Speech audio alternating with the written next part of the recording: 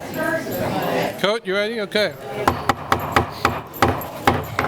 Welcome, everyone, to the February 10th City Commission meeting, and we'll start by having Sherry read our rules of the meeting. Good evening, everyone. If you would please silence your cell phones. The primary format for accessing the meeting is in person at City Hall. Virtual access cannot be guaranteed due to potential technology issues. When the mayor calls for public comment, please approach the podium to indicate you wish to speak. Virtual participants should use the raise hand function. When prompted, select Join as Panelist. There will be a brief delay as your role changes. Once your name is called, please unmute, turn on your camera, and state your name and zip code before speaking. All comments will be limited to 3 minutes. The city reserves the right to turn videos off or mute participants. Thank you, Mayor. Thank you, Sherry. First on the agenda is to approve the agenda. The City Commission reserves the right to amend, supplement, or reorder the agenda during the meeting. Look for motion to approve the agenda. Motion to approve the agenda. Second motion? Second, a motion by Vice Mayor Courtney, a second by Commissioner Dever. All those in favor say aye. Aye. Opposed? Passes 5-0. Next is the consent agenda. Item on the consent agenda are considered under one motion and approved by one motion. Members of the governing body may remove items for separate discussion if desired. Members of the public may remove items identified as quasi-judicial. And if those are removed, members of the public will be limited to 3 minutes for comment. I do not think we have any quasi-judicial, but are there any items left on the consent agenda someone would like to move? We moved a couple earlier. Yeah. No, I'm good. Nothing else? There was a community request for B6A to be removed for discussion. Which was about what? B6A. I think we moved a couple to the regular agenda, so I wanted to read. Self-storage one? No. Yeah, we moved stuff. Thanks. Yes. We did. I think the request was for the, For the one that we moved? yeah, we moved. Good. Never mind. Yeah. Because of the request, we moved a couple, but I want to be sure. Sorry to interrupt. Yeah. But I'm interested in, I apologize, staff, I'm interested in removing B.5 okay, B5D. Okay. That's because we have moved items around.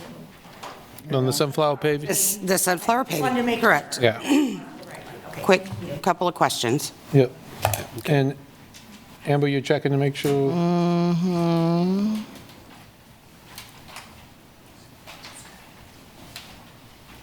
I checked just a couple hours ago. I didn't see anything, but maybe to you. Yeah. I think we moved 2 down there, 3 down there. 3.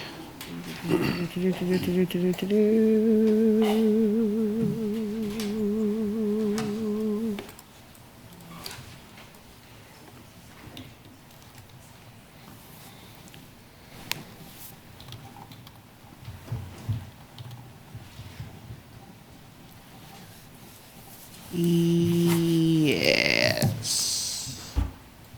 We're good. Okay. So I look for a motion to approve the consent agenda with the exception of Oh, hold on. Yeah. B5D. So moved. Okay, I got a motion. Is there Sherry? B5D, okay. B5D? 5D. Sorry. Is there a second? Second. Motion by Commissioner Sellos, a second by Vice Mayor Courtney. All those in favor say aye. Aye. Opposed? Passes 5-0. We'll now take up B5D related to sunflower paving bid, and Commissioner Pulliam. I'm not worried about rebidding, by the way. We don't often exceed engineers' estimates, right? It's pretty rare with our bids. Yeah. I would, is he jumping on? Oh, he's, Waiting for Steven? as he's jumping on, I'd say a couple times a year. Yeah. Yeah, I mean, it's incredibly rare. Yeah. Question I have, we've got Sunflower Paving doing a lot of the road construction in town. How are we doing as far as keeping up with schedules? etc.? Is that, This is Steve Lasham, the project manager. Can you all hear me? Yes. Yes.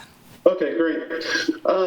Schedule-wise, we are working around World Cup time periods, but there's other phases of the project that can be done outside that and prior to. If they were to get started, anticipating in March, in a couple of locations, but other locations are specified to start after July 19th. And we do have an extended period as a completion through November 20th. So we're getting these contracts out early with the anticipation that we can have enough work time to be able to accomplish the work that's specified. Thank you, Steve. I do want to say I appreciate that you guys built in that World Cup timeframe. I probably wasn't very clear. I'm asking in general of the projects we have Sunflower Paving working on currently, are we on schedule with those projects? We have a project that will be resuming this spring, so it extended past a current time period from this last year. But you know, we've coordinated with the contractor to be able to working with them in terms of following up and completing the project. Now, have they extended past the original completion date? Yes, they have. Okay. Do we have LDs built into the contract? Correct, and we've already charged. Yes. Okay. That's correct. Do we keep vendor report cards? I am not aware of like vendor report cards per se, but I think in terms of our department, you know, we're aware of performance, you know, by various contractors, and we wouldn't be awarding a project if we didn't believe that the contractor could complete the project as desired. I mean, sometimes, you know, projects exceed time and we have to extend time if we add work, what have you, but we do have 2 other contracts that will be with different contractors also going on this year, street maintenance projects that are anticipated for award next week. I really appreciate it, Steve. Thank you. Just an FYI, I'll probably be requesting that we start getting some sort of vendor report card moving forward, but that's not anything we need to worry about tonight. I appreciate your time. Thank you. Commissioner, I do look at those reports. We do see them from time to time. I'd be happy to start providing those to you. We do have kind of a, this is how, when you say vendor, you mean contractors that are doing construction projects. Typically. So we do look at that. We also do look at a budget variance. So we want to see where did the bids come in? How close was our estimate to where we got the bids, to what we alluded to earlier. We also want to see, did they meet schedule, unless there's something that was exceptional, like we added scope, and then, of course, we would renegotiate those schedules. So we do keep all of those on all of our projects that are going. We just didn't realize that was something you were looking for tonight, but we will be happy to do that on a regular basis. We do have that information. I appreciate that, and just an FYI, I've heard concerns about maybe some of our contractors falling behind, giving them more work to do would be concerning, obviously. So I just wanted to get that out there. And I appreciate, again, Steve, for your information. And yes, I appreciate that. Mr. Owens, I will be looking for those in the future. Thank you. Can I? Sounds, yeah. Hey, Steve, are you still there? I am. I just have a question about the time frame where we prohibited work to be performed. Do you think that prohibition of prime work time might have impacted the cost of this project? I was curious if because I noticed all those estimates were even much higher. Do you think that prohibition may have impacted some of these costs? I believe that there's definitely a potential. I mean, anyone that would be looking at bidding on it, they're going to look at any types of restrictions or limitations. I mean, we generally build in phasing into projects, especially working around various time periods, critical time periods, if we can work it in, move in, move out, things of that nature. Okay, good deal, thanks. I just had a quick clarifying question for Commissioner Polian. You had stated that someone shared that concerns with the project or with projects having things added to it. I guess my first question is this an internal complaint or an external complaint? And then my second is, as it relates to adding things, are you saying like as a change order or just there's things being added that are not being documented in a change order? No, I'm not concerned about change orders. I was told By internal? by both internal and external that this particular contractor has a lot of projects outside of this going that have fallen behind, which of course I like to clarify, and giving them additional projects would potentially be concerning, or any contractor that might be falling behind. Obviously, Mr. Steve has indicated that they're doing just fine, so. Okay, so your internal person, is this someone within MSO or, and then who is your external person? I'm not going to disclose that.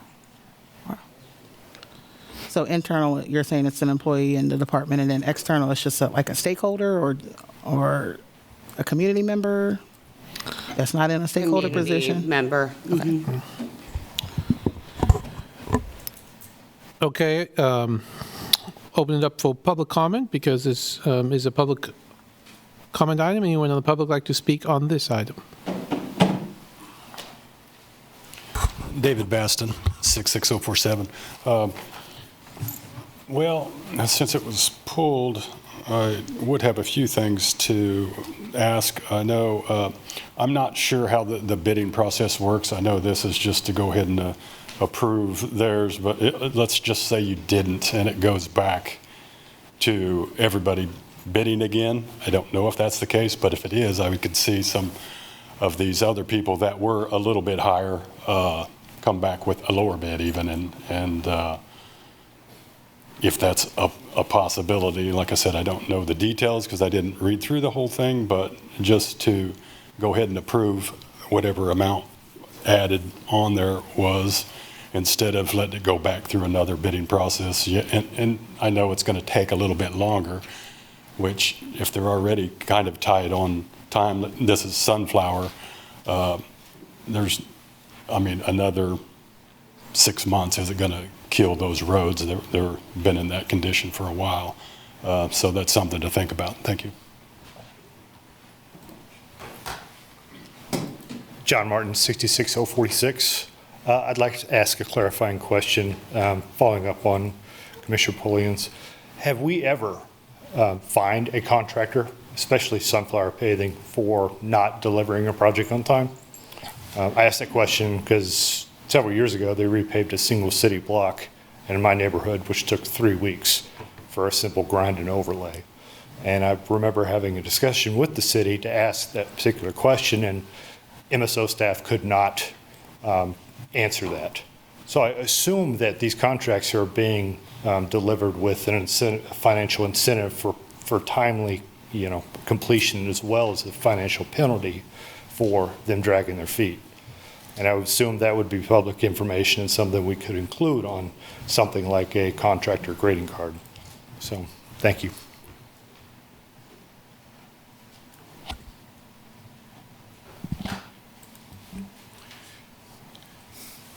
I can't hear you very well. Can you guys turn your volume up?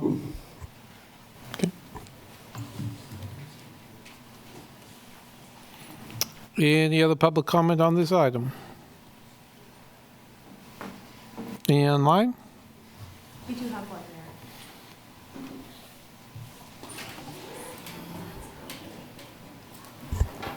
there. Jeffrey Hepler? Hey, y'all, good evening. Apologies, I'm recovering, getting my voice back. I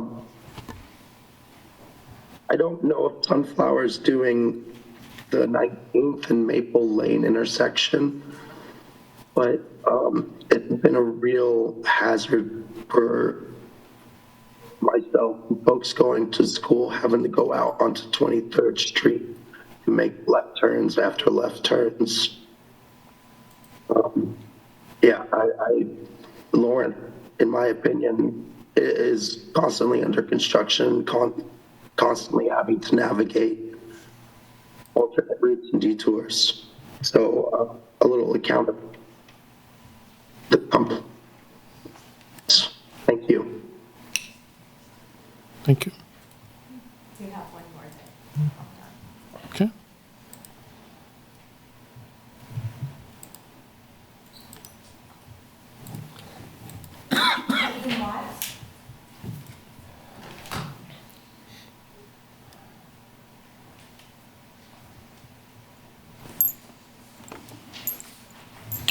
Is this fun?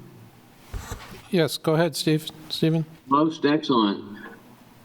You know, I have to admit, as a person out here using these meetings as a form of comedic relief from the insanity that's going on in Washington, D.C., it's always curious to watch Ms. Sellers want to get up there and correct everybody and ask questions about stupid stuff. Stephen, can you focus on the meeting, on the issue? Yes. Are you interrupting me, Brad? Reclaim my time. Let's start all over again so I can understand what the problem is, please. Go ahead. We'll reclaim your time. Go ahead. Right. I don't appreciate it the way Ms. Sellers continually interrupts Ms. Polian at every interlude inside these meetings. Thank you, Brad. You're welcome, Mr. Watts. Okay, any other online? That's it, and Melinda did join. I think she may have, if you have questions for her. Melinda, did you have, well, bring it back to us. Hear anything. It's the older gentleman who's no sound. Yeah. Yeah. Well, yeah, a couple, I will say that we'll work a little bit on the volume. This room is not very good acoustically. The best place to hear is actually outside those walls. And you can hear better out there. And interestingly, the way this room works, we can hear, like if you whisper to each other, we can hear it up here acoustically, and we talk loudly and you cannot hear it here. So There it's, are quite you a know, few seats but there's here. better seats up here where you can hear better and outside. That's like the dead corner in a weird way. But we'll continue to try to speak up. Okay, we'll bring this item back to the commission for discussions and motions.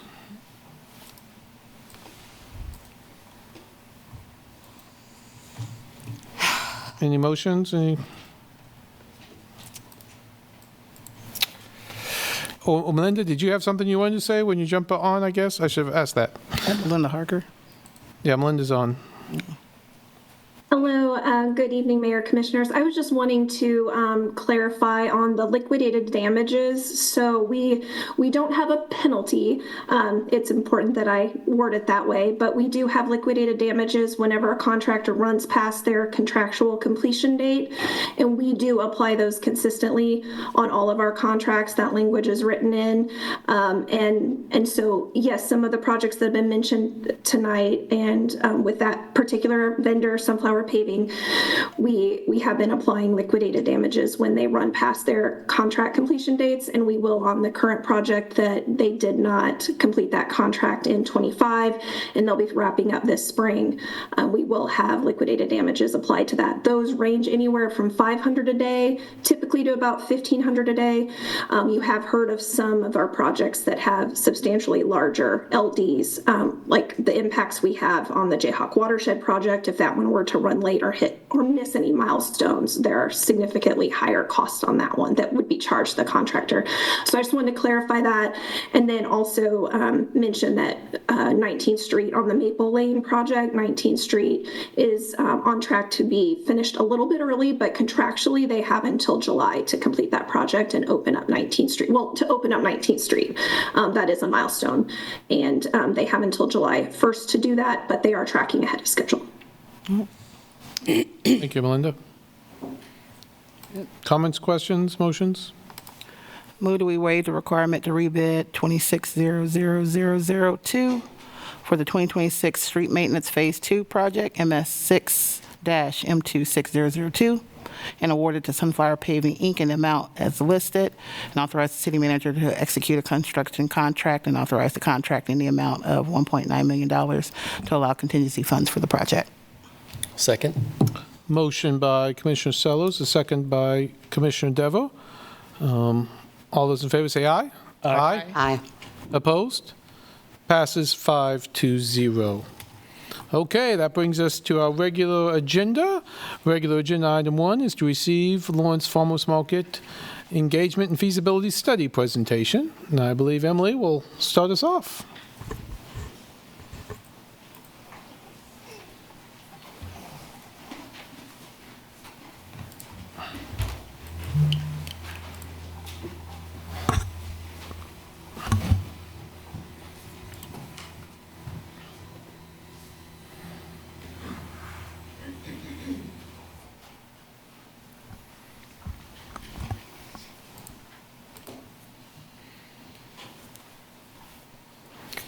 All right, Sherry, do I just look at you to continue on?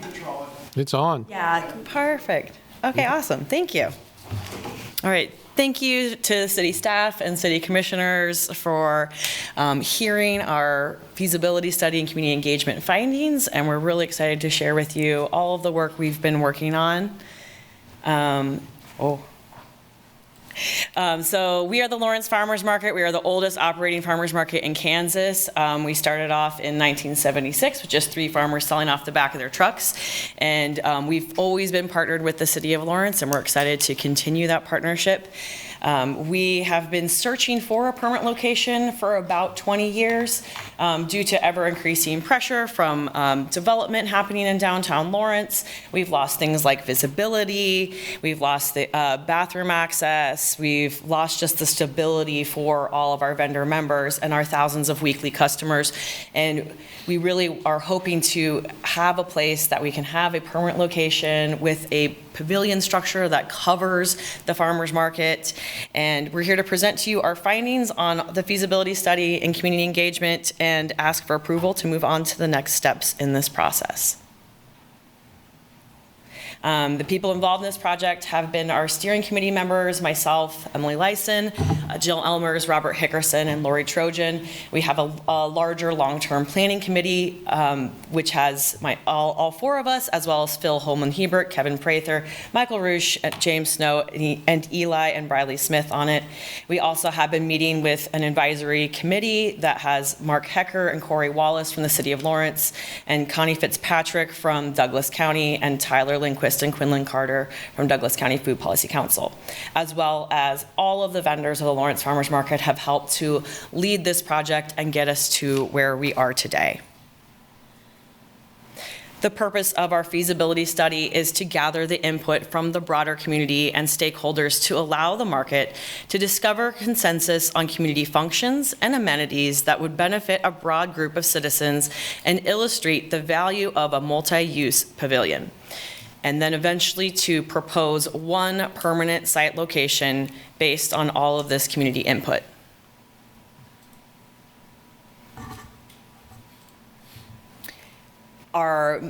So in 2017, our vendors met and decided on a bunch of goals, about 10 goals that we are looking for as the market itself in what we're needing out of a pavilion. This includes the #1 priority of being visible in downtown Lawrence. We see that 60% of people who visit a public market also shop at surrounding businesses.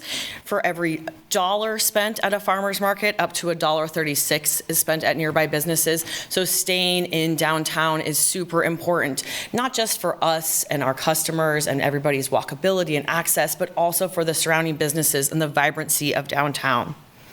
Like I said, we had lost bathroom access with the 888 lofts, which we used to have an agreement with, and that requires us to fundraise for additional money to pay for a porta potty, and also takes up an additional parking space in the current parking lot we're at when we're not there. So that takes up having to put a porta potty there and keep that there. Additionally, we also don't have water or power access, which limits the type of vendors that we have.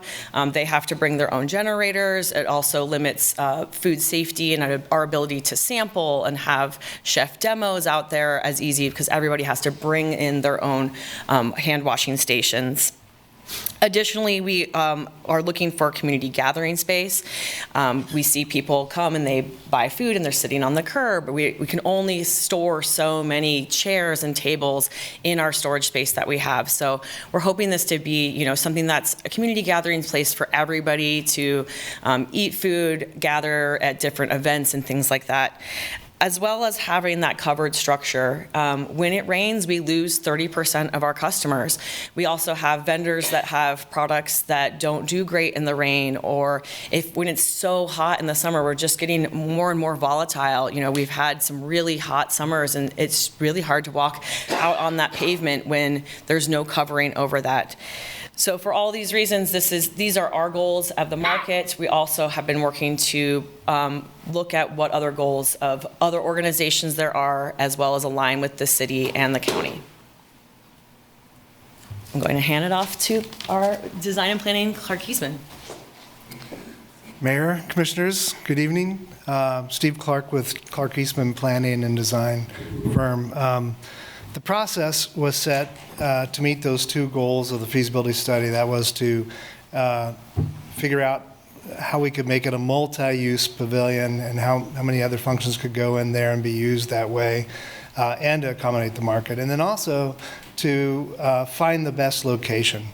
It was not to figure out the cost of the project, or to figure out how it was going to be funded, or to figure out the design of it.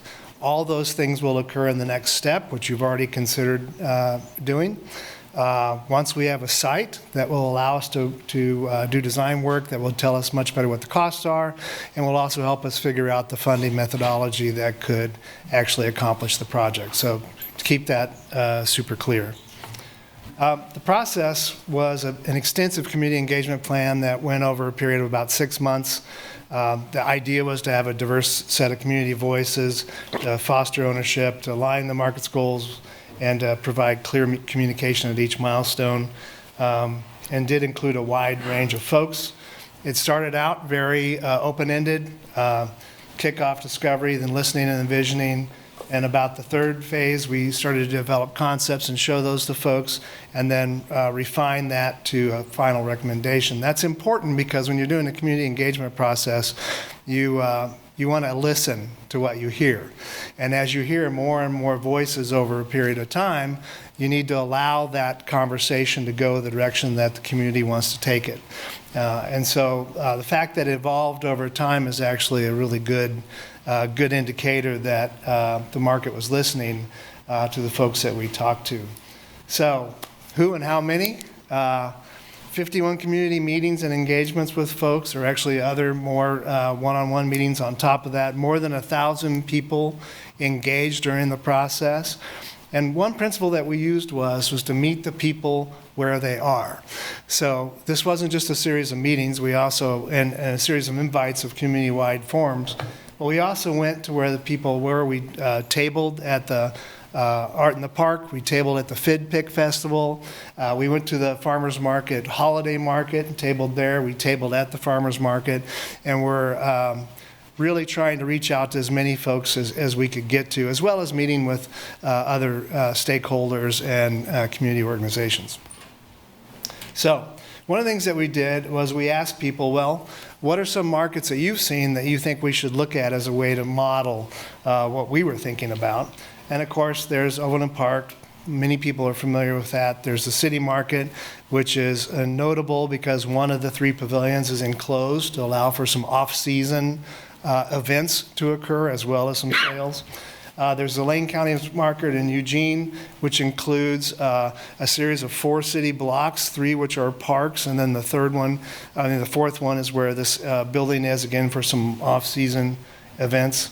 There's the Davis Farmers Market in Davis, California. It also has a pavilion at the end of this city park. Ithaca comes up all the time. I don't know why, but people seem to travel there and go to that farmer's market. Beautiful location on the water there. Blacksburg, this is kind of a nice example in Virginia where the pavilion actually wraps around a park, so it really kind of embraces that and is a backdrop to events that occur there. And then Durham Farmers Market as well. This is just a few examples of the ones that we were asked to look at or ones that we brought to the table. So the location, Emily. All right, so many people have come back to, as we've been doing community engagement, many people ask us about where the location, different locations all around, and have offered a bunch of different opportunities. I want everybody to know that we've looked at everything that people have brought up. And I talked a little bit earlier about why it's so important for us to stay downtown, not just for our identity and us being a farmer's market in downtown Lawrence for 50 years, but also the importance to all of the other businesses around us and the walkability of it, and that we have the transit hub, buses go right to the farmer's market. A lot of people have talked about the fairgrounds, and that's booked out 13 Saturdays out of the 33 Saturdays we have. We talked to them about their schedule, just always trying to do our due diligence, but also the lack of access to all the neighboring businesses is such a big one. And then a couple people have brought up things like the Tanger Outlet Mall or the Borders location, and those are privately owned properties, and our goal is to stay still partnered with the City of Lawrence. And so while we've had some conversations like with the Central National Bank lot, our goal is to remain good partners with the city. And then the Public Works property has also been talked about as another opportunity at 11th and Haskell. And our understanding is the reason that that's being moved out is it being a floodplain there and those issues there, but also the lack of access to neighboring businesses just do not work for the farmers market and the vibrancy of that and the vibrancy of our downtown.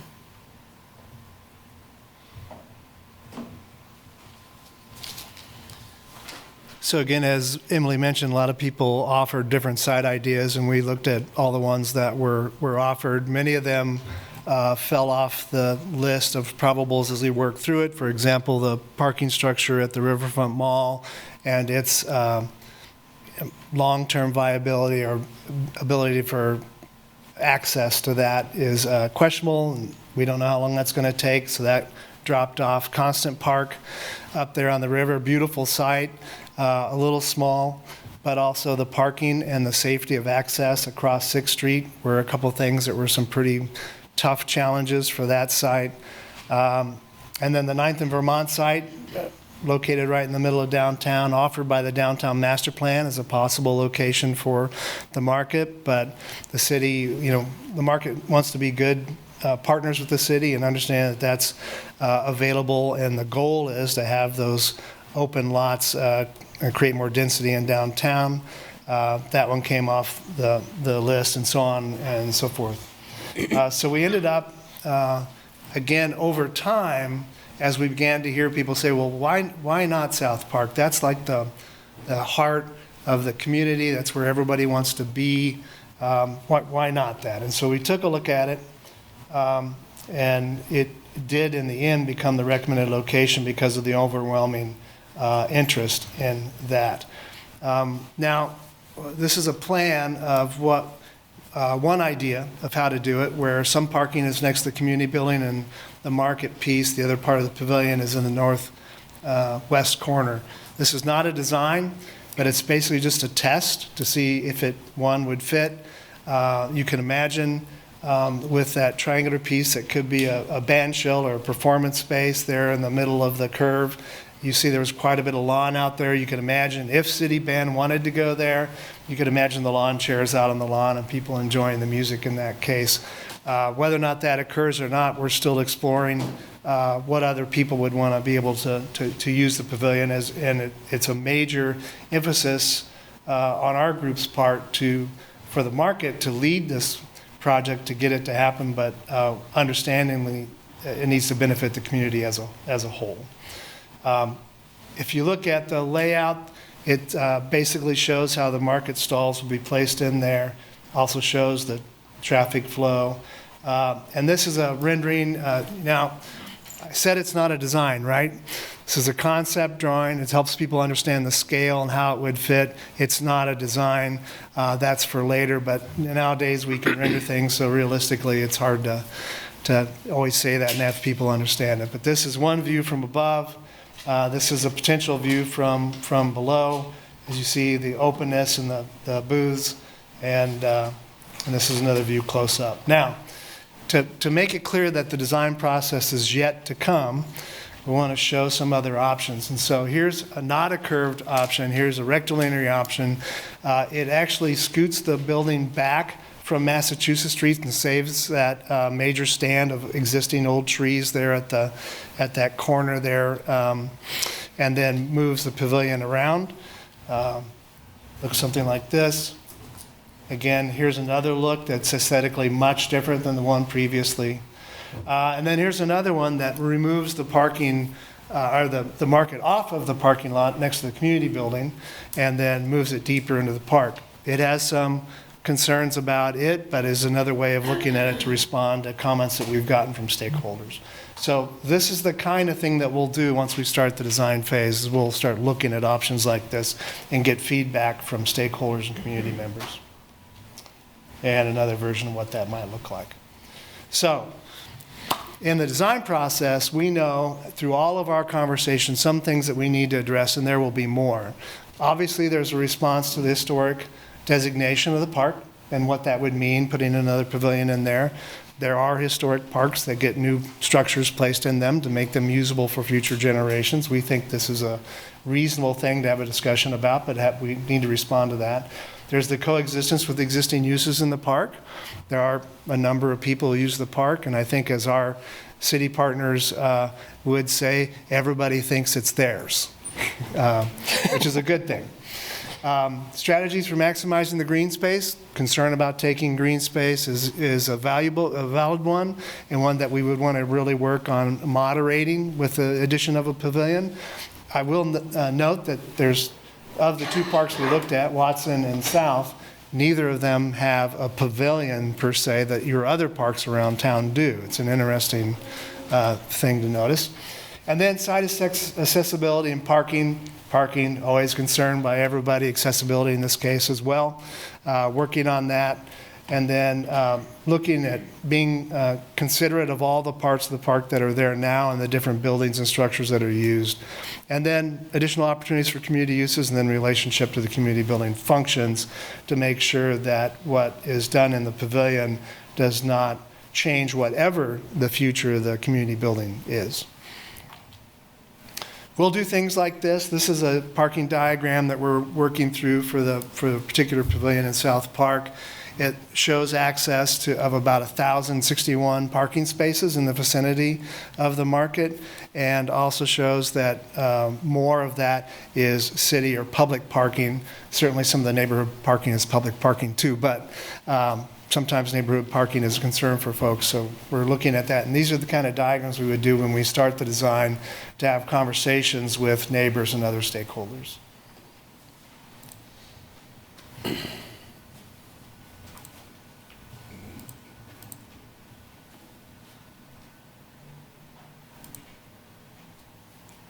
There are many benefits to the pavilion that we are proposing. One is it creates a true community living room. A centrally located open-air pavilion becomes a shared civic asset. It enhances downtown parks as multi-generational spaces. The roof, the lighting, the power, sanitary facilities make the park more conducive to not only serving the farmers market, but to serving people with varying abilities in the community at large. It improves food access and health outcomes. A permanent structure supports consistent delivery of fresh local food. It aligns with Lawrence and Douglas County sustainability values. The Farmers Market Pavilion encourages local food production, reduces vehicle miles traveled for grocery shopping and food transport, and supports the regional agricultural economy. It can also support solar energy infrastructure. It will strengthen Lawrence's identity as a creative, inclusive city. When not used by the market, it becomes a platform for performances, cultural festivals, exhibitions, concerts, yoga, arts events, school programs, neighborhood celebrations, and much more. It strengthens a signature Lawrence institution. The Lawrence Farmers Market, one of the oldest and most beloved producer-only markets in Kansas, deserves infrastructure that matches its reputation. A permanent pavilion reinforces the market as a cultural and economic anchor of downtown Lawrence. Will boost reliability for vendors and for shoppers. Weather inconsistencies often reduce vendor turnout and customer traffic, as Emily mentioned. A covered pavilion provides for a more consistent market experience, increasing sales for local farmers, but providing reliable resources for our customers. It drives spending in downtown Lawrence. Increased foot traffic supports nearby restaurants, cafes, retail shops, and service providers. Will serve as a small business launch pad. The pavilion provides an accessible testing ground for new food ventures, artisans, micro businesses who often grow into downtown storefronts. Will help to attract grants and regional partnerships. Its dual use as a park shelter adds further justification for parks and sustainability-based funding, and also enhances the city's regional impact.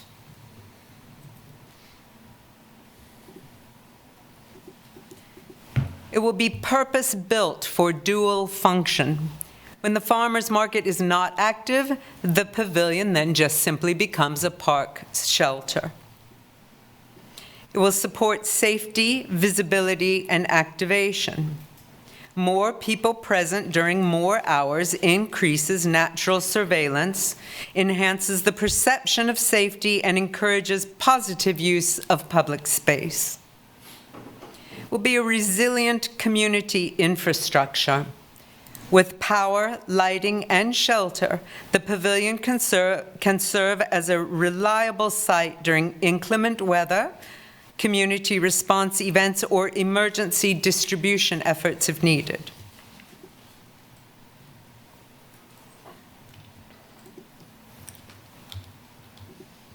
Oops. It will improve food access and health outcomes.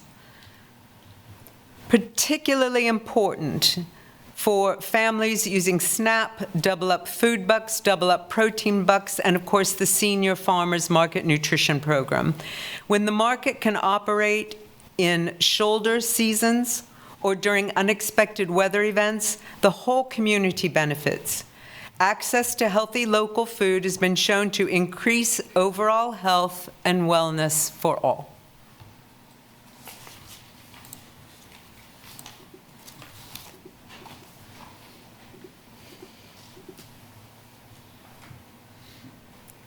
There we go. I'm going to just touch briefly on the key performance indicators. This idea hits so many goals of the city's strategic plan and of the city's goals. While we are housed under unmistakable identity, as we hit so many of those things, I want to just point you towards, we also hit so many things with strong, welcoming neighborhoods and prosperity and economic security. So, with strong, welcoming neighborhoods, goals like connectivity of healthy food providers by transit, bike routes, or sidewalks, and with prosperity and economic security, we hit goals like percent of businesses satisfied with Lawrence as a place to do business. This project can really align really well with lots of City of Lawrence strategic plan, as well as the Downtown Lawrence Plan, which made a recommendation to explore the feasibility of combining existing public park space with a permanent outdoor event space and the farmers market together, as well as Lawrence Parks and Recreation Culture Comprehensive Master Plan that just came out that they identify and develop a space for a farmers market and possibly combining that with the opportunity to incorporate a downtown event space. We are considered one of Lawrence's signature events, and we love our partnership with the city and Parks and Recreation. Additionally, we align with a lot of other county plans, and I'm not going to touch on those now to save some time. And what comes next? So what comes next? The market would really like for you to accept the findings of the report. We would hope that you would approve the site. And if you do so, the next steps would be setting up a steering committee and starting the design process. That would look like broadening the group that we have done with our steering committees and with our partner committees now, and actually creating a broader group of stakeholders and people invested in the project, city representatives obviously, to get a broader group in terms of guiding the project moving forward. We'd map out the process and do the goal setting. We begin the schematic design, look at alternative approaches to that site, really find the right spot and the right design, and then explore these additional opportunities for community uses, meeting with potential groups, additional potential groups than we've already met with, and also determine the needs of accommodation. There are many people who have offered that they would be interested if they could be accommodated in terms of their events happening there. So we would have to vet those things. And then meeting with stakeholders, the people who currently use the park, and also others adjacent to and surrounding the park. I hope that in your packet you saw the brainstorming cards and Post-its from the St. John's kids and their optimism about what this pavilion might mean to them. This is obviously in their backyard. It's their playground during the day. And I think it's with that optimism and excitement that we would begin the next steps with your approval. Thank you. Thank you very much on that. Do we have questions for the presenters? Or staff, I guess? Hold on a second. Amber? I didn't know if we had staff coming up. Emily, I just have one quick question, and I know it's kind of germane to this, but we kind of touched on it a little bit as far as what next steps look like. Mm-hmm. And, this is a project that you've been working on for a couple of years, so we know that after feasibility is design and so on and so forth. So what has your organization done to prepare itself for design and then construction and so on and so forth? Right. So where we're at, our goal is to get an agreement on a site, and then we'll move into design phase, which we have funding commitment from the city through the Parks and Rec to do for this year. The answer of what we have done to prepare for it, can you give me more? Just like, is there an appetite for your group to build out a capital campaign? Are you looking at just what type of revenue streams are you looking at to help support this project? Definitely. Thank you for that. Yeah, so we are definitely looking to do a capital campaign and looking at one of the markets like Columbia Farmers Market in Columbia, Missouri, and how they funded their pavilion. So they are similar to where we are. We're a nonprofit ourselves, and they partnered with their city Parks and Rec to build their pavilion. They sought money with Missouri's Commerce Department as well as CDBG grants and other things like that. So we've really leveled up from going from a $35,000 a year organization to over $150,000, and pulling in large federal grants as well now is what we're working on. So we're definitely prepared to do our part. If we've been leading the charge on this, but we also hope to have this be a public-private partnership. And then just last question, more like a big, hairy, audacious goal. You had touched a little bit in the presentation about expansion and future opportunities. So what does expansion look like for this project? For this project. So we are only seeking a minimal amount of expansion. So currently we have 100 stalls of what we use in the two parking lots, Lot 8 and Lot 9 that we're in right now. We're looking to just do a minimal expansion to 110. But then on top of that, what we're looking for is to add in those other amenities like community gathering spaces, having some performance spaces, places that it's not just about vendors or covered parking and things like that, but it's also what else can it be when it's not the market? What else can we provide for the community to come together? Okay. Thank you for that. Yeah. We also think that being in a park space allows us to expand beyond that if that's ever something where we hit that goal, right? So in a parking lot where we're at now, we can't really expand outside of that at all. But if you're in a park space, you can expand along the sidewalks more or in a different way. I guess my question, maybe it's for you, Emily, or Steve.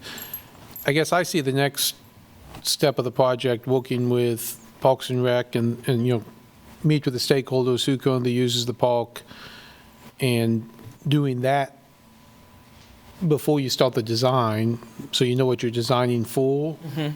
But the way this was laid out, that was kind of the last of the four, and I guess I assume this wasn't numerical in the way of the next steps.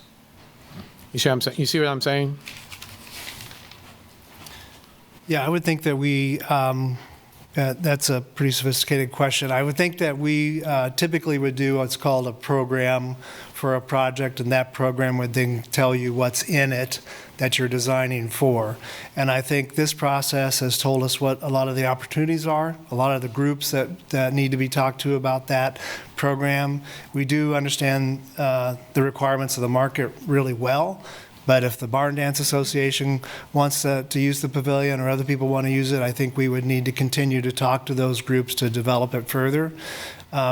We were thinking that could be done more concurrently with the design process, but if the city felt like we needed to drill down on those items before, there could be a small programming phase that we could get more exact about that prior to starting the design if that was desired.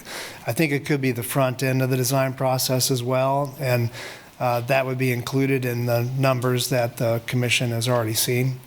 Either way. Other questions before we open it up for public comment? Yeah, a couple questions. Sherry, would it be possible to put slide 27? Oh, I'm sorry, yeah, the one that has the South Park site concept plan, is that something we could put up? If not, I could just kind of talk with what I'm seeing. If It's not, nothing, that's like we don't have any ability to pull that up. Yeah, no problem. So when we're looking at the concept plan on South Park, it's the one that has the parking at the community building. So first, from kind of a high level, have you guys entertained the idea of the community building being more integrated into this solution? And I was wondering if you could talk about that.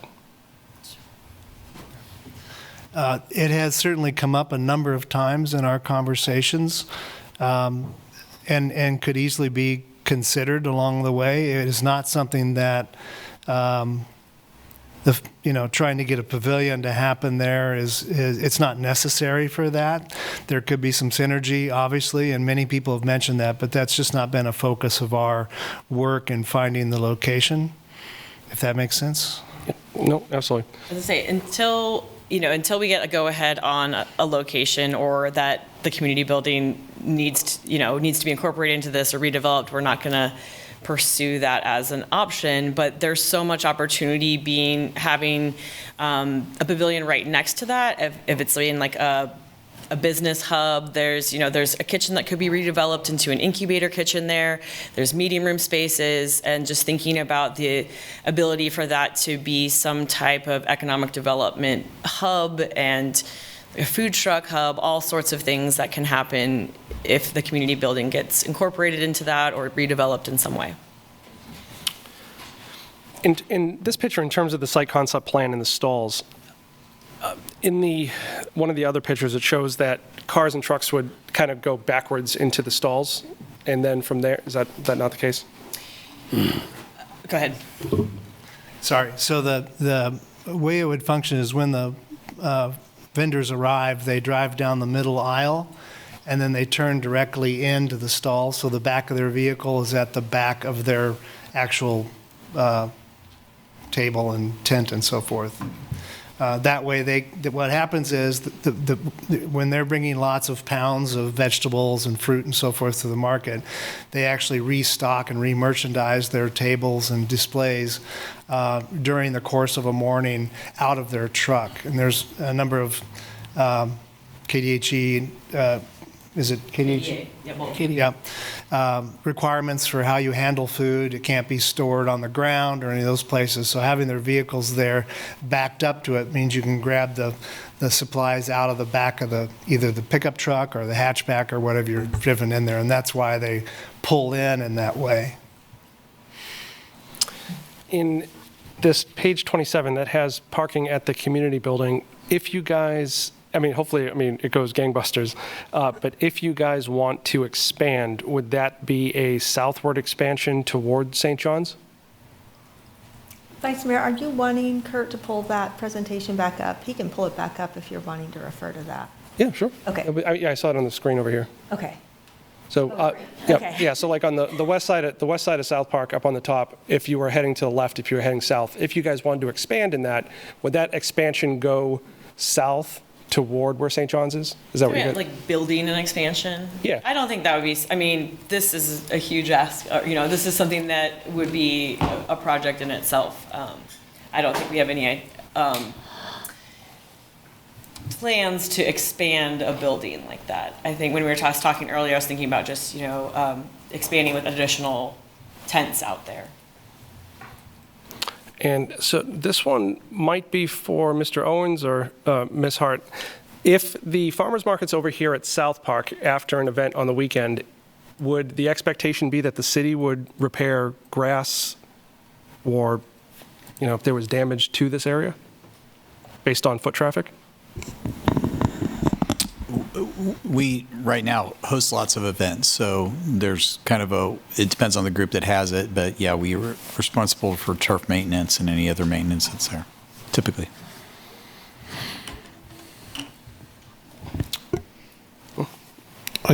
My question, I guess, is Lindsay. If we give a nod to at least have this site looked at, what do you see the next steps from your point of view? Sure. And good evening, Mayor, Commissioners.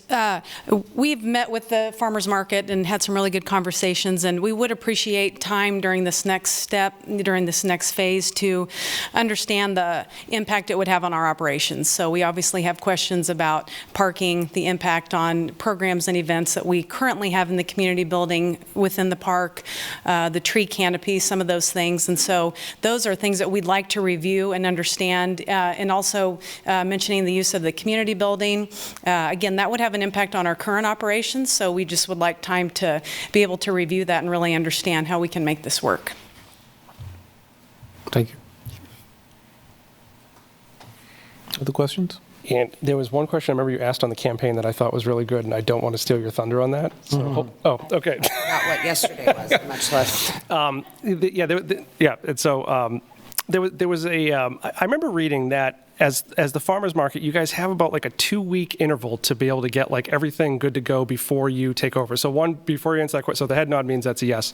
Is there something that we can do to give them more, reliability for like 1, 2, 3 years, so we don't have to, they don't have to rush every 2 weeks to make this happen? We did change that in 2021 or 2022, where we have now a 4-year agreement that ends at the end of this year. End of this year. But yes, previously it was a 1 to 2 week right before opening day that we were waiting for, and that was that was a great thing that the city heard from us, and we worked that out together. Fantastic.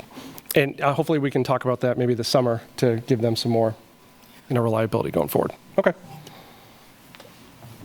Commissioner Pulliam, any questions? So, Commissioner Devo, before we open the public comment? I'm good, thank you. Thank you, guys. Okay, we will now take public comment on this item. Members of the public, all come on up. You have 3 minutes to speak. John Martin, 66046. Sorry to be that guy tonight, but I strongly support a farmer's market. I've seen how they work well. I serve on a board of a nonprofit in Southeast Kansas where we fired up a farmer's market down there, and it's done wonders. So I would love to see an expanded one here in Lawrence. However, I would like to see a farmer's market that doesn't consume additional green space and does not contribute additional non-permeable pavement to our current downtown area. So I would challenge the presenters here to reimagine the utilization of Mass Street. We have pavement, a lot of pavement there that is frequently shut down for events during the summer, spring and fall. But I could see where a pavilion potentially covering part of that pavement could be utilized more frequently through the community, and rather than just being an empty spot 99.9% of the year. I would also have them look at some of the parking lots. For example, a pavilion over the parking lot adjacent to the courthouse building, I think would work extremely well. You could put solar panels on it.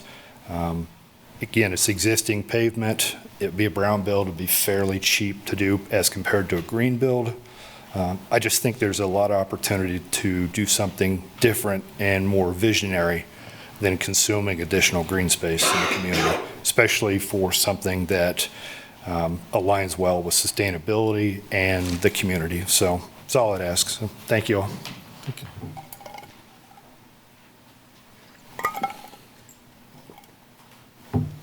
Anyone else want to speak on this item? Okay. Go ahead. My name is Mr. James Richards. I'm speaking up for the homeless people. Now, I think we should be treated equally and no different. But we shouldn't be treated like monsters or outsiders. I think we should be treated fairly. Thank you.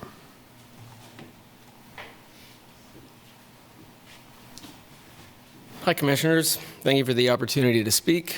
My name is Kyle Johnson. I'm an entrepreneur and executive director of CORE, one of the city's economic development partners focused on supporting early-stage entrepreneurs and small businesses in Lawrence. I'm here tonight to express CORE's support for the Lawrence Farmers Market and its interest in establishing permanent structures at the north end of South Park. The farmers market plays an important role in Lawrence. For many food producers, farmers, and early-stage businesses, it's an essential way to enter the local economy, testing ideas, meeting customers, and building momentum. Permanent, well-designed infrastructure would make that experience more consistent and accessible and would better support vendors over the long term. Beyond the immediate needs of the farmers market, we also see a broader opportunity for the community. Up to this point, conversations have appropriately focused on the needs of the farmers market. This is a chance to bring people together around a collaborative conversation about what a small entrepreneurial corridor in and around South Park could become over time. With coordination and shared vision, this area could support a mix of uses that work well together. The farmers market on Saturdays, additional CORE-supported markets and pop-ups during the week, week, food trucks and live music on evenings and weekends, and potentially new amenities within the community building to include a makerspace and a shared commercial kitchen. What's compelling is how these elements could support one another. More people in the area, more activity throughout the week, and more opportunities for small businesses to get started and grow. At its core, entrepreneurship is economic development. It's how new businesses start, how people create income locally, how ideas turn into jobs and activity in our community, and how the local tax base grows over time. From an economic standpoint, a coordinated approach like this can help more entrepreneurs get off the ground, support business growth, and extend economic activity beyond a single day or season. It also helps ensure that public investment serves multiple purposes, supporting small businesses, activating public space, and strengthening the local economy over time. CORE strongly encourages a collaborative and inclusive approach as this idea moves forward. In that spirit, we support the farmers market request to convene and broaden a steering committee as a next step, and to do so before site design begins, so that goals, operational needs, and requirements are fully understood and thoughtfully incorporated from the outset. Bringing together the farmers market, entrepreneurs, neighborhood stakeholders, nonprofit, and economic development partners, and the city at this stage will help Lawrence shape an outcome that reflects shared priorities and creates lasting value. Thank you for your time and for your continued support of Lawrence's entrepreneurial community. Thank you.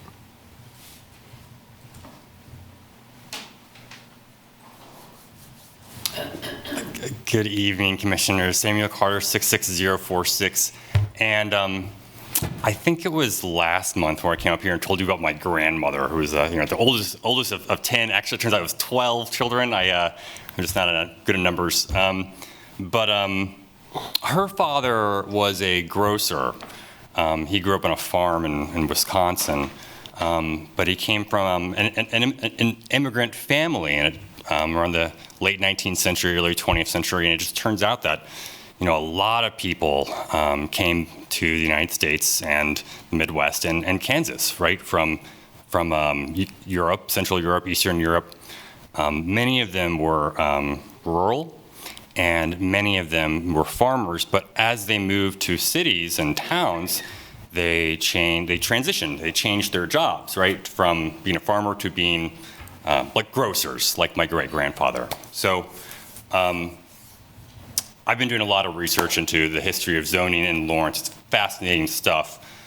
One thing that is really interesting that I've noticed was that the people who it affected, maybe not the most, but were most vocal about it were grocers. There were dozens of local grocers, in all neighborhoods.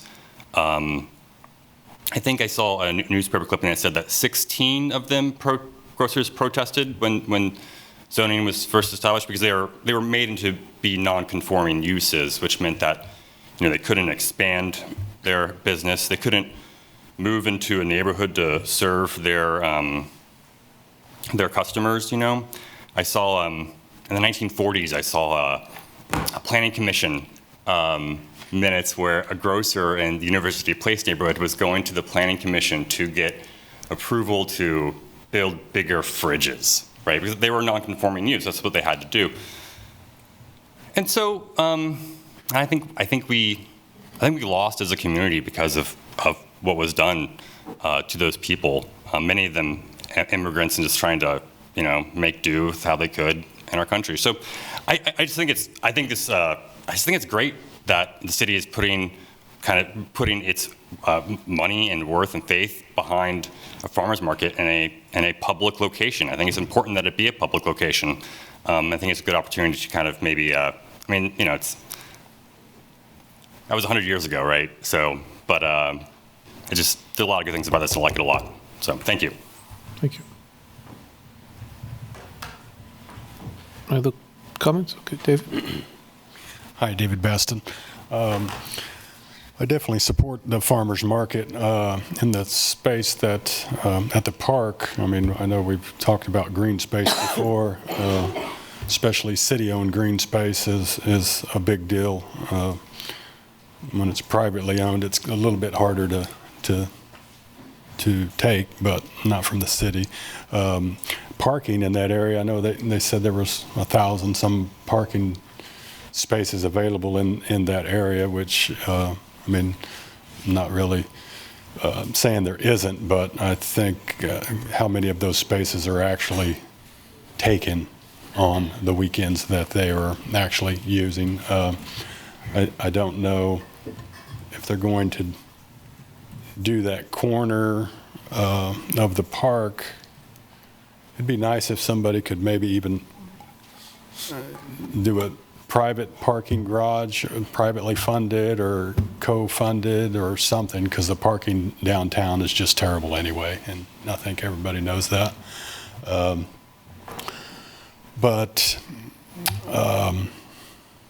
Yeah, I do support the farmers market, like I said, so maybe that's the best area for it. I don't know, but it seems like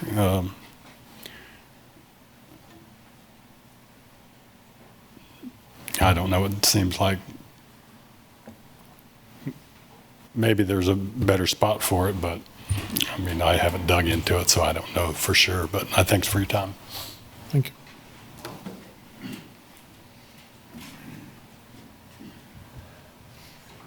I like this guy's idea of using concrete already poured in a structure, and I would implore that you investigate that a little more thoroughly before you totally decide. I like South Park too.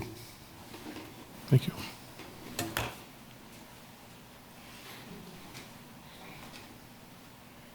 Any other comments in the room? Okay. You've already spoken on this item. You only can speak once on an item. Heather, how about any comments online? We do have a few.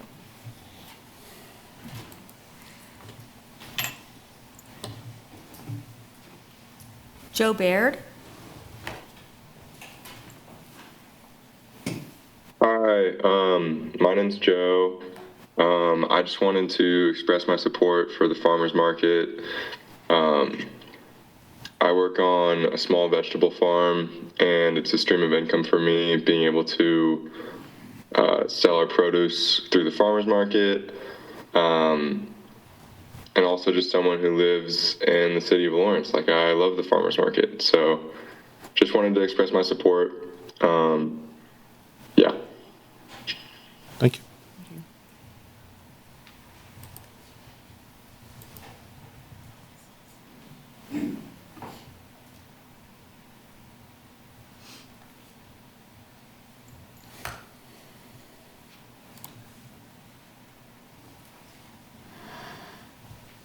Hello. Chris Flowers. Hold on, I'm we're sorry. doing online. I'm sorry. Yeah. Chris Flowers.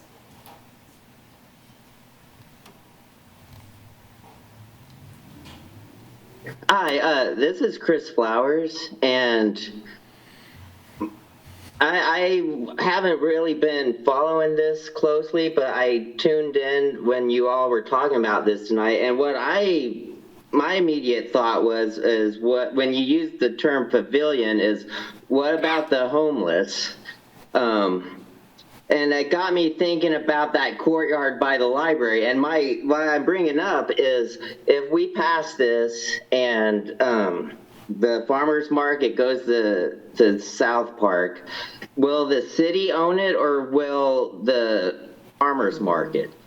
And is there any chance that at a point you will be leasing the pavilion to the farmers market so they can keep the homeless out? Sort of like you're doing at the library, where the library it's paying $5 a year, and then they get to enact their rules instead of the city's rules at that courtyard. So is that going to happen here if the homeless start hanging out there when it's not in use, and it starts making people feel uneasy to go to South Park anymore. Is the city then going to lease that land to the farmers market so they can enact their own rules, which might be different than the cities and might make it easier to keep the homeless out over at South Park? So that's just sort of what I was wondering. Thank you.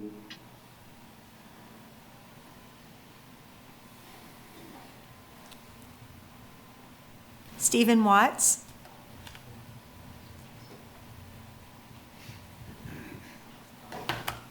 Hi, thank you. You know, I'm listening to a whole lot of, trying to pull up notes. There you go. Absolutely incredible. I helped start the farmers market way back when. It was all about a bunch of hippies growing their shit in the garden and selling it and going home to get high. Oh yeah, that's what it was about. And the history is important because in the final analysis, what we have now is corporations trying to take over our farmers market. What these people don't understand and have failed to remember is that the farmers market belongs to the people of Lawrence. It does not belong to these individual vendors who have established their lives on growing product and selling it via the market, which I am fully supportive of. I really believe in the market. I go there every fucking Saturday. Yeah, and buy stuff. Oh, and some of these legitimate sellers, they hate on you when you ask them, have these tomatoes been refrigerated? That simple question generates so much hate amongst the larger sellers you don't understand or you cannot contemplate. The farmers market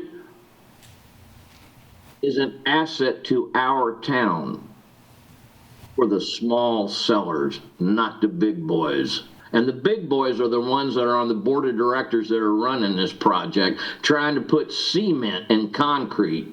Ooh, that's the same thing, cement and concrete and metal into South Park. No, no, no, no. That is a mistake. Please don't do it. It's a fine park. I don't understand why they have to move from where they are. Seriously, I mean, it works. People show up. Sometimes the place is full. Sometimes it isn't. We want a place to encourage people to grow their vegetables and bring it to the market. But in order to build a life and a lifestyle on it, I don't know if that is the best way to go. Is it important for me to say, I am an entrepreneur, an explorer, and a strong supporter of small business? Oh my goodness gracious me. Economic development, entrepreneurial corridor for selling farmers market stuff. Yes, we want to legitimize it, but please. Thank you, Steve. Don't rape.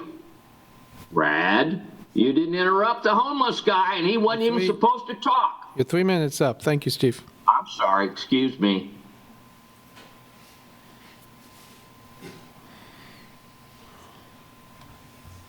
Sarah Salzman. Hello, Sarah Salzman, 66044.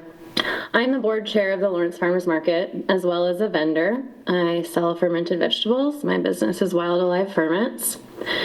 And what feels especially meaningful about South Park is its history. As reflected on the park's own signage, this land was originally used as a public area to grow crops and graze livestock.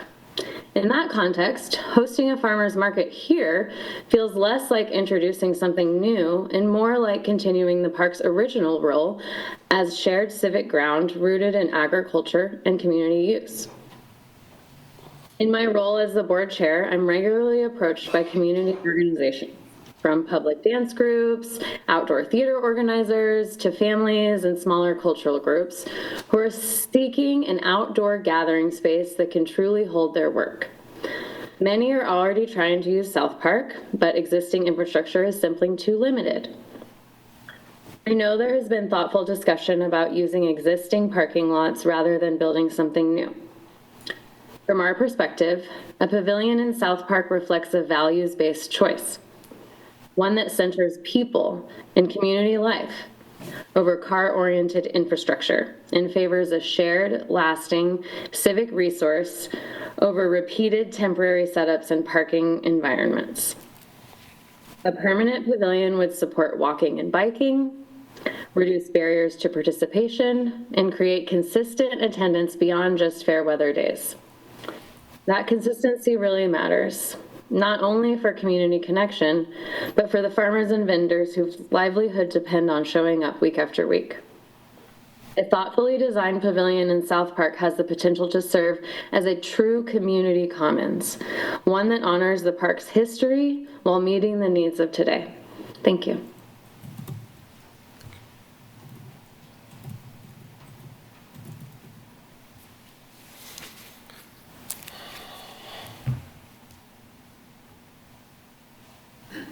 Jack Krebs. Holly Krebs. Quick change. Good evening. Go ahead.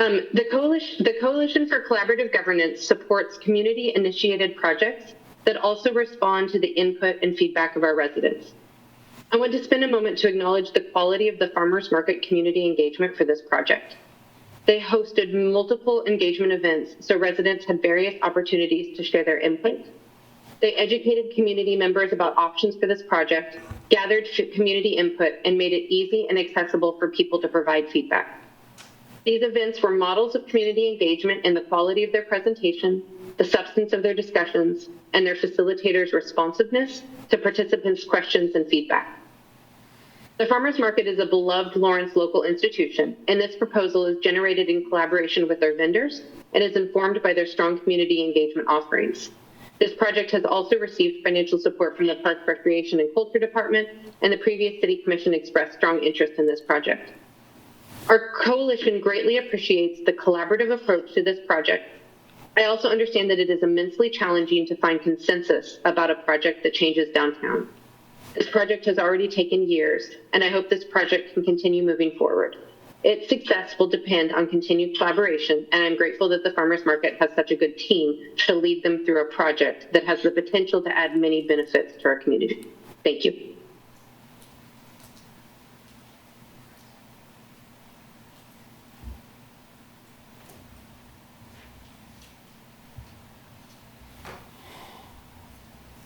Walt Logston.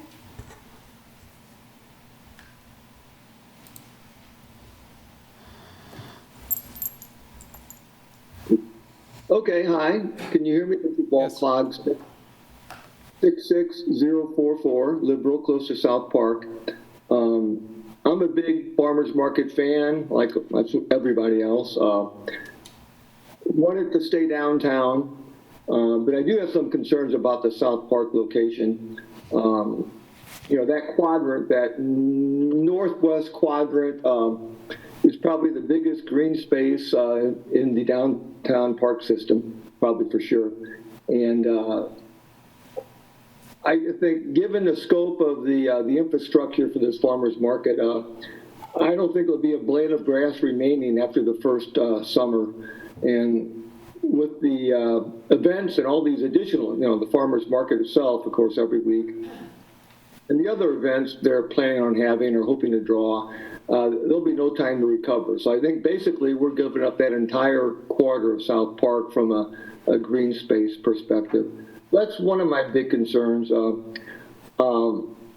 like a previous commenter, I think there's got to be some way, I don't know myself, but I think there's got to be some way to use creatively some existing pavement hardscaping in the downtown area.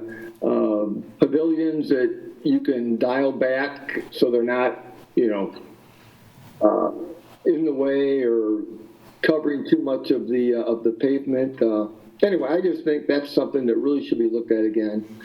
And then finally, a concern, there's going to be a big footprint covered with pavilions and a new 1,000 square foot bathroom and 3,000 square foot performance space. I really have a concern that when it's not in operation, it's going to be a site for people to loiter, to basically a lot of litter, a lot of graffiti. It'll just need to be monitored, I think, day and night from a safety perspective. So that's another concern I have. And that would apply to any downtown location, frankly. So I just want to highlight some things, and thank you for listening. And we'll follow this very closely. Thank you.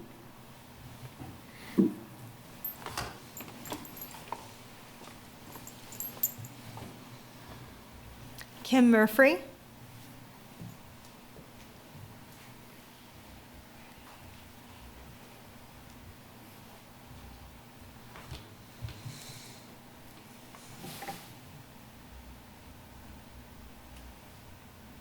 Kim Murphy.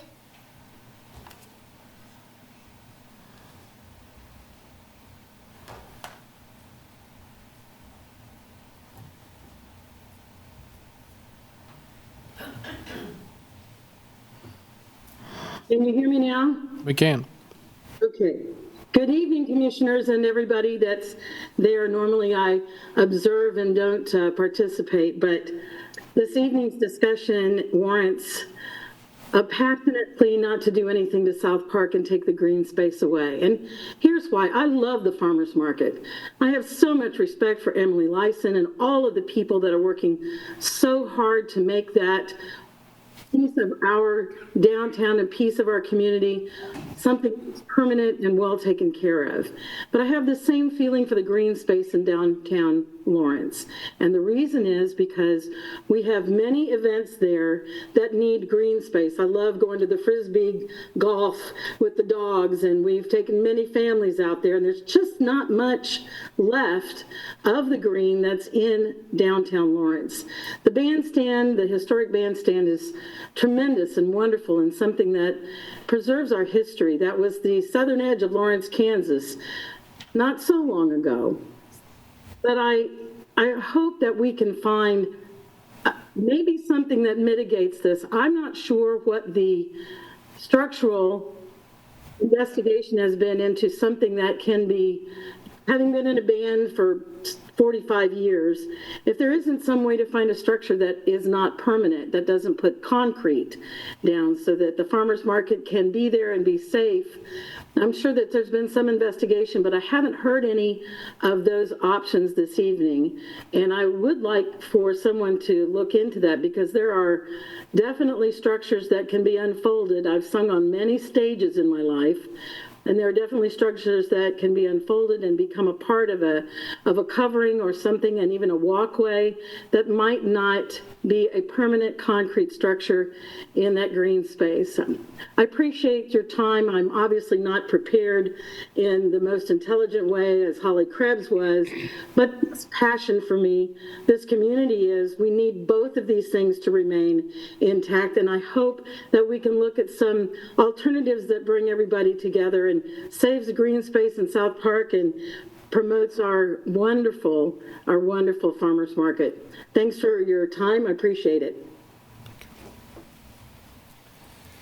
That's all the comments, Mayor. Okay. Typically, we bring it back to us. There was someone from the public. Typically, we've closed that, but if you'd like to say something, I'll let you do that. Hello, my name's Karen Hanneman. I live in the 66044 zip code, and I am a vendor at the farmers market. I've been there about 12 years, and I run the Queen of Tarts.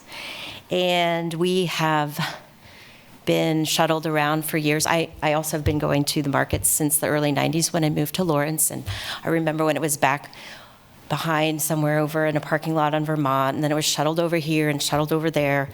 And also as a vendor, it's difficult.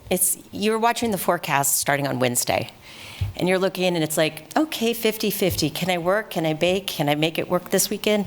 Thursday, Friday, and you have to reevaluate. If it's pouring down rain, you can't go. You go out there, nobody's there, nobody buys anything. Our margins are so slim that it doesn't make any sense to be there, and people don't get their fresh food, and we also don't get our income for the week. Also, I've had tents. I've been in microbursts. Our tents have literally gone inside out like umbrellas, and when we have storms, we have water running over our ankles in that parking lot, and it just gets a bit messy. I don't know if I will ever see Lawrence have a permanent installation for a farmer's market. I really hope that's the case.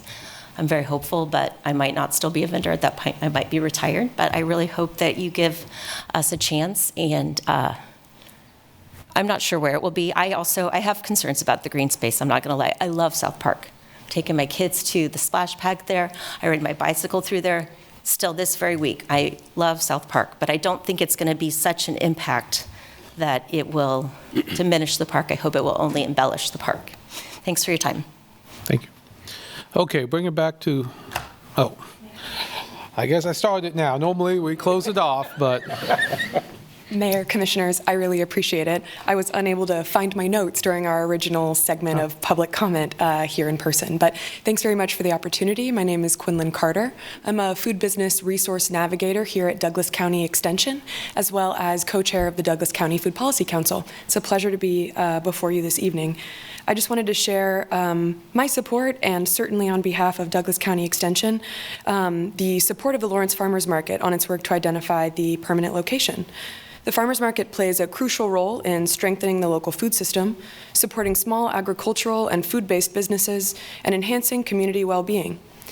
These next steps to assist the market are consistent with formal plans that have been adopted by the city and county, including the Douglas County Food System Plan. The plan is coming up on its 10th anniversary this year, and reflecting on the crafting of that plan by the Food Policy Council 10 years ago, the economic development priorities within our local food system surfaced regularly when it was being put together, including direct-to-consumer market opportunities like farmers markets. Policy 1.3.1 of the adopted plan urges local government to, quote, invest in signage, shared infrastructure, and coordinated marketing to support Douglas County farmers markets, end quote. It also states identifying opportunities to utilize public land for market locations as a priority. I was pleased to learn this evening. I knew that the farmers market had been part of our community and an integral part of our social fabric for a long time. But to learn that the farmers market is celebrating its 50th anniversary in 2026, I can think of no better way to mark that anniversary for the community. So thank you again for your time, and on behalf of Douglas County Extension, we're supportive of the permanent location and would be thrilled to see it come to fruition. Thank you. Thank you. Okay, now I'll bring it back to the commission. So I think a couple things as we go into discussion or questions. I know we got a couple comments. I mean, this was to receive an item, and we had asked the farmers market to go out and do this study. And I think whatever location they brought back to us, they'd be here. If we picked a parking lot, if we picked someplace else, I think, as someone has said at one of these commission meetings before, to me this is a red light, green light kind of question. It's not a vote to approve a location or a design or anything, right? This is the next step in the process. And I think from our Parks and Rec department, I think one of their questions, which often comes to us, is before we spend time and energy looking into this and working with the farmers market, is this a green light to keep looking at this, or is this a red light to stop? So this is not a final decision. If we say tonight, go ahead and keep exploring this, This is not a decision that it's going to be built there. There would be a lot of process left in that, including design and including a decision even by the farmers market that after they got through all of this is where they wanted to be. Plus, there'd be a lot of legal stuff that had to be done to get there. But I do think the question is, if this commission says we don't want South Park to be considered, well, let's not spend a lot of time and energy going forward for anyone if South Park is not an option. But if it is an option, I think we want to, again, not an action item tonight, but it's a do we want this to at least move to the next step of being looked at?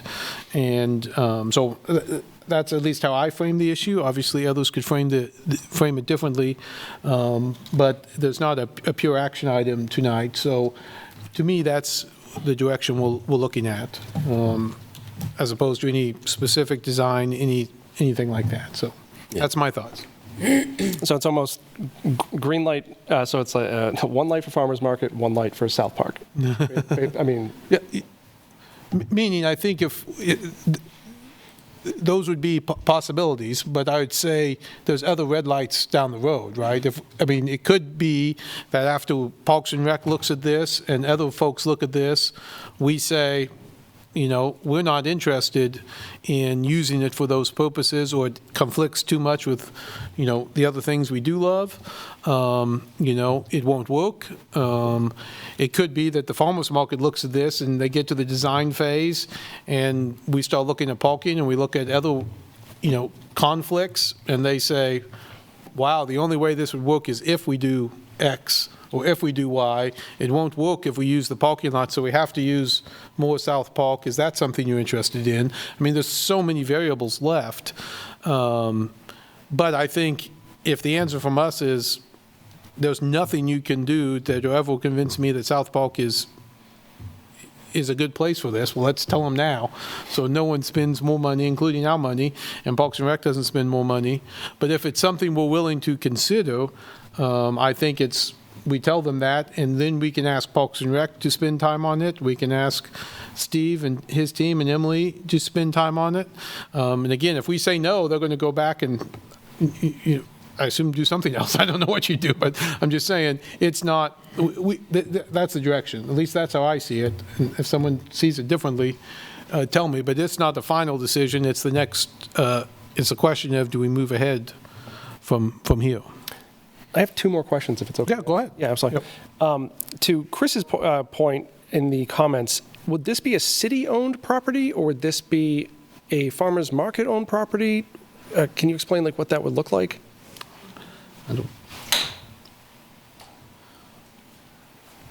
In a report done prior to our work on this, there were 22 peer markets that were reviewed in terms of their financial structure and so forth, in terms of their capital project. And 20 out of the 22 were funded through city funding. Many had private funding and donations and all sorts of other things as well, grants and that sort of thing. But the sort of fundamental ignition of the project in 20 out of the 22 was a city-based process as a capital project. And so I think the model shows that that's probably the most reasonable approach. But again, the market is very interested in doing everything they can to help lead this thing as well, and to create a capital campaign, get grants, and do all those things that would show that they're being responsible too. Okay. And then the second question I had, when the farmer's market's not open, are those stalls parking spots, or is it only used as stalls parking for vehicles when they're not, when it's, you get what I'm saying? Yeah. That's a great question. And I think throughout the public process, we were asking those same questions. When we were looking at 9th and Vermont, or we were looking at some other parking zones for the market, there was a lot of talk about, well, the business owners are going to be concerned about that. If we put it in a parking lot, could it be covered parking that the city could even charge more for the permits for? Could have solar energy and all those sorts of things. But where we ended up finding, Watson, and South Park was, if this is going to be a community pavilion, do we really want to make it a parking lot 6.5 days out of the week? Who wants to have their kid's graduation party in a parking lot undercover? And so the way the process worked and the way we ended up where we were is that the folks that we talked to said, wow, wouldn't it be great if this was a park pavilion that the community used 6.5 days out of the week and the market used a half a day on Saturdays.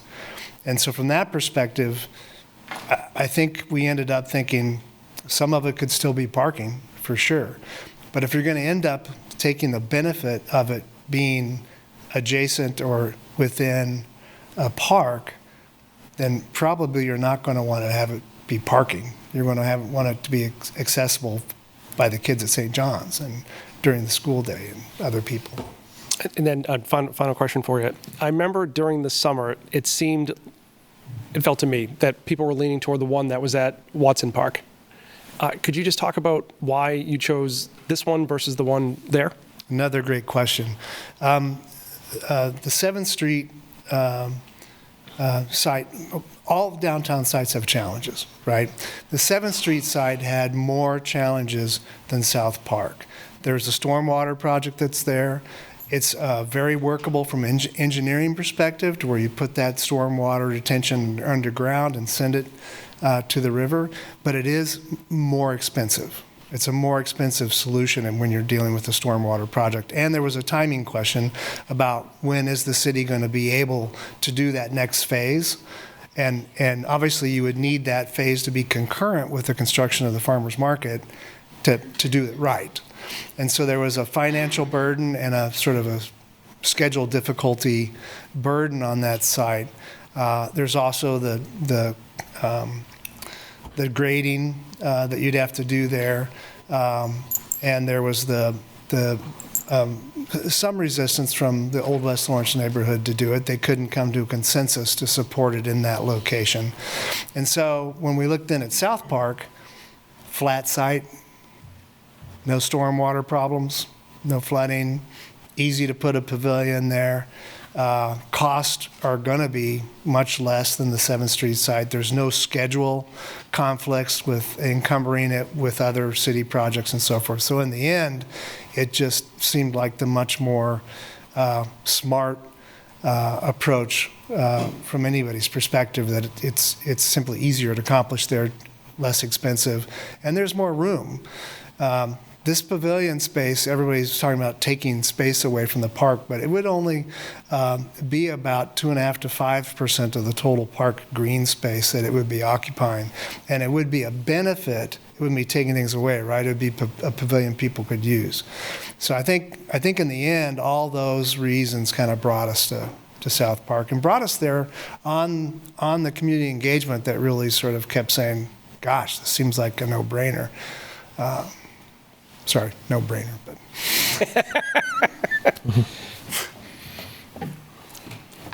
Mayor, I had a quick question to either, I guess, Emily, you can start with it.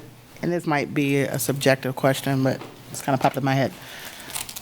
For a community our size, thinking about the number of vendors who choose to participate and kind of having the market and making sure it's not too big to fail kind of thing, is moving up to 110 stalls, would that create kind of a healthy competition without vendors not feeling like they're getting a squeeze? Or like, what is a good number for a community our size for? Oh, that is a subjective question. Okay, I feel like that. Let's see. So, I mean, to answer a little bit is that we're at 75 vendors right now, but but you're going to see more than that, right? We have 100 stalls, and it's because some vendors have 4 stalls and some have 2 stalls. We have a lot of vendors that have 2 stalls, and so while moving up to 110, that just allows for really minimal growth. So we're at 75 now. We have more capacity, and we can also, not everybody's coming every single week, so we can trade that out. And so it would just make our work as staff have to, if we keep growing beyond that, is to just be a little more discerning and stricter with our membership regulations on that. But as far as ideal size for our community. That's, I mean, I think 75 to 95 vendors is really great. Well, and just assuming you could open the opportunity up to non-food vendors to participate as well, because I know we have several groups that have like flowers and other items. Could that? Right. I mean, we do have a lot of flower vendors. So we are an agricultural producer-based market. So while, we are a membership-based market. The vendors run our market. I am the one full-time staff with us. I think if there's other events happening, like what Kyle had talked about, is having other types of markets or events happening there that are not run by us. And so to kind of go back to Mike's question is that we are running our own nonprofit and what the farmers market is, but there's a lot of other opportunities for what else this can be when we're not there. So whether that's art markets, craft markets, other business markets like food truck hub, like Kyle had mentioned. Okay. Thank you, madam. Yeah.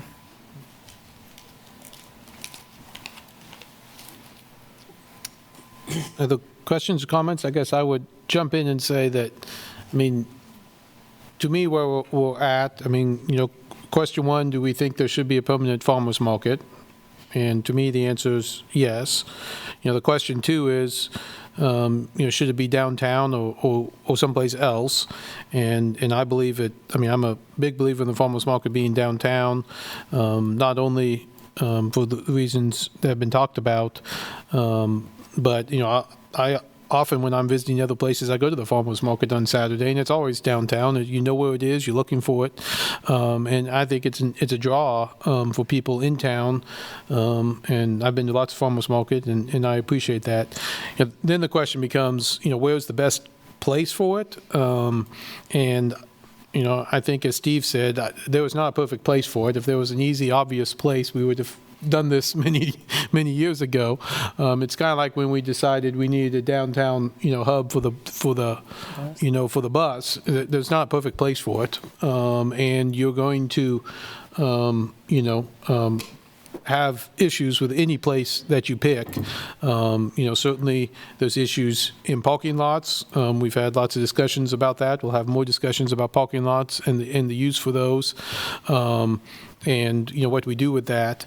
So, I mean, I think we asked the farmers market to go talk to people about where they think they'd see the best place, and had they come back with a different option, we'd be having these same questions about, there might be different people in the room, but if we're going to use X parking lot, there'd be business owners here saying, I want to talk about that parking lot, and what does it mean for my business, and what about my business Saturday morning, and if we picked a building to tear down, people would be here talking about whether or not we should save the building. I mean, I think we're here talking about, a recommendation.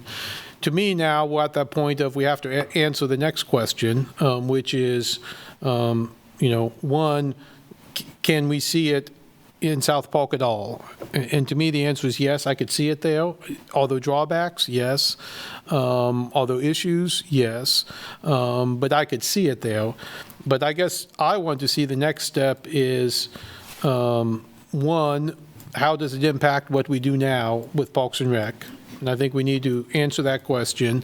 And then two, I'm certainly intrigued by this idea that it's a multi-use space. And I agree with Steve, for example, if we put this in a parking lot, and we just covered a parking lot, it would not become a multi-use space. The band wouldn't be at 9th in New Hampshire. No one would have a graduation party there.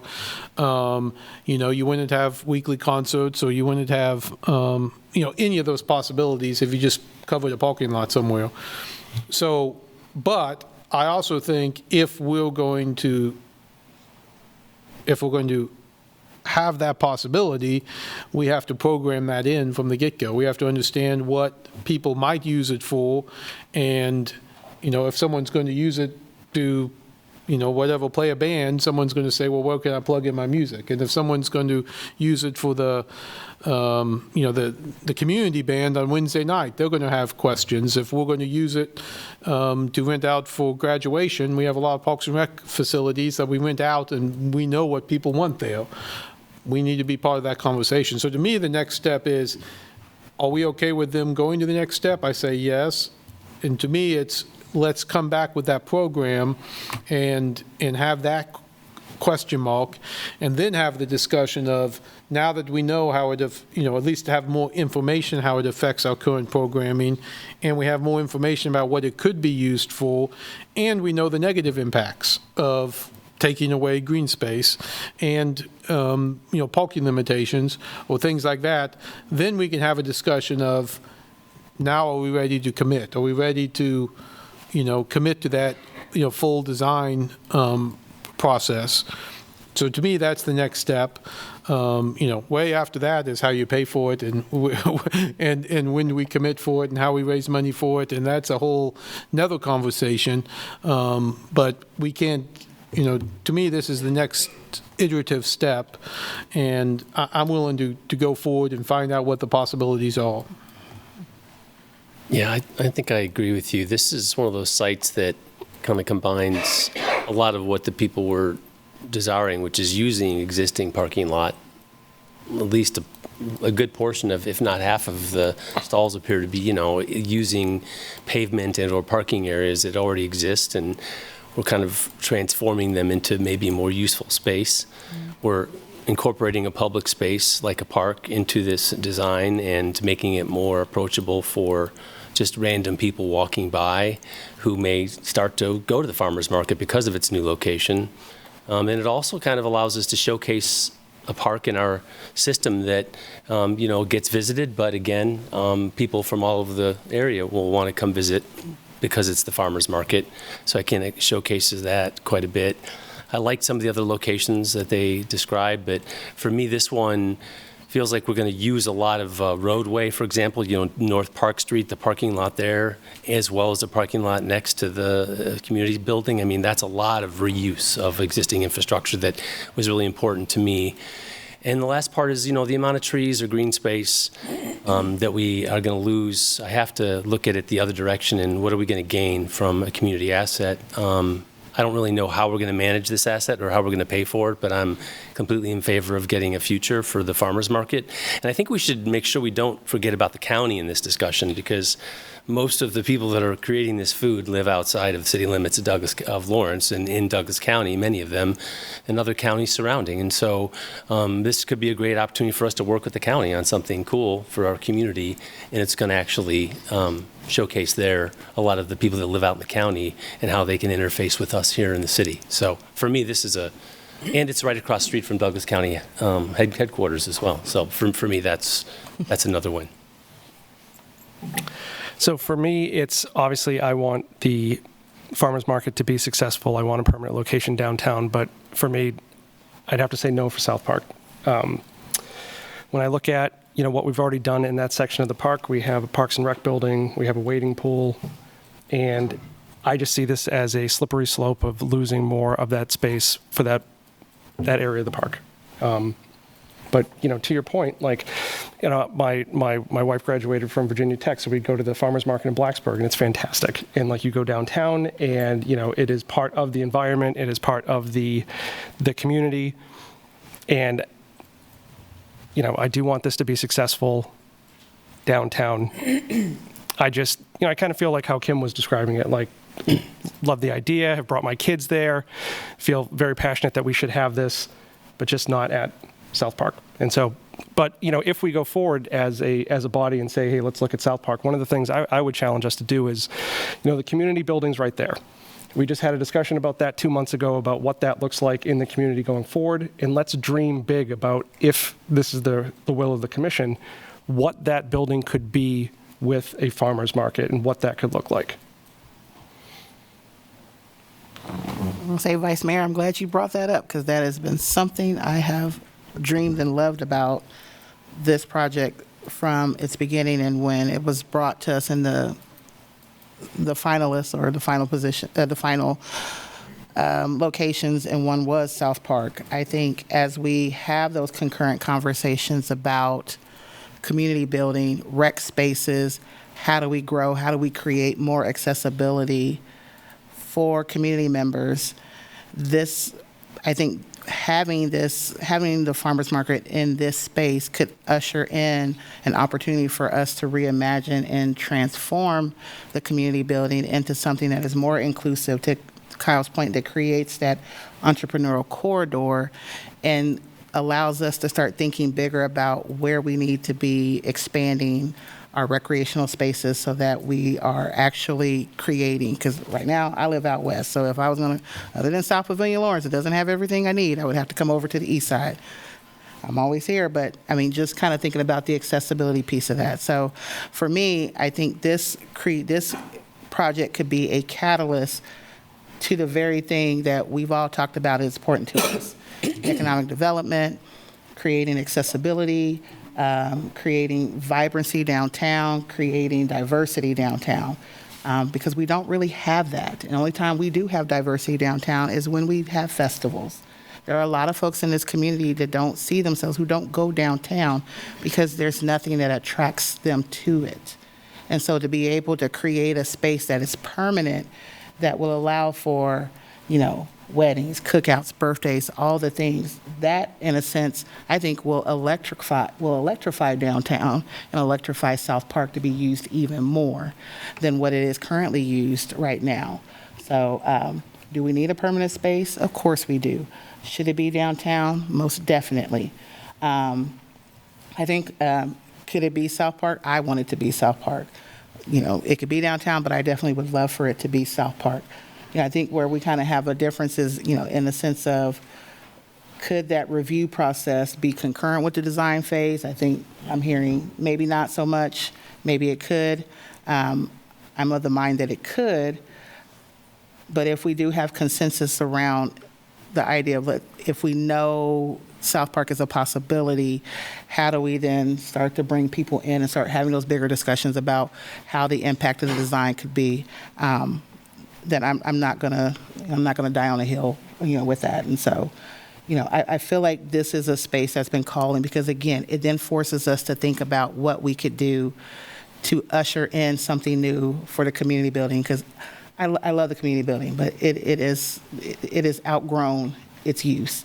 And for us to keep trying to put a square peg in a round hole and hoping that it works, I mean, we got to start dreaming better and doing better. So I think dreaming better for this to be repurposed into something that could be a benefit to small business and economic development and vibrancy in our community, I can't think of a better location.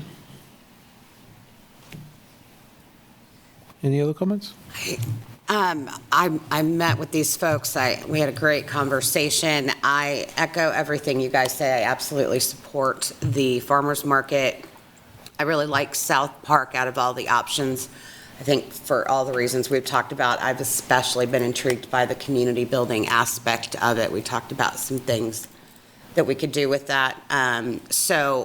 As far as moving forward, I'm not committed to any one location. We need to know, obviously, the logistics of it, the feasibility of it, but I would give a nod to South Park for now, for sure. That's basically where I stand. Sounds good. And I guess I would end by saying, my only thought on the timing of it is, again, I do not think this will happen, but if it came to be that we were told, if you do it there, fiddling and picking will go away, and we can no longer have an art market in the park, and we can never have hot rod, and we can't play basketball, and I mean, on and on. Right. I mean, if it comes to be that we lose all these things by putting it there, I want to know that before. So that's what I mean by saying, gotcha. At least I want to have some conversations about what does that mean there. And then if the answer is we can do all those things, but we need to program it, which, I've worked with Steve on a few projects. I know when he means program, he's serious about what program means, meaning we need to understand what we're building this for, and we're building it for the farmers market, but what else are we building it for? And so I think that's the next step. And then, of course, we all know the big question is, the more you build it, the more expensive it becomes, and the harder it actually comes to happen. Mm-hmm. And I know the farmers market wants this done, and we have to, And Yeah. there's no commitment here to pay for it, or how to pay for it at this point, or how to operationalize it. I would say that's the last point. If it's going to be a community space, Parks and Rec has to be able to do something with it 6.5 days, and that takes operational expense, that takes maintenance expense, and that's something we have to figure out too. All things that can be talked about, but one step at a time. But it sounds like, at least for us, the step is, let's go to the next step and see what this might look like. And for those who don't like South Park, there'll still be other times to weigh in on that, because it's not a final decision yet. Emily, Steve, is that what you need? Thank you. Lindsay, any question? Craig, any question from the city staff? Any other comments to be made? No. Okay, thank you all. We're going to take a 10-minute break, and then we'll come back with the rest of the agenda. Thank you so much. See, you didn't even drink all that. Is it you?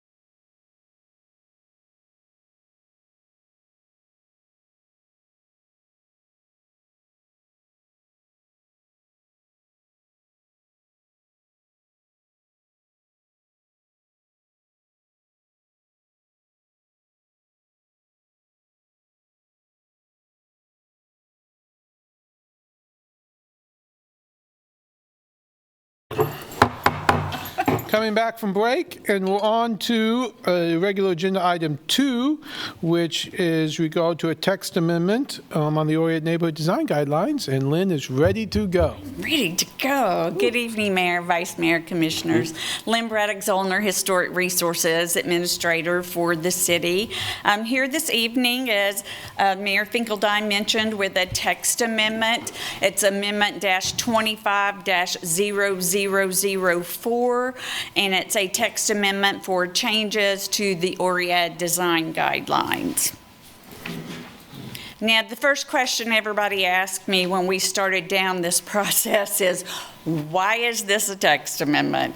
And so the way that urban conservation overlay districts are set up, it's kind of a unique process in the city, which involves the Historic Resources Commission doing a part, and then the Planning Commission doing a part, and then they send all of that to the City Commission, who's the final authority on the overlay district.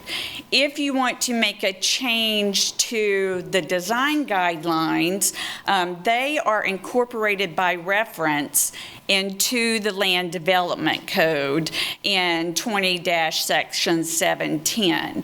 And so in order to change that document, you then have to do a text amendment to the Land Development Code incorporating a revised set of design guidelines.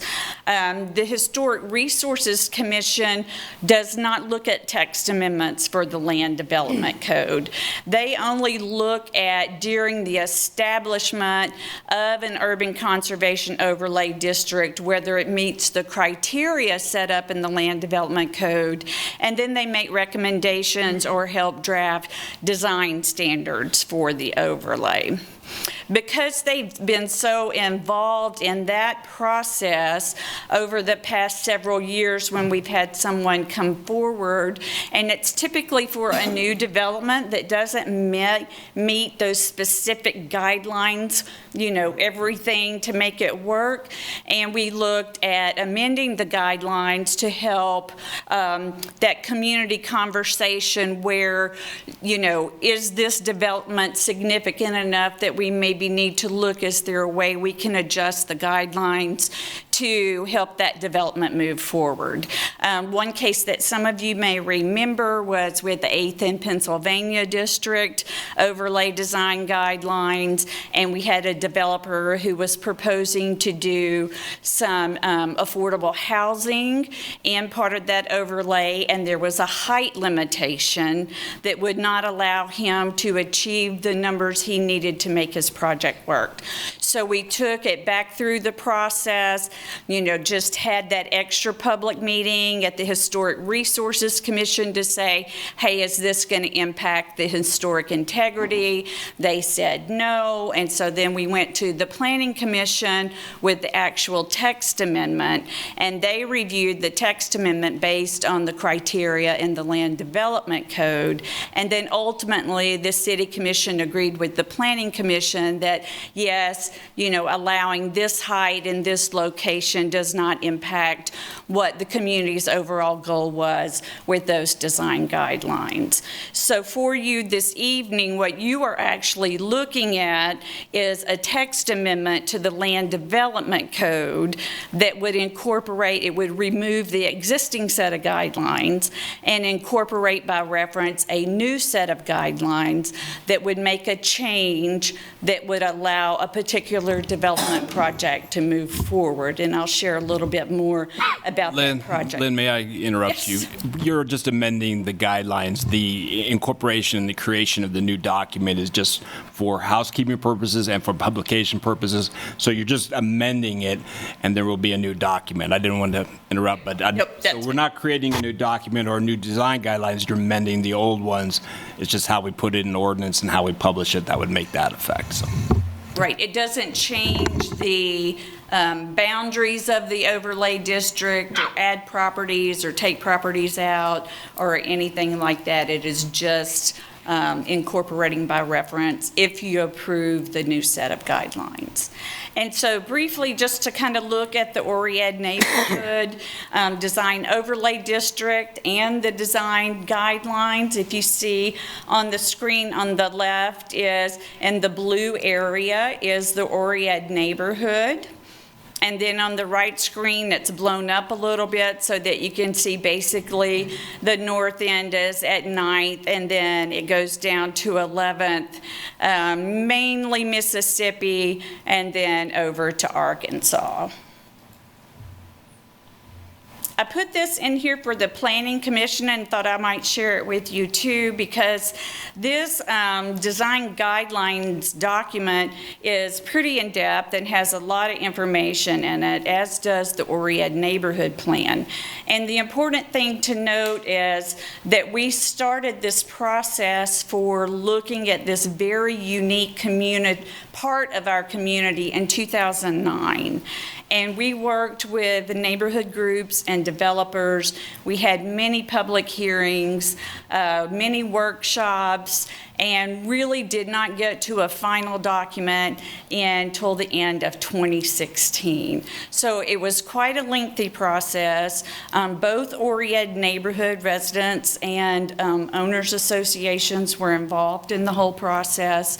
A lot of community members that lived in the neighborhood were involved in the process and have stayed up to date, making sure that the vision for that neighborhood and what the city's vision for that neighborhood has been maintained. So this was the outcome of the neighborhood plan and the ORIAD design guidelines. Most of us know what a unique neighborhood. It's one of my favorite in the city because you really have all these fantastic historic structures. You have some new development from the 60s and 70s. And then you have some even newer development. And it's all kind of in these little cohesive pockets.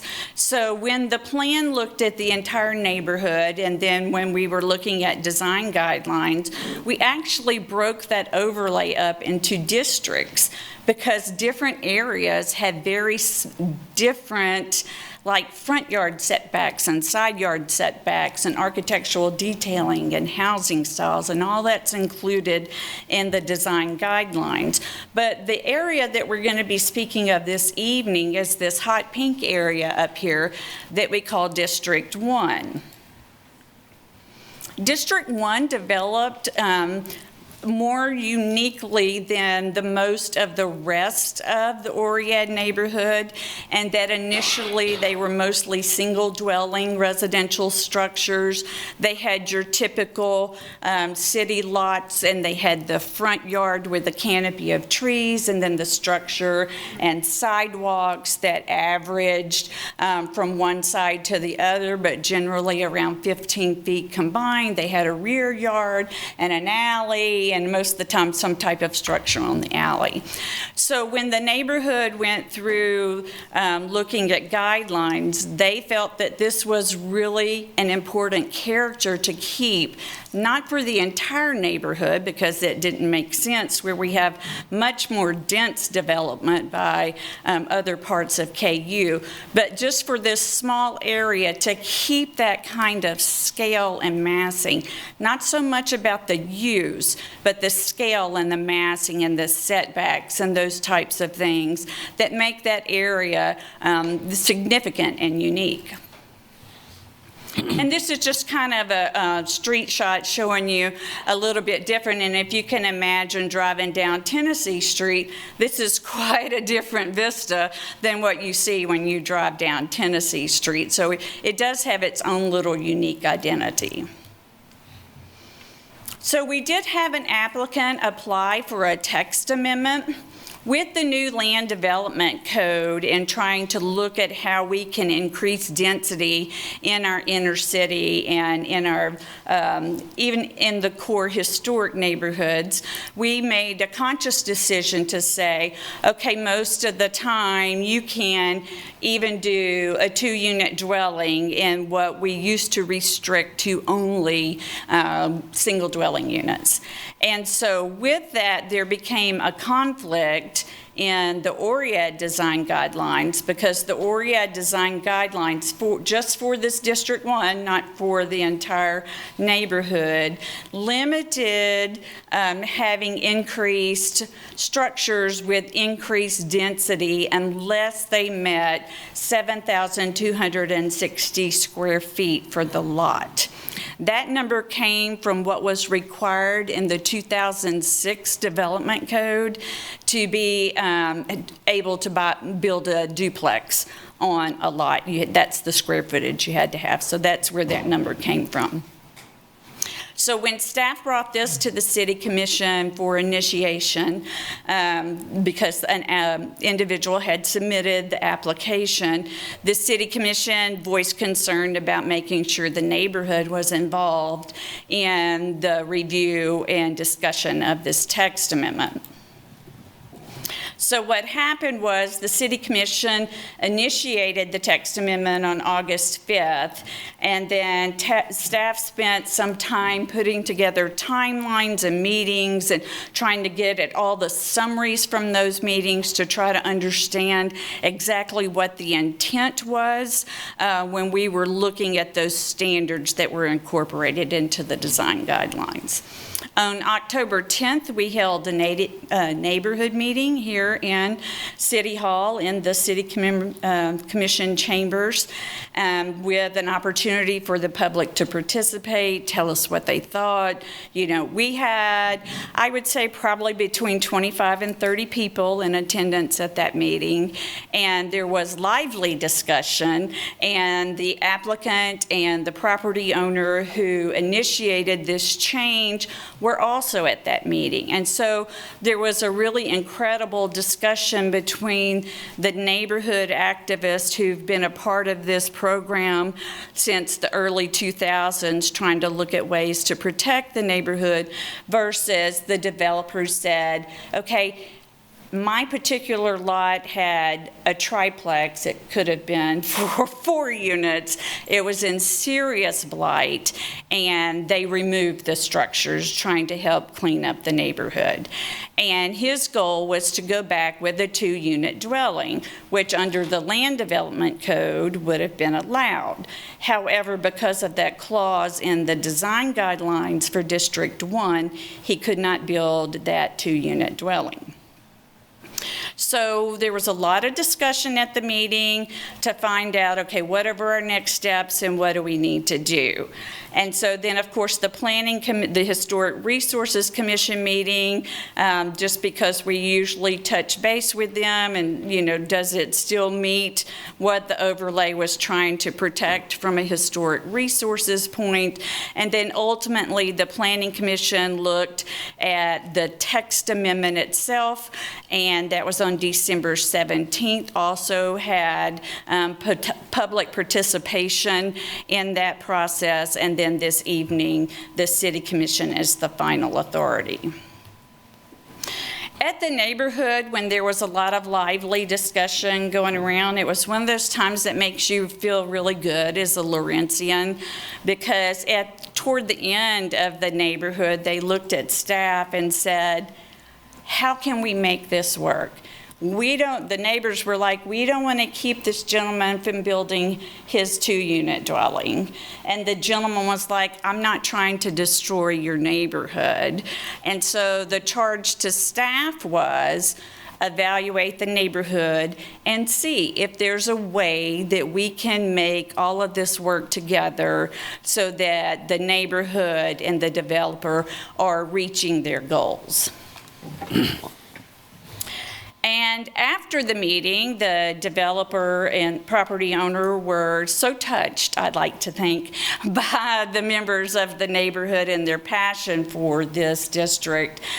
They submitted a revised text amendment and basically took out all the things that would have significantly changed the District 1 and just marked out that requirement for that 7,260 square feet to have a 2-unit dwelling.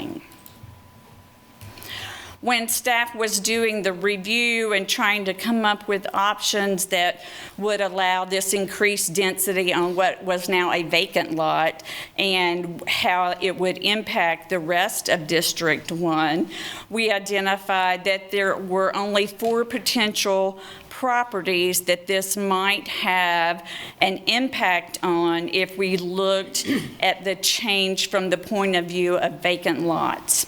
So on the top of your screen, you'll see the 901 Missouri Street, which is the impetus for this text amendment being brought forward.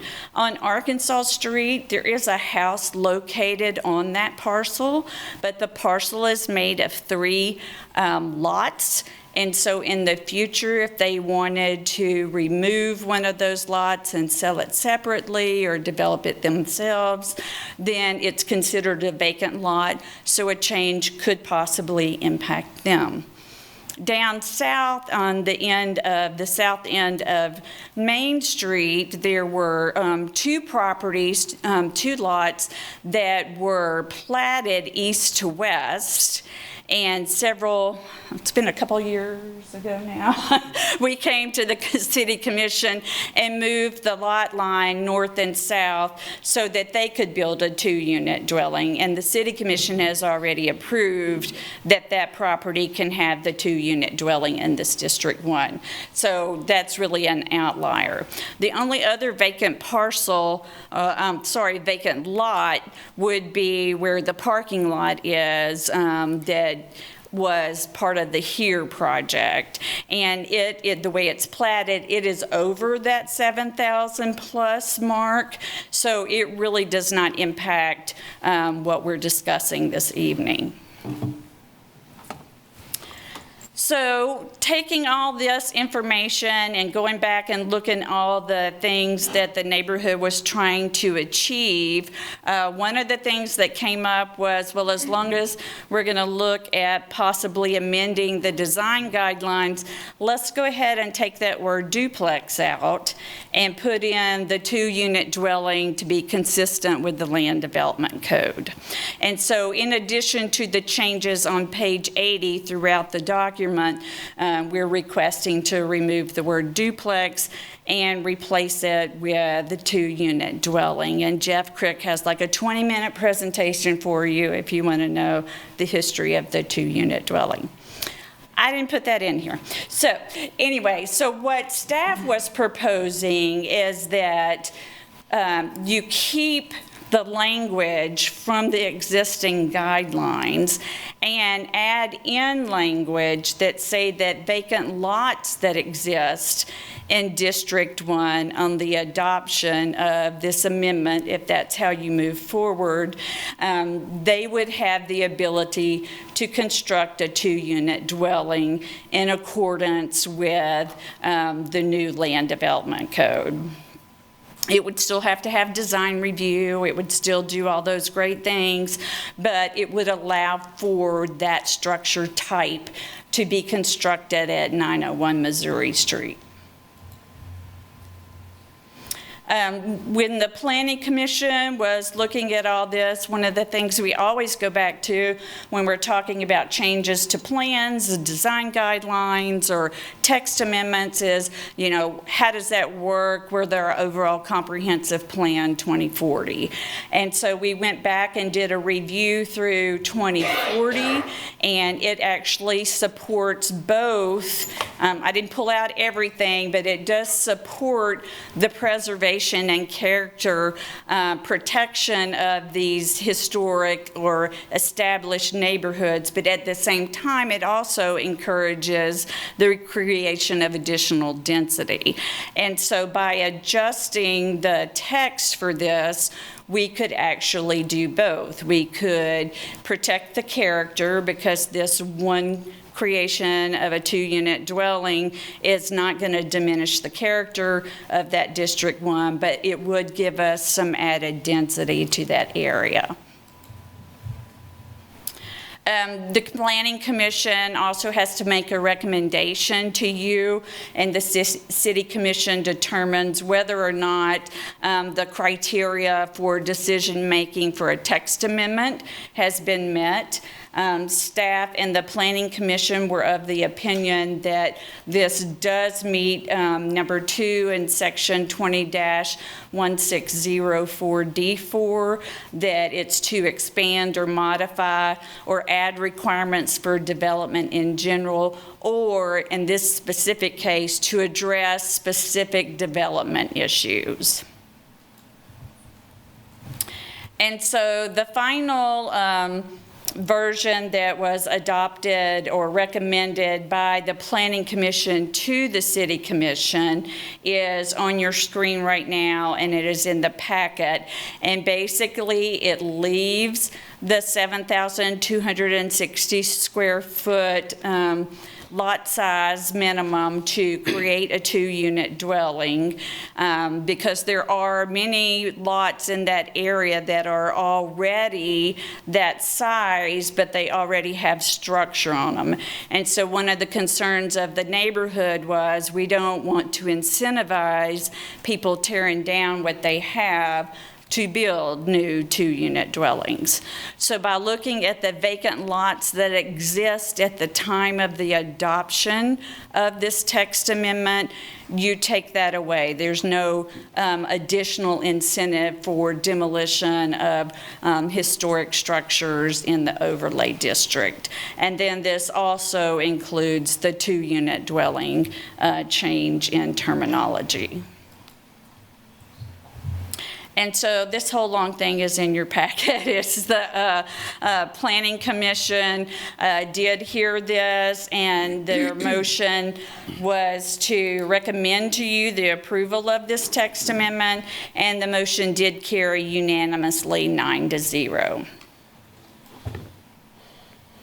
And so staff, in accordance with the Planning Commission's recommendation, is recommending that you approve the text amendment, Amendment-25-0004, with the staff proposed language and the change to the word duplex in the design guidelines document, and adopt on first reading ordinance number 10192. And I'd be happy to stand for any questions you may have. Thank you, Lynn. Questions? Two questions. And because I was looking up this on Google last night, and I tried to do it today, but I couldn't figure it out. So duplex, that's usually like side-by-side building, and I don't want you to do the whole like 20-minute thing. And so a 2-unit dwelling, could that be 1 unit on top of another? Is that kind of what it's trying to get at? Like why remove duplex? Is it just to have those different type of options? The terminology of duplex and 2-unit dwelling is a shift in the way we're looking at calling that type of unit. You can have a duplex that's top to bottom. You can also have a 2-unit dwelling that's top to bottom or side to side. It's really just a shift in the language and being more consistent. That's how the building code refers to dwellings. And so trying to get some consistencies in all of our codes so that it's not so difficult for the people that work with them every day, much less the people who are trying to go through a process. Does the overlay district equate to the neighborhood association district usually? It does not, and I can go back to that map. It cuts out a section of the district of the neighborhood association.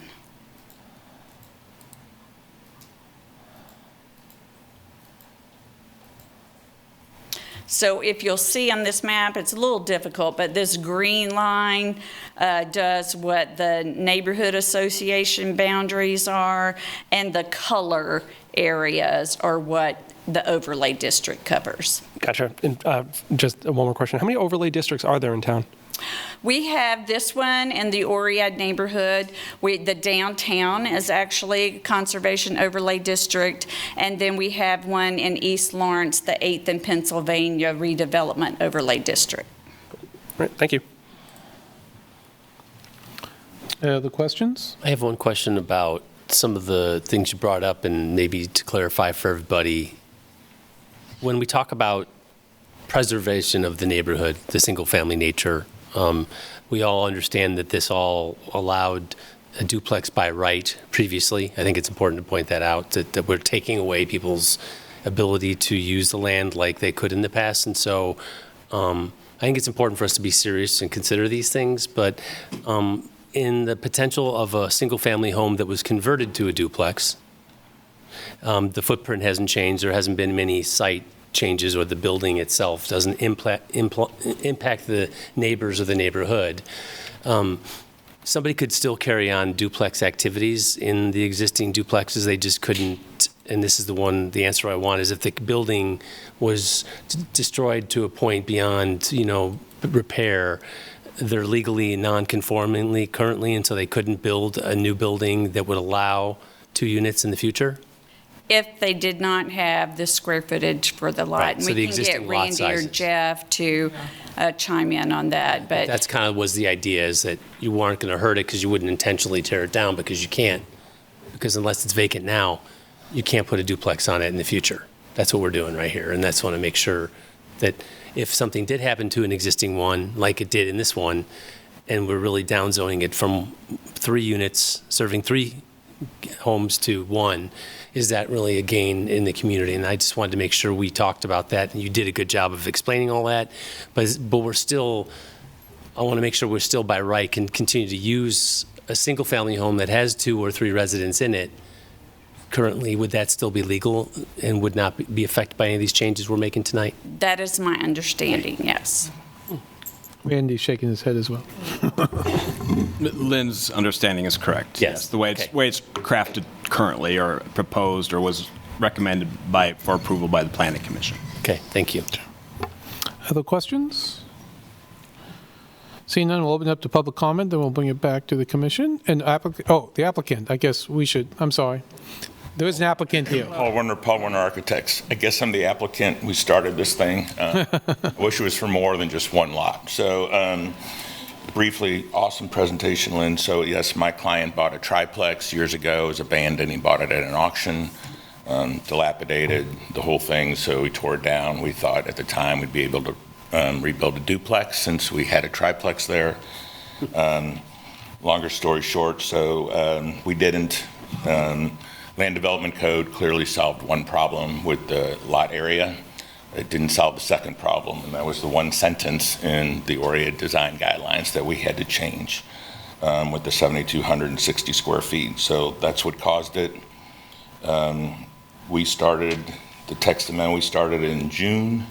It's February, but that's where we're at, and that's fine. And I'm not sure who pulled it, but I'm open. Commissioner Devers' comments, I mean, a bigger discussion is probably warranted. I'd still go back to 2006 when there was a big change in the neighborhood. I mean, this neighborhood's been through a lot of different zoning, different things, that now we're on our 3rd land development code that has really affected it. I'm just worried that for my client in 901 tonight, I'd really urge you to pass this, because we're under the gun. We still haven't been to the HRC. We go to the HRC on February 19th. Everything else is approved. We are hoping to pull a permit on the 20th so we can start to get done by August. It is a duplex, 1 unit on top of the other. 2-unit dwelling. Still working on that. And that is a building code item, and it does mean side by side or on top of each other. But they're a little bit nervous, February 20th, so we really need this to pass so we can get started, or it costs us a year. So happy to talk more or answer any questions, but that's where we're at. Okay. Any questions with the applicant? Thank you, Paul. Thanks, Paul. Now I'll open it to public comment. Members of the public will have 3 minutes. Good evening, Samuel Carter, 66046. And, I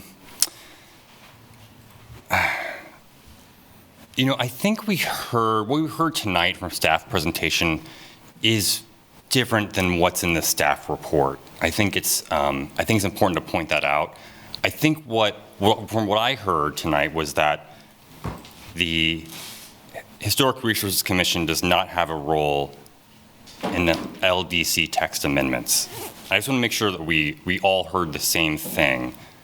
Now, she did give some reasons why it would be a good idea to go to the HRC first, and I don't think that's reasonable. That makes sense.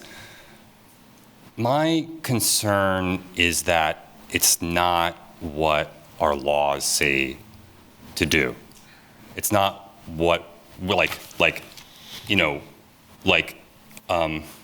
from a democratic perspective, we vote for you to pass laws, and then we expect, that those laws to be followed. And the role of the HRC may be reasonable, but it's not what the laws say to do. And so, there's a democratic component, and you're the only people who can have demand accountability for laws to be followed. So, my ask for tonight would be to go ahead and approve the application. Right? They've jumped through all the hoops and more. My second ask is one of two things. Either kick the original amendment back to the Planning Commission and have the public process as the Land Development Code says. A benefit of doing that is it would take the developer out of the equation. Having the developer in the room tends to kind of increase the temperature a little bit. But instead, we can have a conversation about what is the value of, what are the costs and the benefits of allowing more housing, more people to be housed in one of the highest opportunity neighborhoods in the city. So that's really democratic accountability. We're in the middle of a housing shortage, and decisions like these that are made, between neighborhood groups and developers and city staff, it affects more than just them. It affects the people who would move in the neighborhood, but it also affects everyone else. You have higher taxes because of it. People have to drive more. There's more traffic. So there are costs to this that involve the public, and the public deserves to be part of the conversation. Thank you. And I've got to go, but I'll look forward to watching this later. Thank you. Thank you.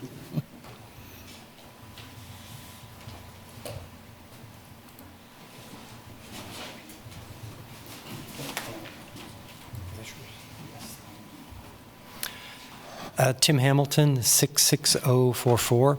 And I think it is incredibly frustrating if you're a developer or you're attempting to do something with your property and you see the language in one part of the code saying one thing, and then another part of a regulation, in this case the ORIAD, saying something else. So God bless the gentleman for trying to get this done when you have to navigate two entirely separate sets of regulations. So it sounds like this is something that is definitely needs to be done. And I think when the zoning changed, when the new codes came down, that ship sailed. And when it did, you guys made the decision that you wanted more density, and because of that, then I think the language, as Lynn has indicated, should absolutely be changed to what the city staff recommended. Because otherwise, how else is someone like the homeowner here going to navigate those waters? Hire some architects and then hire some lawyers, and then you have to go through all this stuff. And he started back in June. Good Lord. So I think it's high time that you make that adjustment. I did want to point out that on the map that Lynn put up there was that purple square. That's right across from the football stadium. It was on MLS last year for $1 million for the lot. So the idea in that neighborhood that you're going to get additional density and that's somehow going to create some affordable housing is whistling past the graveyard. That's simply not going to happen. But in the short run, the property owner should be able to do what he wants to do, and I encourage you guys to approve what Lynn Zollner says. But then again, anything Lynn Zollner says, we probably should do anyway.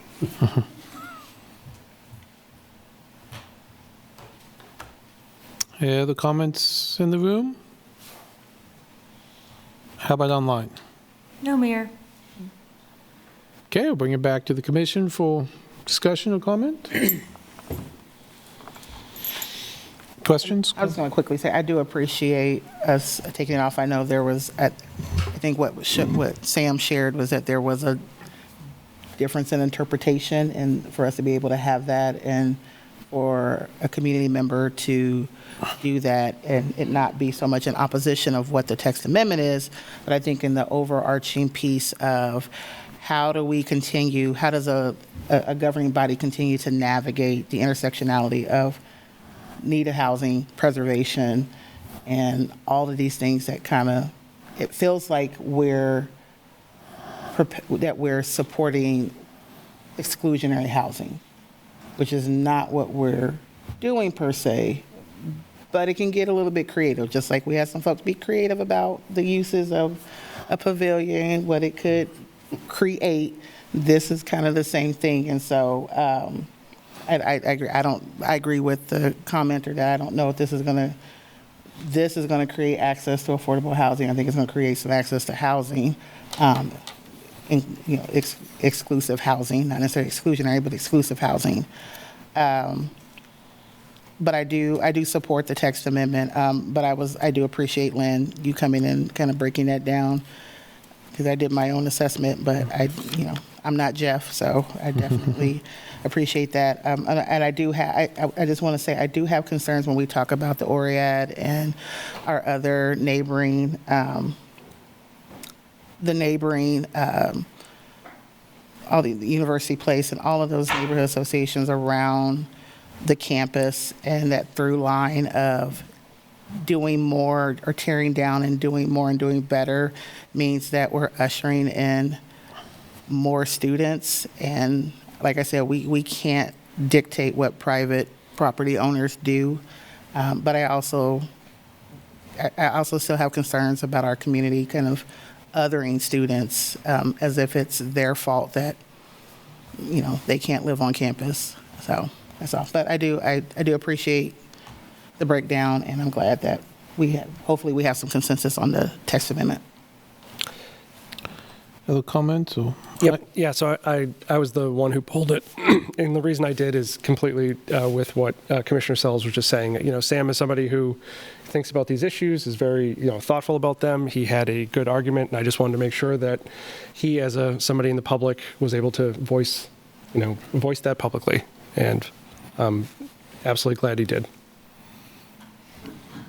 Well, one, I'll support the amendment. But two, I would say, I would have supported the original amendment. I do believe, as part of the Land Development Code, that one of the fundamental parts of that was that we look at the form of a building, not the inside of the building. So single-family, 2-unit dwelling, 3-unit dwelling, it can all look exactly the same. We shouldn't be judging, what is, we should be talking about the form of it, not what's inside of it. And I think that's, with the new code, that's why we allow 2-unit and 3-unit dwelling units in most areas now.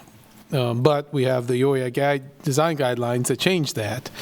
So at some point, I'd be open to a larger discussion about whether or not, with that understanding of what a 2-unit dwelling is, should the ORIA design guidelines still say that? To Commissioner Devo's point, if it looks the same, if we're trying to protect the look of the street, and the look of the street doesn't change, why should we care if it's single-family duplex? So I would like, I'd be open to that discussion. I would also say, I guess, and I don't say this is the case, but as we talk about the HOC in this process, again, I agree that I'm okay with them weighing in on it. I guess I would want to be careful. I think Sam's point is important, that if for some reason we say, well, we can't go to the Planning Commission until the HOC, I'm not saying this happened, that the HRC has to see it first before it can go to the Planning Commission, I think that is adding a step and a delay in the process that that's not in the code. If it's concurrent, or if it's, hey, while we're looking at it, we might as well ask, I'm okay with that. I just think we need to make sure we're not adding a step into a process that's not legally there. And again, not saying that happened in this case, but I think we want to make sure that doesn't happen. But getting input is obviously good. All sorts of input is good. But I do agree with that point. So I'll support this, but I would be interested in, at some point, looking at this again. And Lynn, maybe this is a question for you. This is the only section that has that requirement, right? So even when we're looking at it, we're looking at a pretty small area. That's correct. And like in the high-density district, it actually encourages you to remove some of those 70 structures and build more dense. You know, so it really looked at those different areas of the neighborhood. So again, it's a pretty small area. Certainly, I was on the Planning Commission for 6 years, and we talked about this the entire 6 years I was on the Planning Commission. I don't know how many meetings we had. And it took 2 or 3 years after I was off before they finally got to the City Commission. So it, you know, I do not want to say lightly throw it out. And we're talking about a small area, but just for reference, I would probably look at that differently, but let's approve this tonight and move on. Yeah, that sounds good to me. Okay, motion to approve text amendment AMDT 25-0004 with the staff proposed language and the change to the word duplex in the document to the Oriad Neighborhood Design Guidelines and adopt on first reading ordinance number 10192. Second. Second. Motion by Vice Mayor Courtney, second by Commissioner Pullian. All those in favor say aye. Aye. Aye. Opposed? Passes 5-0. Brings us to item number 3, which is related to an amendment to an application for development incentives. Oh, Susie. Get our first Your first presentation. Good evening, Mayor and Commissioners. The item on tonight's agenda is a request to accept an amendment for an economic development application that was originally received by Commission on August 5th of 2025 for Alarm.com. This amendment updates the physical address of the proposed project so that evaluation and analysis may start under the city's economic development policy. When the application was originally accepted, no incentives were approved, and no incentives are being requested or asked to be considered tonight. As part of the city's application process, applicants are asked to identify potential incentive tools that they believe their project may meet their criteria for. This is why specific tools appear in the application and in the updated letter that was given with the items tonight. Since the application was accepted, the applicant has identified a different downtown property that has similar square footage and that may better align with its needs. They have therefore requested the address be updated so the analysis can begin. At a high level, this proposed project does still continue to reflect the same policy considerations as the original application. It includes expansion of an existing business. It includes job creation above the median wage. It is aligned with one of our targeted industries, and it also encourages reuse and redevelopment of an existing downtown building. Approval of tonight's item allows evaluation to move forward, and any future incentives requests would return to the Commission for full consideration at a later date. At this time, I would also like to invite the applicant's attorney, who is online, to briefly describe this project and address any project-specific questions related to this amendment.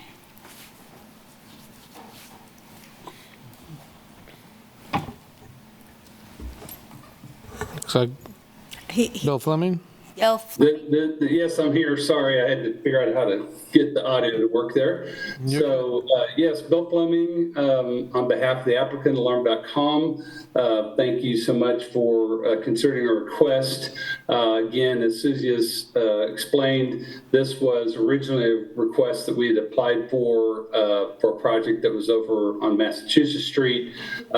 Since that time, the applicant has determined that this building that is basically I'll describe it as the climbing wall building that's located across the street from the library, is basically a better location and provides a little bit more room for the applicant. I'm sure you probably are aware the applicant right now is in the 12th block of Massachusetts Street, what I'll call the Silas and Maddie's building, because I'm there a lot. But anyway, they're looking to expand their operations, adding about 30 to 40 new employees, and so this is obviously an exciting opportunity for them and for the community to add what I think is a first-class employer, help them expand their operations and move forward with their business here, located here in Lawrence. So at that point, I don't really have anything else to explain. I mean, one of the things you have to recognize, the history of this building, it used to be a car dealership back in the day.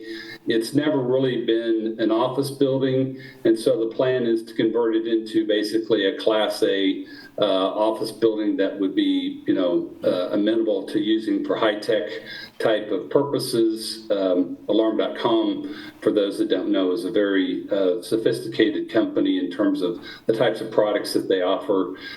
So obviously this is going to be an exciting building, exciting project for the community to have in downtown. But because it's kind of an old car dealership, it's going to require a lot of love in terms of the amount of improvements and remodeling expense that's going to go into the project. Now, Paul Warner, who you heard from a few minutes ago, is there as well. And so if you have any specific questions that we can answer about either the project or about Alarm.com, happy to do that. Because I'm not there, I can't tell if there's anybody else from Alarm.com there. I don't think Mr. Allen was able to come, because I think he was traveling today. But we do have some local representation. Brendan Allen works for them and is kind of their local office manager, administrator. So anyway, so that I'll stop there and then be happy to answer any questions I can answer for you guys. Thank you, Bill. Anything else, Susie? No, I am stand to answer questions as well.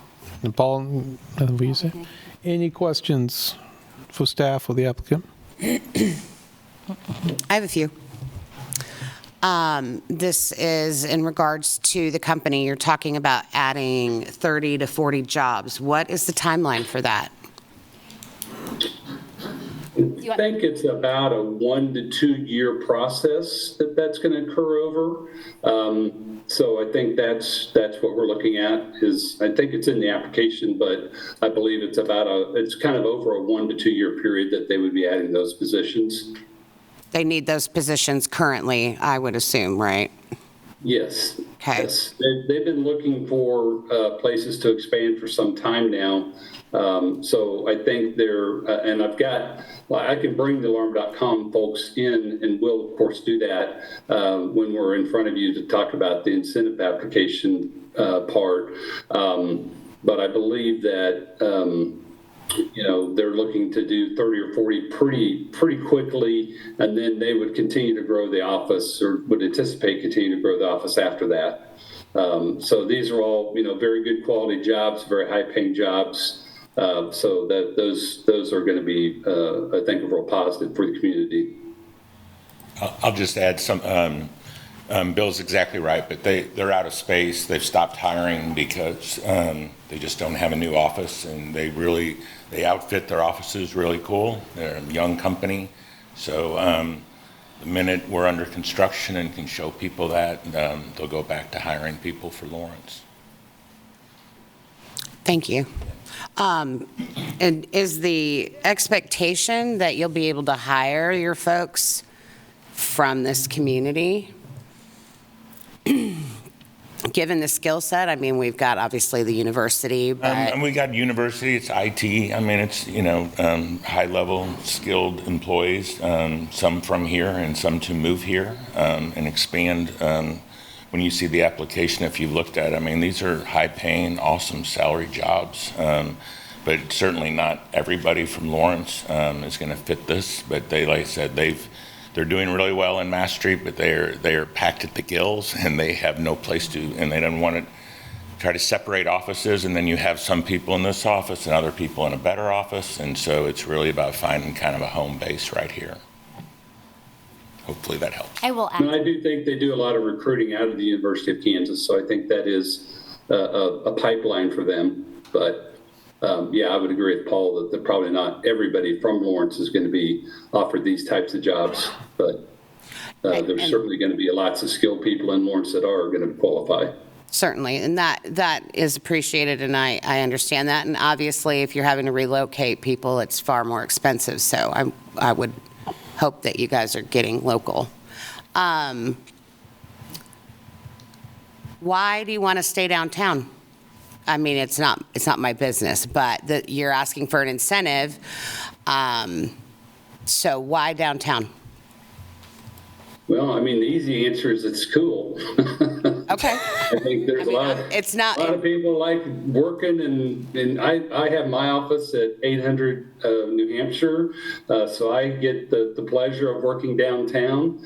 You know, they're trying to attract very high quality people that frankly probably have job opportunities anywhere in the country.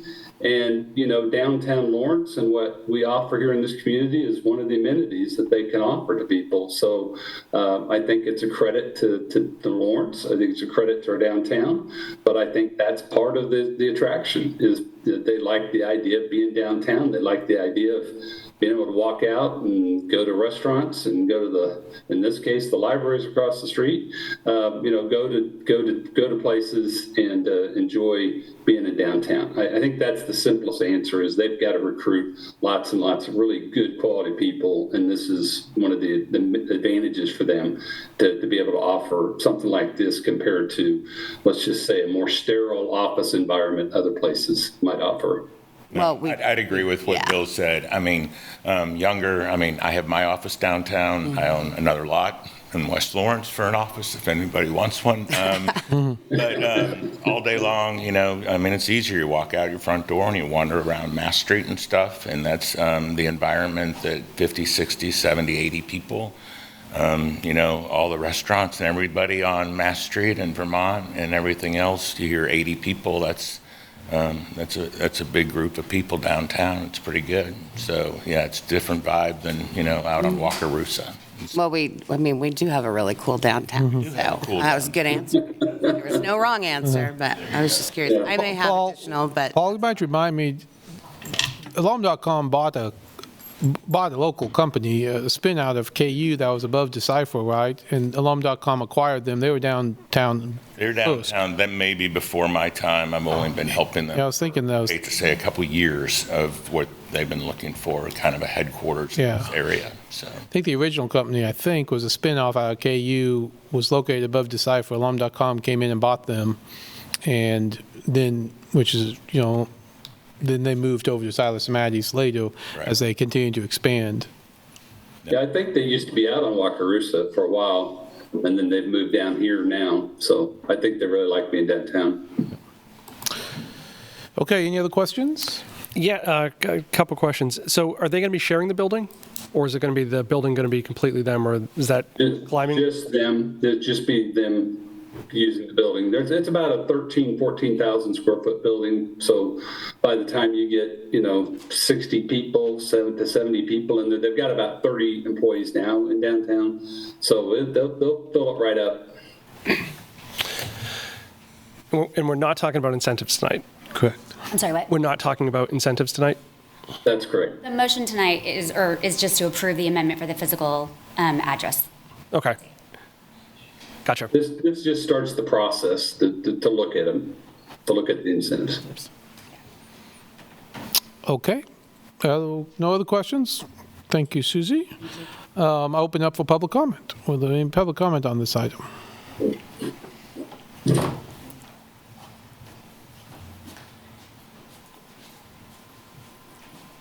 Hello, Steve Jacob, 66046. I mean, think about it. We gave Q39 $5 million to renovate a building so a company, a great company like Alarm.com, can move in. Fine. But now they basically baited and switched us to go to a different location. So we got to give them incentives. Now we have to have another place to fill in the old General World building and give them an incentive. Where does it end? And again, Alarm.com is a great company, but their two biggest stockholders are BlackRock Holdings and Vanguard Corporation, who manage $28 trillion. I mean, how much money does these corporations need? They shouldn't be getting it from us taxpayers in Lawrence. Thank you. Thank you. Other comments in the room?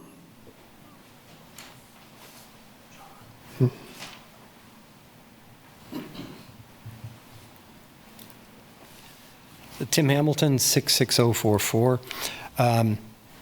You should not turn water sprinklers on in the middle of a rainstorm.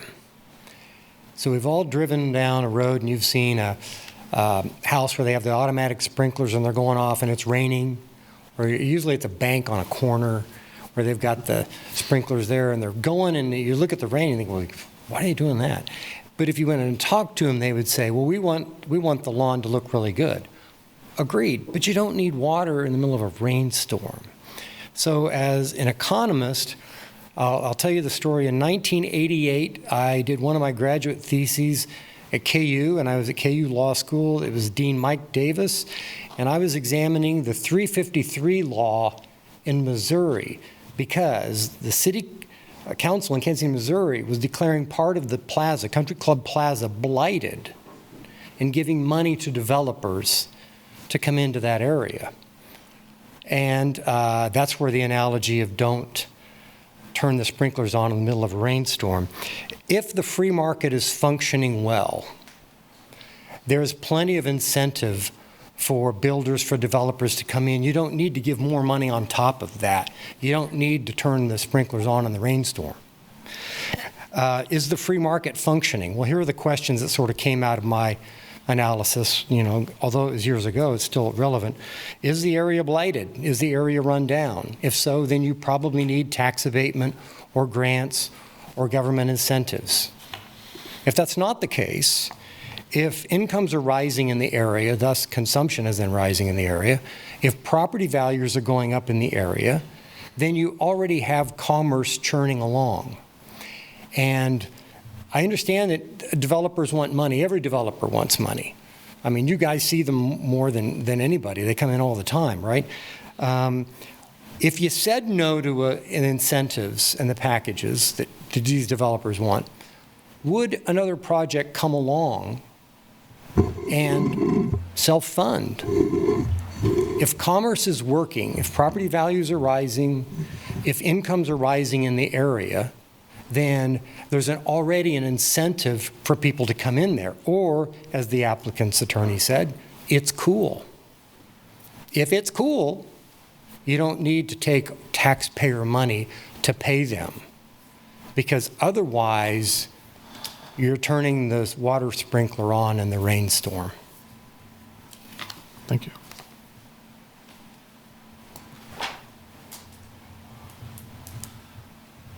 Just adding on to Tim's comment, I'd really like to see this city commission and staff especially start coming up and having a standard formula for any incentives that the developers want to have.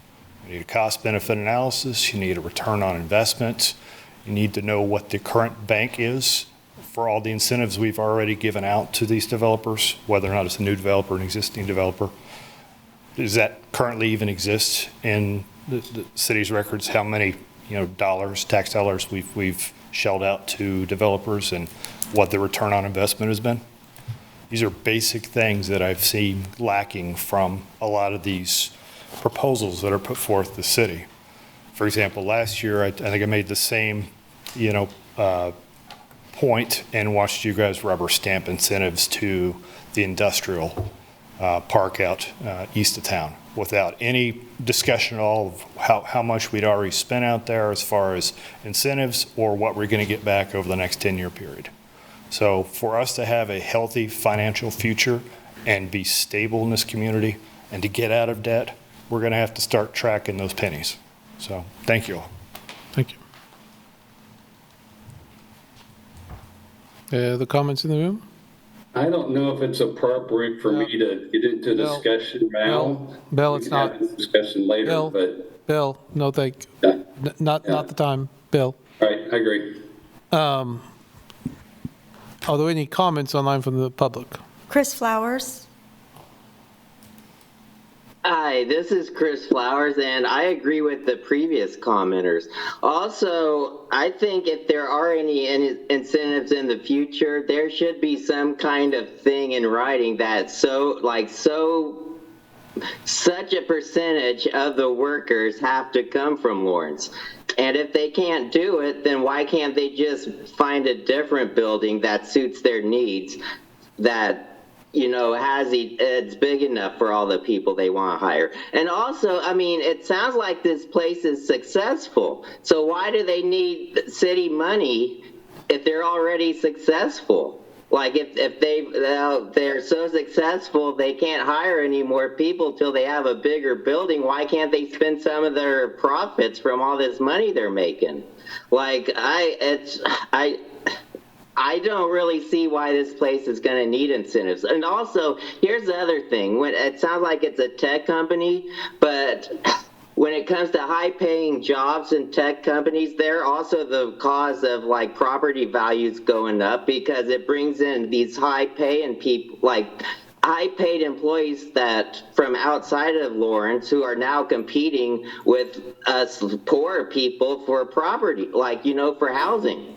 So I don't like this idea of giving incentives to people to come bring in people that are making more money to compete with me for housing.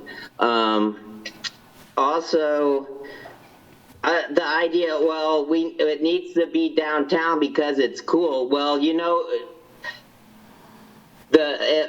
people who already live in Lawrence, they're not going to need to work downtown, to work for this company. It's people who don't live in Lawrence. They're the ones that are going to be enticed to come here if it's downtown. Like people who already live here, I don't think it's going to matter if this business is downtown or not. They're going to want to work there because of the money that's being paid. So I don't think this is something we should be given incentives to at all. So I just want to throw that out there. But y'all do what you got to do. And I know some of y'all just love giving money to businesses. Thank you. That's all the comments, Mayor. Okay, bring it back to the commission. I guess I just start by saying this is a request. As a side note, something probably to talk about, or maybe I'll ask Susie this. Susie? I know this is, we used to do this, we used to accept applications so we could refer them to our PERC committee. That was before your time. We don't have the PERC committee anymore, so I'm not sure exactly why we received these applicants, but you came from Olathe, right? Is this a common process where we accept the application?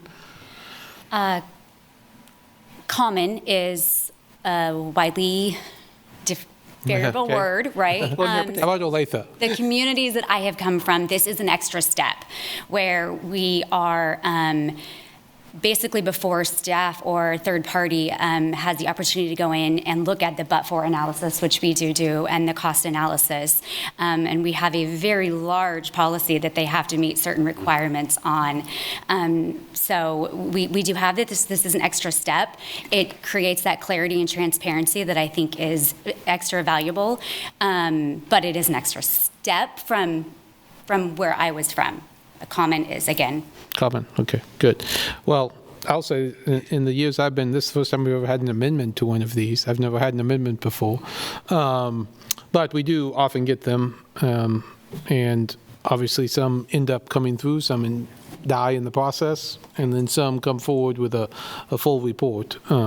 So anyway, they've already put in an application. Now they're looking at a different spot. I'll receive the application. I guess that's the request. But I think there's a lot of questions to be answered, once we move down the path. And I guess I should ask, if we move down the path and do the buffer analysis, who pays for that? So that cost is actually passed on to the applicant. The city and the public do not pay any of that. And it's really tough for staff to come up here and say, hey, this is what we believe and recommend, because we haven't even dove into that evaluation process yet. This is the step prior to that. So. Okay. Thank you, Susie. Any other comments or questions? Yeah, I mean, a question for the more experienced commissioners. Yeah. When we go through this, because I definitely have questions based on the numbers of what they had previously, is there a negotiation? Is it so, like, if we're up here and we say, hey, 95 is too much, 15 years is too much, like it has to be X, Y, and Z, is that something we work out, or is that something that's pushed back? Or like, could you help me understand like what that process looks like? Well, someone else can jump in, Greg or Susie. I mean, there's a couple ways to answer that. I can jump in a little bit, and then I will actually ask the other two for backup here, because I am still rather new to this city. In our policy, it actually does start, here's a basic, and here's what we're looking at. And then if they meet this criteria, it actually gives that stepping stone. So there is that opportunity. We also bring in a third-party financial advisor and a counsel to make sure that we are meeting all compliances and that it does fully meet criteria by state statute, because we are required annually to report incentives in districts to the state. And so to one of the points that was brought up, we do have a list of all of the incentives that we have as a city currently. Yes. I would assume so, but just. Yes. Economic Development Report. List that out. Have we quantified existing incentives that we've provided, what they've gained us? Have we? Yeah, that's in the report, the Economic Development Report. It lists jobs, has a table for each one, depending on if it's a TIF or a CID or if it's a ILB. There's a report. It talks about jobs, taxes paid, taxes, and then I forget all the tables, but there's several tables. So you take a look at that. Yeah, it's the Economic Development Report. I mean, I appreciate that. Thank you for the reminder. I have looked at it briefly. Yeah. But it's been a minute. I think a big part of the issue that, our community feels like we just give money, and maybe to some extent we do, but there's always a cost-benefit analysis, right? And we really need, I would love to see us really provide the education to the community. I have always said I am a believer in incentives. Those incentives may look different depending on where we are as a community. We need jobs right now. I think we always need jobs, but I think it's pretty tight right now. There are just certain things that we need, industry, that sort of thing. I'm not at all saying I'll just say this, I'm not saying I will approve any incentives coming this way. I really want to see the numbers, but I'm absolutely happy to accept the application. Just do that. Yeah, I'm happy to accept the application too. I mean, one of the things that, I've heard a lot about is this 70-30 split between property taxes and commercial. And obviously we're not just going to figure it out on some staff note tonight, but it would be good to say, hey, are we committed as a community to get to something that's more like 60-40, even though that will take a very long amount of time. And having that discussion and thinking about that when we think about tax incentives for businesses.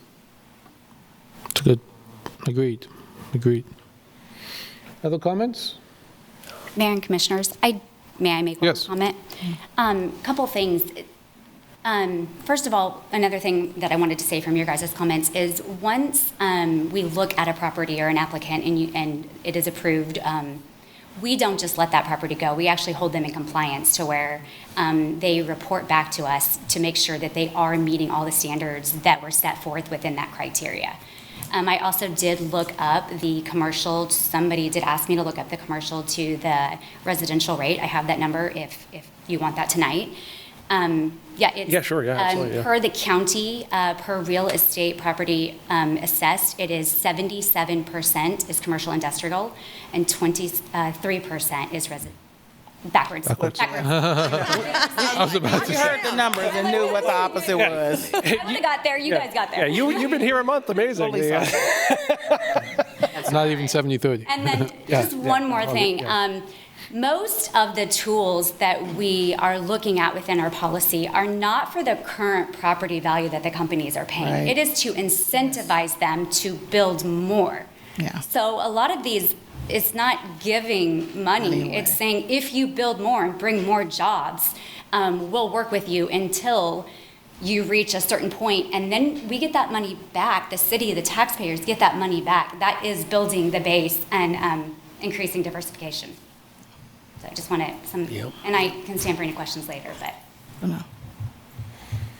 I have been part of abatements, for example, that they did not meet the criteria. Give them a year to fix things. Economy at times can be bad. We don't want to penalize anybody for that, but they really do need to meet, the criteria. We do build into where we can, I don't want to claw back. I don't want to go retro, but I want to, moving forward, I want to stop it if they can't meet those criteria. Is that something that we have done? Yes. Yes. We're actually, yeah. Excellent. Okay. Yeah. That was Thank you for clarification. Thank you very We have much. done it. Once, I know of. Okay, would there be a motion to receive this? I moved it. Now I don't want to do it. Okay. No. Mayor, I move to receive an amendment to an application for development incentives for the redevelopment of a portion of the former Journal World Press property reflecting a change in address from 630 Mass Street to 714 Vermont Street. Second. Motion by Commissioner Devo, second by Commissioner Sellos. All those in favor say aye. Aye. Opposed? Passes 5-0. Now, item 4, related to the historic Mokos. Lynn is back. I'm sorry, you've already spoke once this evening, so you're not able. I can't go again. As long as you don't limit me to 3 minutes, that would always be bad. Noted. 3 minutes, yeah. Yeah.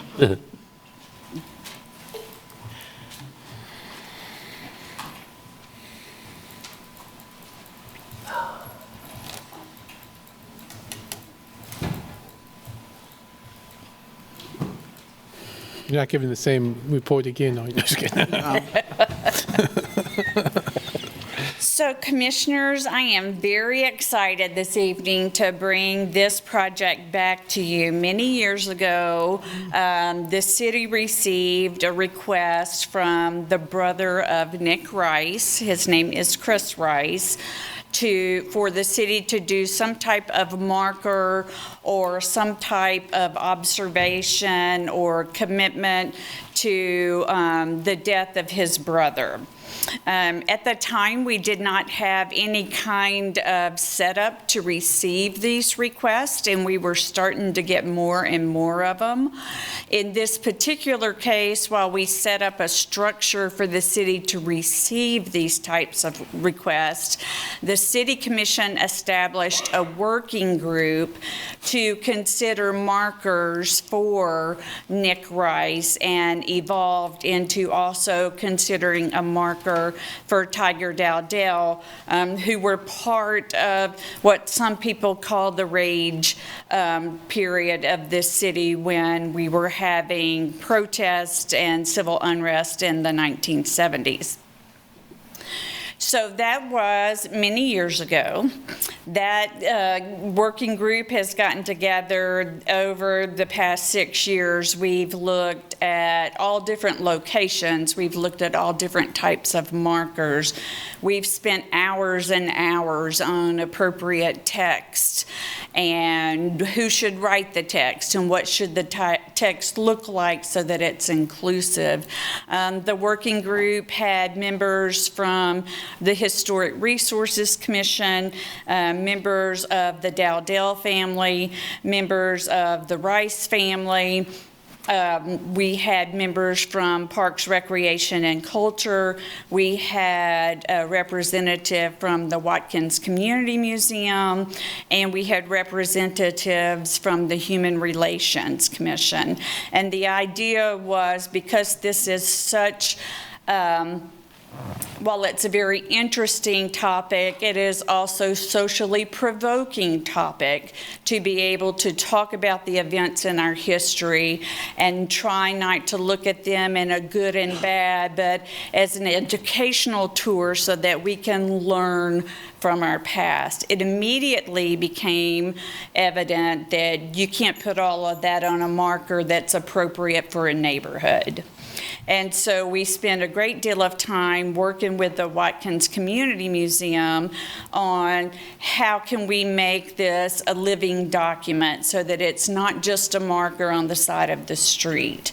And so we have worked with the Watkins Community Museum and come up with the idea for a QR code so that this will be like a living exhibit at the Watkins online exhibit page. And our hope is that not only will we take all the information we've compiled while we put these markers together, but also include, they've already started with some oral interviews with some of the people that were involved in the incidents, that were living in the town when the incidents happened, you know, what was going on at Lawrence High when the march took place, what was going on when the Union burned, and try to get that oral history as part of the documentation, because as a historian, what you learn over time is that history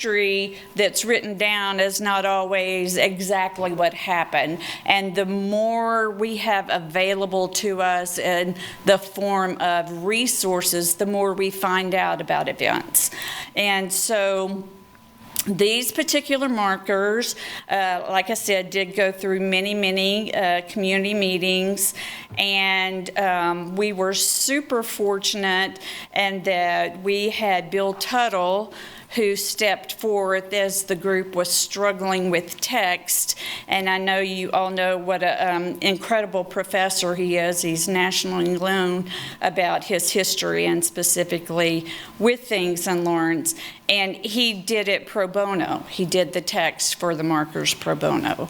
And then they went through several more reviews with the working group. And so what you have before you this evening is the culmination of this working group and all the different people that have worked on it over time.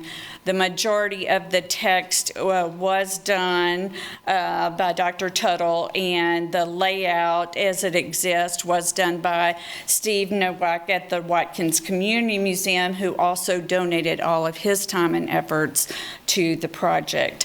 I would also like to say that Chris Rice has been instrumental in keeping this on the very slow train that it's taken and moving forward, because it is so important to him and his family.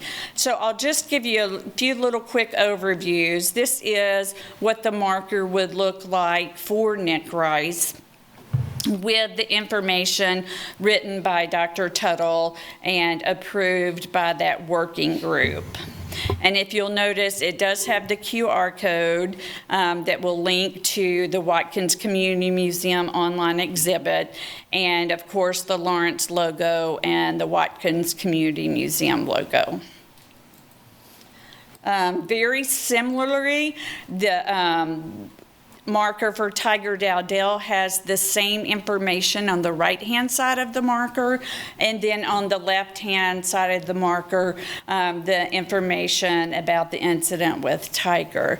And at the top is the Discover Lawrence history, and the hope with this new marker working group is that we can kind of create an identity for these markers as we start to look at placing them around different places in Lawrence, so people will recognize them and go, oh yeah, that's something I want to go see. That's going to tell me something about this place.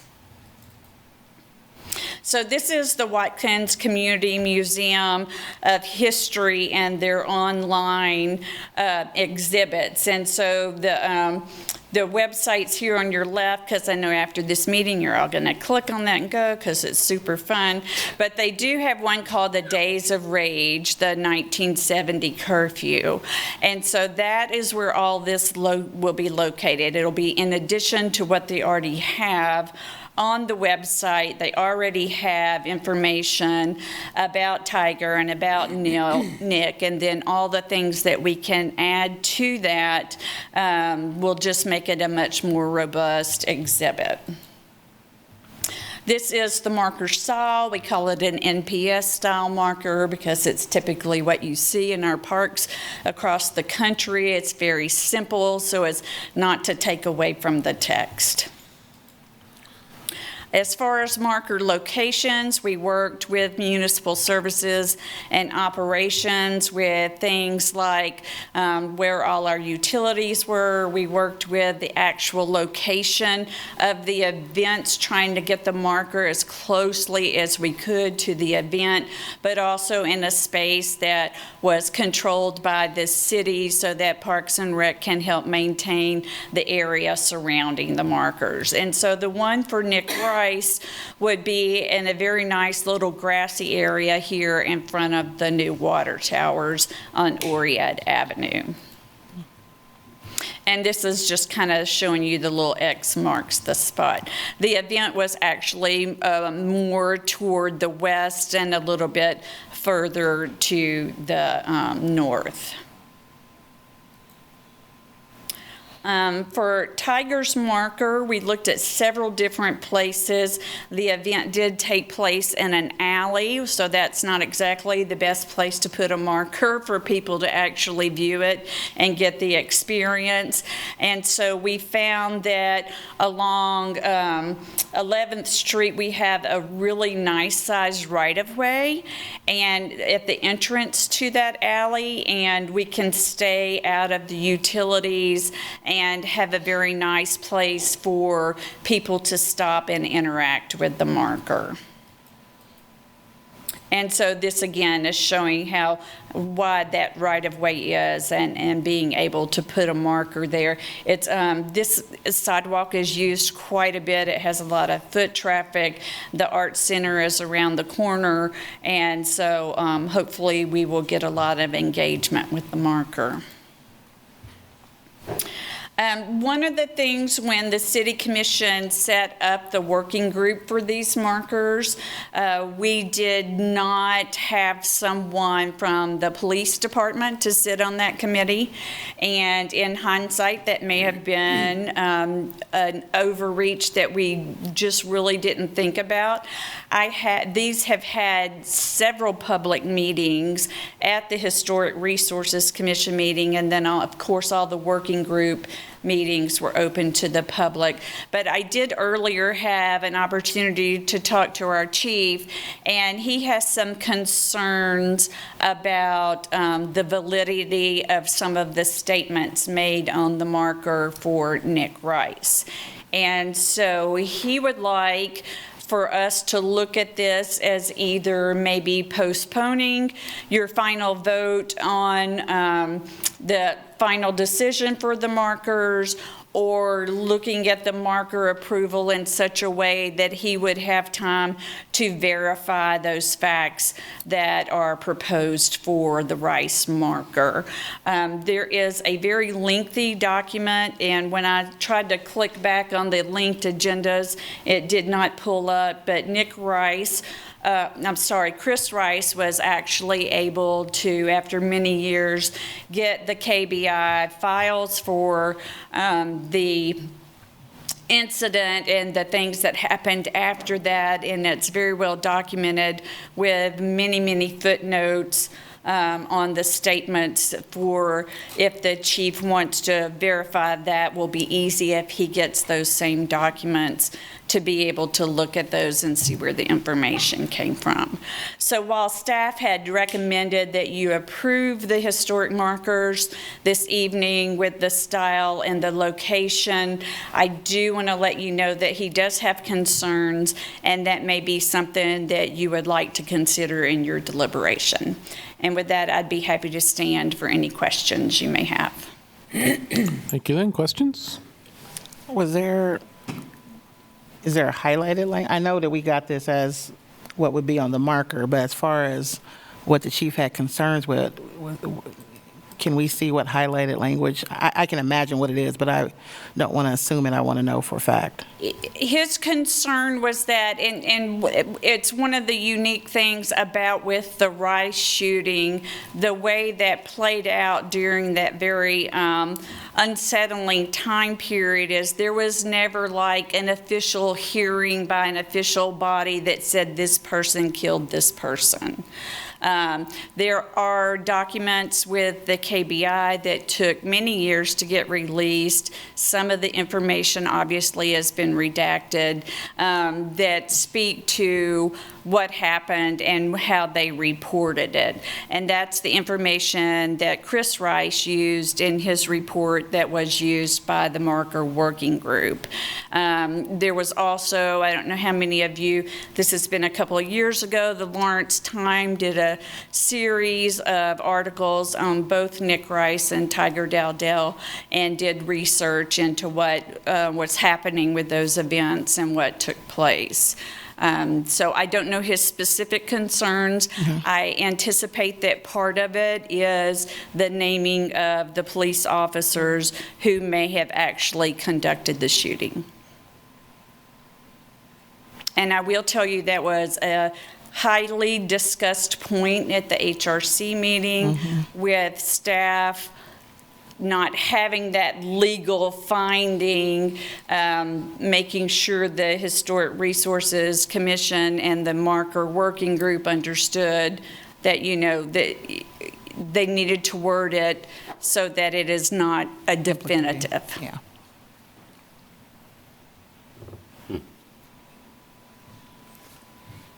And if we give the approval for this, how long will it take to get the signs installed? That depends on how long it takes us with the fabrication company. We have a really good mock-up, and with the last sign that we did for the digester marker, we send it to them and they put it in all their design software. And we usually have about a 20 to 30 day back and forth with the final colors and design and all of that. And I would have to check, but I think it was only like 3 or 4 months before we got the marker. Parks and Recreation and Culture installed it at minimal price, and with that marker we had a group of donors that donated that marker. Similar to this one, we have had a Laurentian offer to pay for the cost of the marker. Another question? And I guess probably for Lindsay, when we install signs like this, is it for the homeowner who lives right there to, like, you know, mow around that, like the one that's going to be on 9th Street? Or is that something that Parks and Rec does as part of, you know, normal maintenance? I'm actually not sure about that, but I can check. I don't know what our normal protocol is, to be honest. Yeah. So sorry, I wasn't prepared, but What we've done in the past with like the digester marker, because it is in a city parking lot, Parks and Recreation does take care of the mowing around that one. If it's on a property that's not a city-owned property, even if it's in the right-of-way adjacent to, we usually work out some type of agreement with that property owner so the city's not having to try to get there. Mr. Pulliam? Yes. Family of either Nick Rice or Tiger Dowdle? Is Mr. Neither? Okay. I believe they may be online. Okay. I think Chris Rice is online. Okay. Well, I don't have anything for Mr. Rice other than to say I am so sorry for your loss. That was a tragedy. I do want to dig into a little bit about Chief's concerns. I probably share some of those concerns as well, simply because we don't have anything legally done. My question would be, is it pertinent to have the officers' names?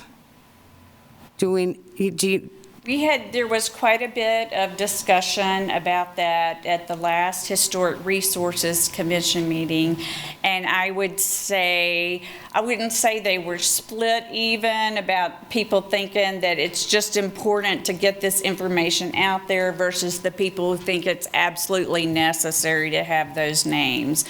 We had several members of the public speak, and I believe you also had a communication in your packet this evening, some people who feel very strongly about that. So I think ultimately that's a city commission decision.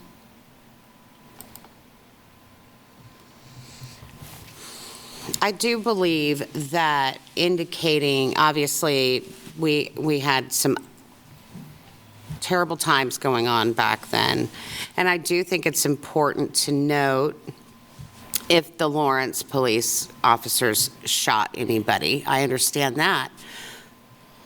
But they might or probably shot somebody. I guess, let me ask this. Why is it so important that we name the officers? I'm just out of curiosity. Do we know? Have you heard, can you repeat anything that people have said? And it's all on the public record too at the HRC meeting. Some people felt that it was just a significant part of the story that needed to be told. Some people felt that particularly the Rice family deserved that understanding that a community at large is recognizing what happened. And so I think there are both those things at play. Sure, and I fully respect that. We don't have any definitive proof, right? We've got KBI files, et cetera, and I certainly appreciate that, but take it to the highest extreme, the hypothetical. What if these officers did not kill these folks? And this is a hypothetical. I'm not arguing here. What about their families, right? So I want these markers. I'm not pushing back at all on having these markers. I'm having a real tough time with the two officers. May I speak with the chief, please? Absolutely. Just very quickly, what is going to give you comfort? Like you said, looking at the KBI files.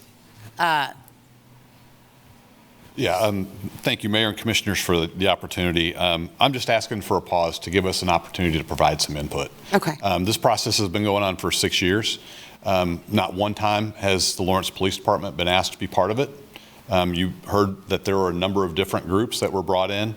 I voiced objection to this 2 years ago and still was not invited to be part of it. I'm not opposed to the markers. I think the markers probably need to go up. I think it was a very tumultuous time in our community.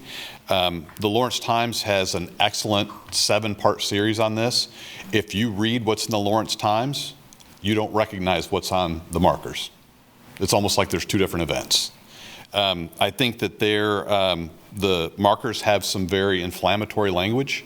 There's a portion in there talking about the angry Lawrence police officers. You can't characterize all 45 police officers as angry and be historically accurate. And so I think that's not necessary to tell the story. Additionally, saying that someone probably shot someone and then naming them, to me, is irresponsible. The Lawrence Times talked to that officer. He's 80 years old. He denies shooting the person. And what you have are some statements that were made that people are inferring that he did it. When I read the article, there was 2 officers that had 30 caliber carbines. The round that killed Nick was a 30 caliber carbine. So most likely it came from a Lawrence police officer. But to say that it was this particular police officer, I think is irresponsible, especially while that man's still alive. With Tiger Dowdell's shooting, everybody knows who shot Tiger Dowdell. That's not in question. The only one that's in question is the Nick Rice shooting, and that's why I have the concern. Thank you. That's what I was looking for. Other questions? If not, there's a public hearing item. Members of the public can come forward and speak, and you have 3 minutes.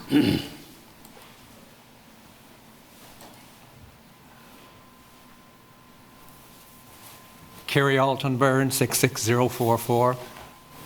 It's not been 5 years, it's been 56 years that these families have had to put up with inaction by the city. The reason there was there's no record is because there was a total whitewash of it, complete whitewash. They knew who was doing it, but the authorities did not want to come down on the officers because that was not the climate at the time. So to say that there's not enough information on this, there's plenty of information. And there was plenty of information at the time, but it was not allowed to come out because it was whitewashed. And if you do not put the officers' names on there, you are continuing with that whitewash. And that would be a very bad thing for Lawrence's morality. For Lawrence needs to recognize and come up and own what they did, what the officers did in the name of Lawrence, in the name of the citizens of Lawrence. We have the lynching marker right out here.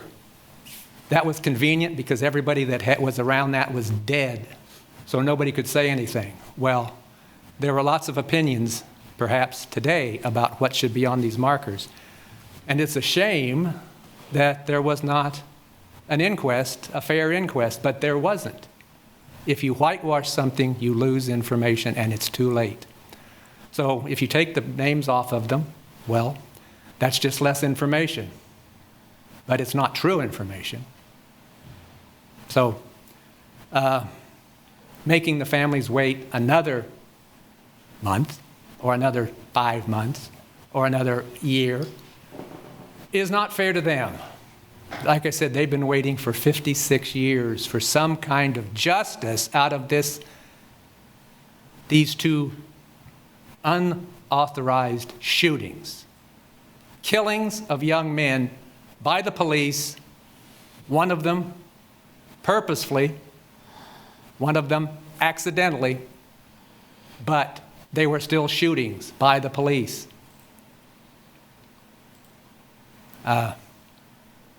I don't know what else to say. This needs to be done. They need to be done. I was disappointed that they weren't more decisive about the text on them. But that was a compromise. If you compromise it even more, why bother to have them? This is more about history. This is about people's lives for more than half a century. Thank you. Thank you.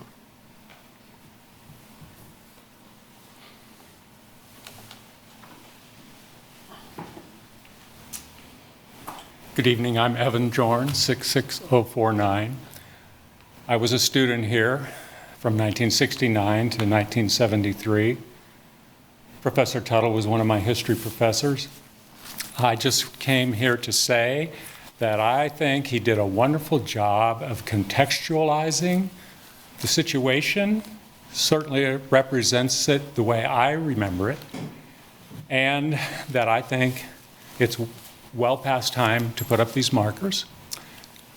As the chief said, there's no doubt about who shot and killed Rick Tiger Dowdell in the back. And maybe there's some doubt about which bullet came from which gun, at the gas light, but the police were firing indiscriminately, and nothing was done to find out. So I don't think that's a concern. It's certainly not a concern for me, and I encourage us to go forward and finish the job with these markers. Thank you.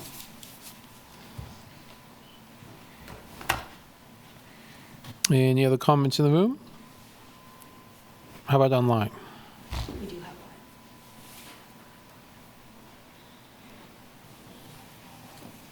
one. Chris Flowers. Hi, this is Chris Flowers, and I want to agree with the police chief, actually.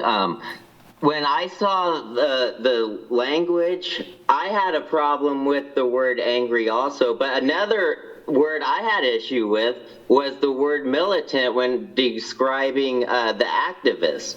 I think militant's kind of a harsh word in that it means aggressive, you know, you can be violent. And I think militant, when you describe an activist as a militant activist, then if they get shot, I think the public is like more accepting, well, they deserved it because they were militant. They were probably doing something that caused the police to react. I don't like the use of the word militant to describe activists, because I do think there is like just a stereotype with that word about when you hear the word militant activist, you think, well, if they get shot, they were involved in something, you know, they weren't just minding their own business. So I'm against that. And also the word angry, I kind of do agree with the chief. Like, were all those cops angry? I don't think you should be using these adjectives to describe people. Like the events themselves should describe maybe. So I wanted to throw that out there. And just because I like to stir shit up, I noticed that black was capitalized, but white was not. And APA style says that if you're gonna if you use the word white, you would capitalize it also because it is also a race. But I know there's other styles where you don't. So I'm not saying I have a problem with any of this. I just think it's a good time to find the commission's input on why is the word white not capitalized and the word black is. So I'm just throwing that out there to make you all squirm. Thank you. We do have another one, Mayor. Okay.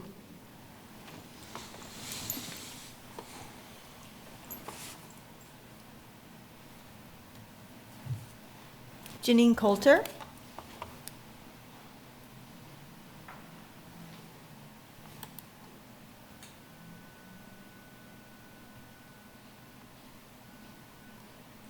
Janine Coulter.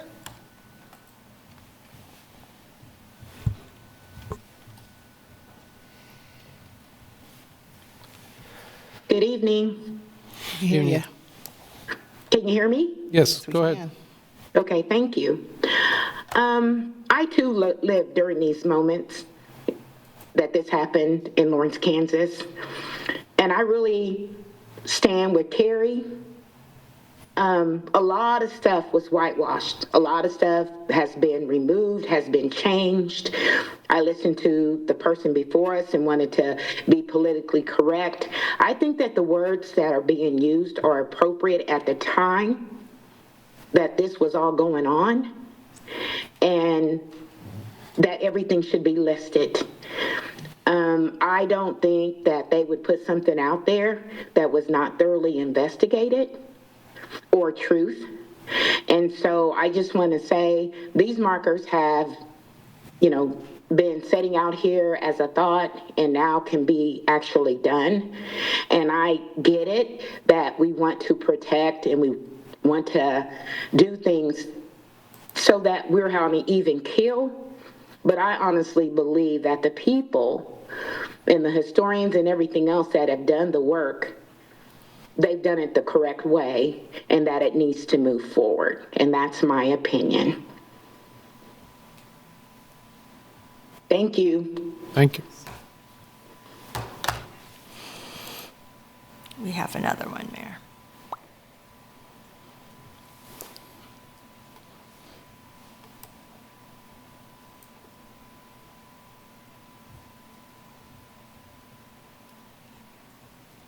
Chris Rice. Can you hear me now? Yes. Okay. Thank you all for considering these markers, and especially for my brother. And with all due respect to the police chief, I have to say right now that the word angry wasn't the entire police force. I think the intention was for those officers that were on the scene. When it comes to naming Officer Stroud, who, as almost everybody considers as firing the fatal bullet, whether he was ordered to or not, and it might not have been his fault under such extreme situation and with tear gas floating around so that he couldn't really take a good shot. And he was ordered to by Sergeant Pinniger in there. However, regardless, his bullet from his gun was found near my brother's dead body. And it was tested and ballistically proven that that bullet came from his gun. It's all in the KBI report. There's no denying that. The committee felt it was important to include Stroud's name, even though he's still alive. Now, if the city council feels that's too onerous, then so be it. But somebody, obviously, if you read the KBI reports, and I would ask for the entire committee to have read completely that my Truth is Bad Business manuscript, 69 pages with an ungodly number of references to both the KBI files and the eyewitness reports, so we can stop this whitewash of what occurred in those nights. It was a terrible time. It was a terrible time for the police, too. There was all sorts of things going on and pressure they were under and not able to get a full night's sleep. But Officer Stroud and maybe others went out and purchased an M1 carbine that day. And he says he test fired it once. He told the KBI that it was only fair on its sighting, and he was ordered to shoot.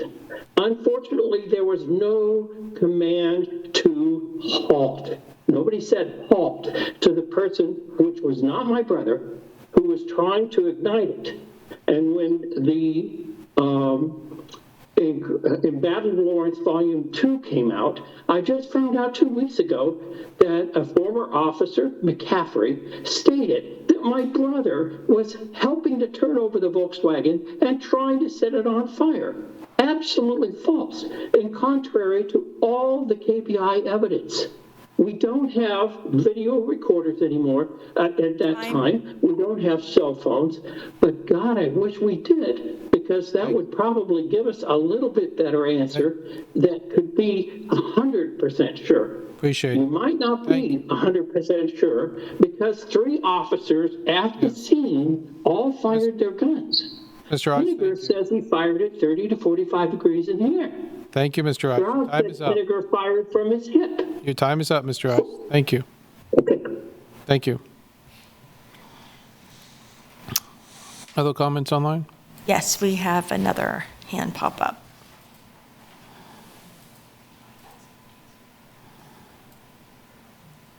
Stephen Watts.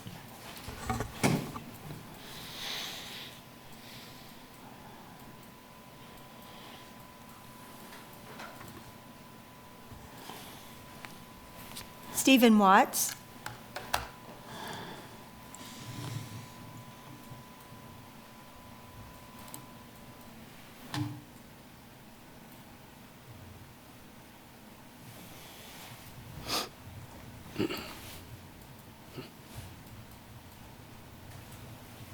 Mr. Watts?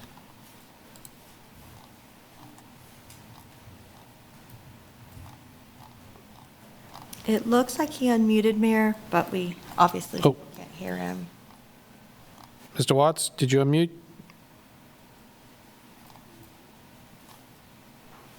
Oh, there you go. We can see you now.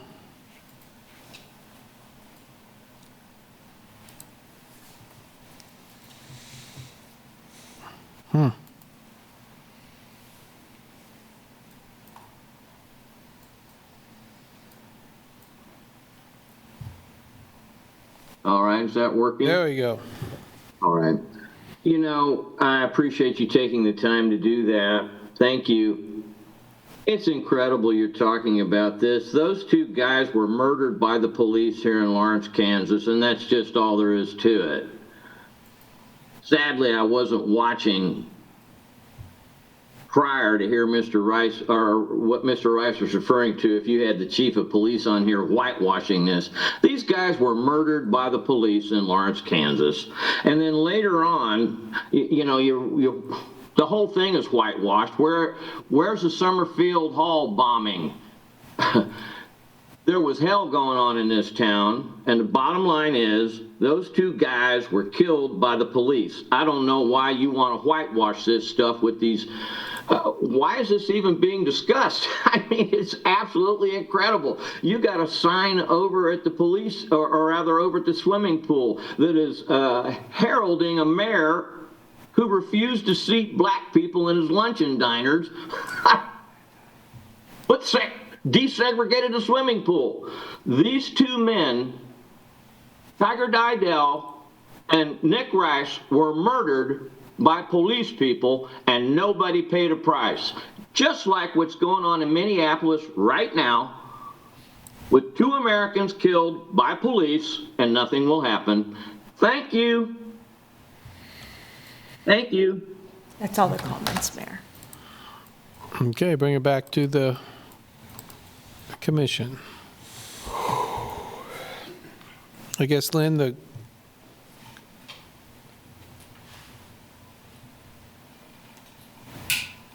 what would you see as if we didn't approve it as it was, what's the next step? I know you have a committee, you've done several things. Does it go back to HOC? What does it do? You have a couple of options. You can refer it back to staff to work with the chief to verify the information that's on the markers.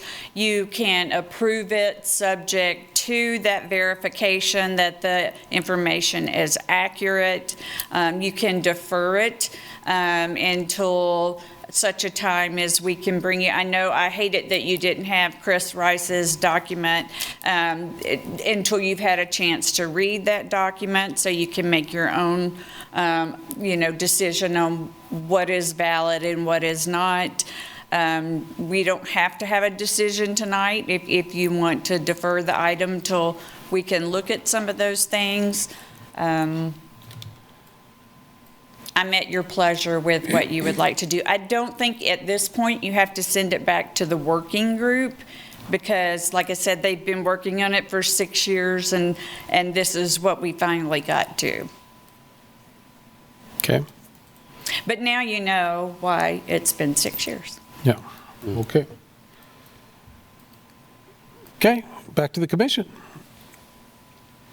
I'm happy to go forward. What? I'm happy to go forward. Okay. Yeah, so we can move forward without having the exact verbiage squared away because it's a QR code, is that right? Or is it still? Well, the printed one would, as I understand it, the printed one would be what we see here. The QR code would have more information. Additional information, got it. Additional information. This is all that's going to be on the sign right here, both of these. Got it. Yes. Make sure. So it's really whether or not we want to meddle with the language on the sign at this point in time, and I mean, that's what we need to agree to, I guess. Like to change the wording, remove strong language. I mean, that's beyond my expertise, but I think that's kind of what I'm hearing from today is I think we should move forward with it, approve it, and then I guess they're asking if we need to approve the language. Do we have to do that tonight? I think that's an option either. We could say approve it completely as it is. Yeah. Go to the printer. We could say, I think that's what I was trying to ask Lynn, but the option. Right, you can approve it as is, everything just moves forward. You could, and Randy can jump in if I'm incorrect, you could approve it with the condition that the final language on the marker comes back to you. You could approve it with staff working with the chief to make sure that all the language is accurate and can be fact-checked. We don't really have any set way that you have to approve, deny, remand, condition. Yeah. No code on this. No code on this. No code on this. So I just think that if there is a question about whether or not it's too strong from this end and whether or not we're accurate on another end, it's just a matter of getting it right without interfering with the veracity of what happened. And I think I don't want to, delay it for that reason, but I would be willing to summarize it. If there's two people that could have done it, there's one of two people, and if naming one over the other is too harsh, then the fact of the matter is it's one of two people and people can make up their own mind. But removing that person from the story, it's like asking, why do we know who Brutus is? That's part of the story. It's the other half of what happened in Rome. But so you can't tell the story without involving all the actors. And I feel like if we start removing text from here, then we're taking out a story that I think was vetted pretty well. That's what everyone aimed to. As far as I'm concerned, it's been extremely vetted. From your experience. And part of the wording, especially when we're talking about the activist with Tiger Dowdell's marker, they were activists. They had a place on Rhode Island. It was a house that they worked out of. They did have incidents with the police, and hopefully with the QR code, people will get interested and read. You just can't put everything on the marker and they can read more of that information. And one of the things, like I mentioned before, we hope to have the oral interviews with the previous officer, McCaffrey, and I've talked to one of Police Officer Dalquist's brothers who would also like to weigh in on it. And so I think the importance for history is to get those oral interviews in with all this other information, so people can look at a broader picture and come to their own conclusions. Yeah, that's okay. So I'm okay with whatever you want to move forward with. I think we have to have as much or as little involvement in this at this point forward, because I feel like it's gone through a lot of work at this point in time. Other comments? I guess I would say, two things. I think, one, I think there's only two real issues I've heard, well, maybe three if you look at the militant, is the angry members. I actually read that line to mean they were trying to say it wasn't all of the police officers, there's only certain ones. I read that to be a minimizing one, not an inclusive one, but maybe I'm reading it differently. As for the officer, I guess I agree. We want to make sure it's accurate. What I heard the chief say was he wanted to check to make sure it was accurate, I'm okay with that. I guess especially since he wasn't. They weren't invited. Or not part of that committee, but I know there's a couple people want to move forward as is, but Commissioner Pulliam. I'm really, really struggling. First, I want to honor these two gentlemen more than anything. And I'm, by the way, grateful for those folks that lived it and were able to give their testimony of what occurred. But I would be in favor of moving forward, but giving the chief an opportunity to do some reviews specific, because he was not, our police department was not involved in the process. Do I believe there was whitewashing? You bet. But I'd like to hear from everybody. I don't think it's going to hurt anything. But with that said, I still very much want to honor these two gentlemen. So. Anything you want to add, Commissioner Sellers, or no? Yeah. I mean, you can take a step forward, and you can take a step back, and you're still in the same place. So when I hear like, did this happen? Yes, but still, you just took a step forward and you just took a step back and you're back in the same place. So, I think it's unfortunate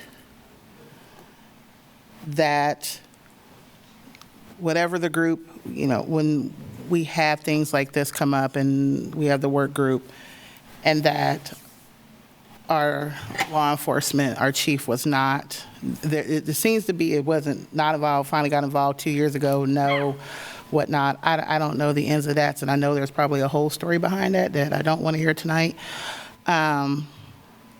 I just don't know if that changes the fact that this is a telling of something that happened at a time that none of us was here for, that we're making a decision on. And you're not going to get a gold star for it.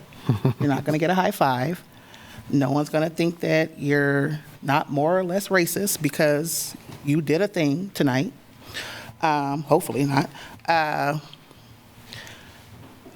So, I mean, when I read this, it was a lot. And to someone who does not have a discerning eye and a discerning thought, would think that probably they thought this was probably a bunch of liberal bullshit. And it's not. I mean, this has so much history in this marker that a lot of folks who even live here in Lawrence don't even know about. That Lawrence did have an active Black Panther Party. It gives a nod to Jackson State, which is a HBCU, that when you hear about some of the civil unrest about Vietnam, you always hear about Kent State, because that was the linchpin that started it. But there were Black colleges and universities that were protesting as well. And you see that here as it was played out in Lawrence. You will hear people talk about the civil unrest, liking it to a civil war. You'll hear people whose interpretation of it is that, we were locked in our houses because of the uncertainty of things, not realizing that this was a whole civil rights movement. And so, I mean, when I take myself out of it from the context of me living now and looking at it from the balcony of what was happening in the 60s and in the 70s in this community, this language is fitting, because it's the truth. And so I understand that, I don't see this as painting a bad picture of an officer. I think, if you're going to shoot somebody that's not coming at you, I mean, and we're not here to litigate that, but I'm just saying, I mean, you have to look at it from the context of where it's coming from. So I hear the chief, I truly do, but this is history that has a different context than where we are now, although we are doing a lot of rhyming right now. And so, doing a lot of rhyming. So, I mean, if people are unsure about the language and they feel like it's going to give everybody a little breath and you want to feel like you're doing the right thing, while also not being accused of not doing something that the community wants, you want to take that step forward, take that step back, then by all means, do it. I'm not going to judge you because we're here, we are here to build consistency and get this done. We all agree that it should be, the markers need to exist. But yeah, there's no heroes tonight. So if you truly believe that you want to give folks time to give it another look-see, so then you can come back with this language and another language, so then you can make a decision then, because that gives you some time to educate yourself on this and to get yourself a little bit more comfortable about it, then by all means, say that. If you are prepared to vote on this to move forward as is, then say move forward as is. And just know that you're not going to get a gold star for it. Sounds good. Well, with that, I would look for a motion or... Motion to approve the presented historic markers for Harry Nicholas Nick Rice and Rick Tiger Dowdell. Dowdell. Dowdell, apologies. Second? Motion by Vice Mayor Courtney, a second by Commissioner Devo. All those in favor say aye. Aye. Aye. Opposed? Passes 5-0. Yeah, I'll Appreciate it. approve it. I don't love it, but let's. Yep. Okay, that brings us to commission items. Anyone have commission items tonight? I wanted to ask, we talked last meeting, I was requesting HRC discussion, have we, there's nothing on future agendas. I was hoping we could have a finance discussion. If there are two other people that are interested, I'd like to talk about procurement specifically. And then I had asked about the HRC, which I think there was. So the HRC is on the to-be-determined list. It doesn't have a date yet. Date. It doesn't have a date yet. In communication with Lynn, we were thinking the 17th, but the chair is not going to be available until April, so we're looking at dates for April. And then, Because in March, the March first is meeting's wonky. busy, and then we have people yeah, you're out. gone one, I'm gone one, Yeah, Yep, that's okay. so that's why. but we'd have it on the agenda as a TBD, just so you all know we are trying to plan. Okay, thank you. And then finance procurement discussion, I chatted with the finance director. Does anybody have any interest in kind of reviewing some of that stuff? So like, that's when you said finance, kind of, is there going to be a parameter around that so I can comprehend it better? Like Procurement procurement is one thing that I'm interested in. Okay, I wrote that one down. So like generally how we do it, like. Yeah, and I'd like to know additional information on how we decide local vendors versus not. Those questions have been posed to me. And some of it's for public consumption, essentially. And then also the last thing, I've noticed that in March 3rd, we are going to be authorizing projects, and we're going to be selling, we're doing the sale docs basically for geo and temp notes.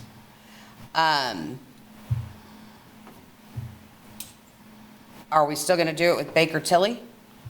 I mean, obviously, right, because the RFP hasn't been done. Okay. I will reach out then to the finance director and find out where we are with that. Is that the best way I can do that? Yeah, absolutely. I can just tell you that she is continuing to prepare and finalize those documents to get that process out, the RFP process out. I'm sure she'd appreciate your input.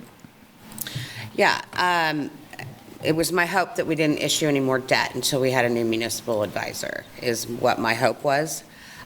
might not have been very realistic, though, so, but I will have that discussion with her. I think that's all I have. Thank you. But you saw the question on the procurement. Yeah, let's submit. Oh, I want to make sure, do I have enough? Like a work session or something. A work session, yeah. Yeah. Yep, procurement and Sure. if potentially some additional reporting that I would like to see, maybe introduce those. Do we Sure. have a nod that we can move forward on trying to Yeah. get that done? Yep, sure. Okay, great, thank you. Sure. Other commission items?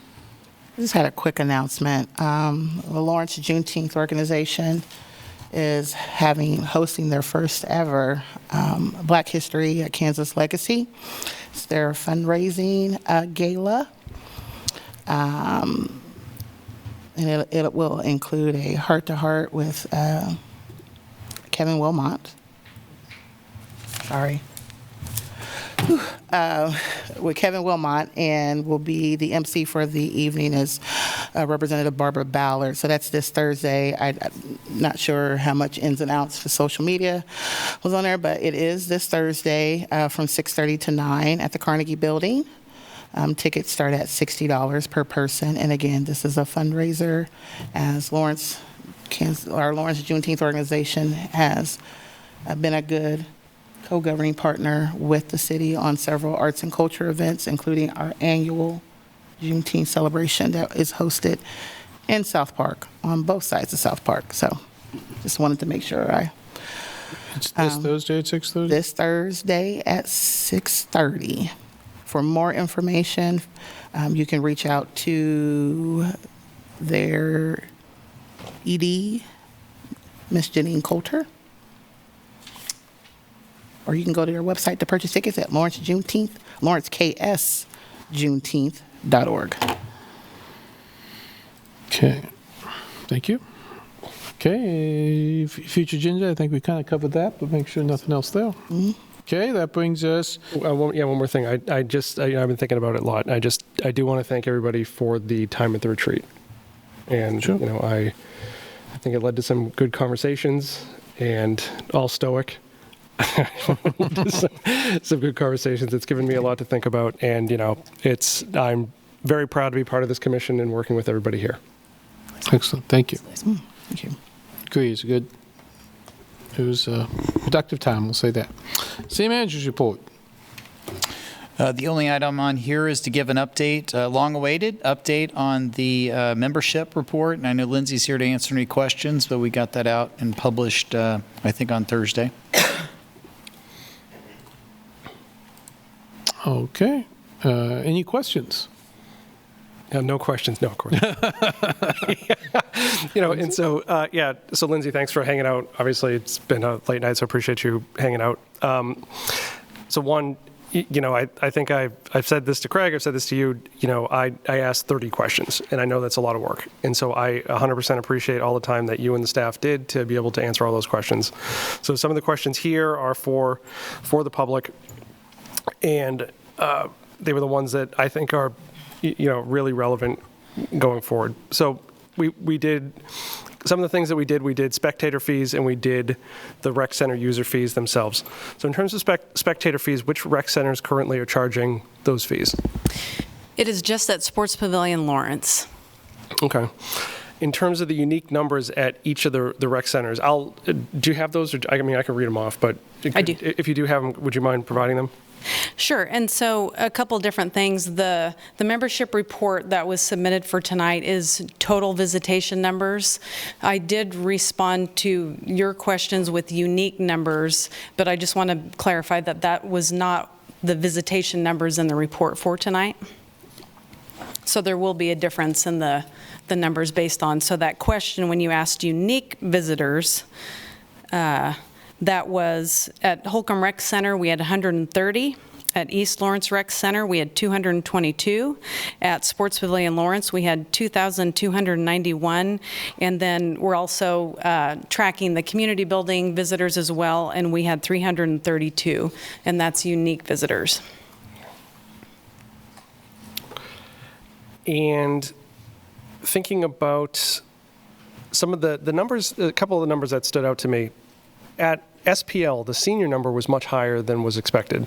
So I was curious, what have you guys thought internally, discussing about that?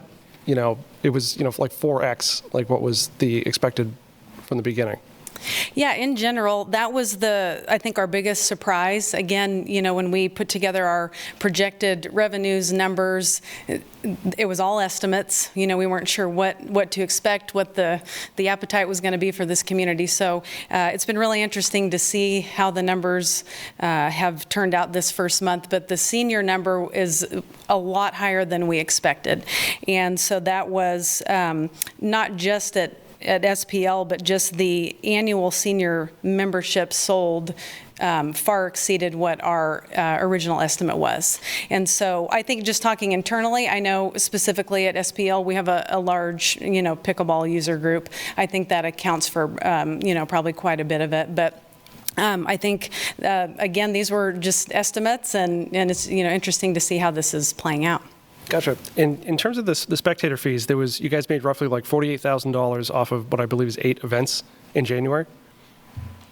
Is that yes, that's correct. And so it's kind of a question about like how Parks and Rec work. Do you guys have an estimated schedule for events for like the next 1 quarter or 2 quarters, something like that? Yes. So currently now we have the schedule for 2026, what we have scheduled, is for the whole year. And so most tournaments will book with us, or even at the end of last year, we know mostly our full schedule. We do have a few tournaments that have not committed yet, and so we are still expecting to get a few more, hopefully, that we can schedule for this year.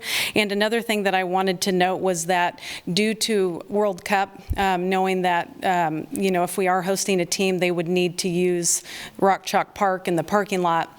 We blocked off our schedule at SPL from basically mid-May through mid-July, and so we lost 9 tournaments that we would normally have hosted during that time. So it was hard. We had an estimate, a goal of what we thought we can make with spectator fees, but then now we have World Cup coming into play for this year only.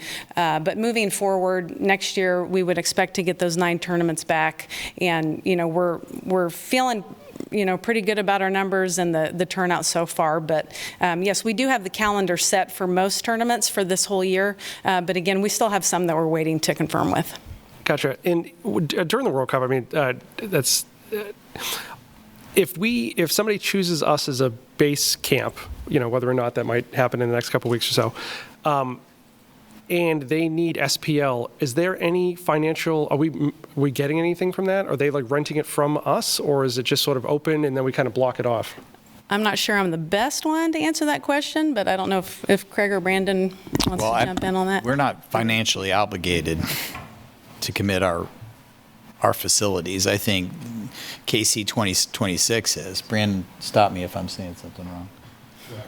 Okay, so we're not, the region committed to certain resources to FIFA, but that was not an asset that was committed to them.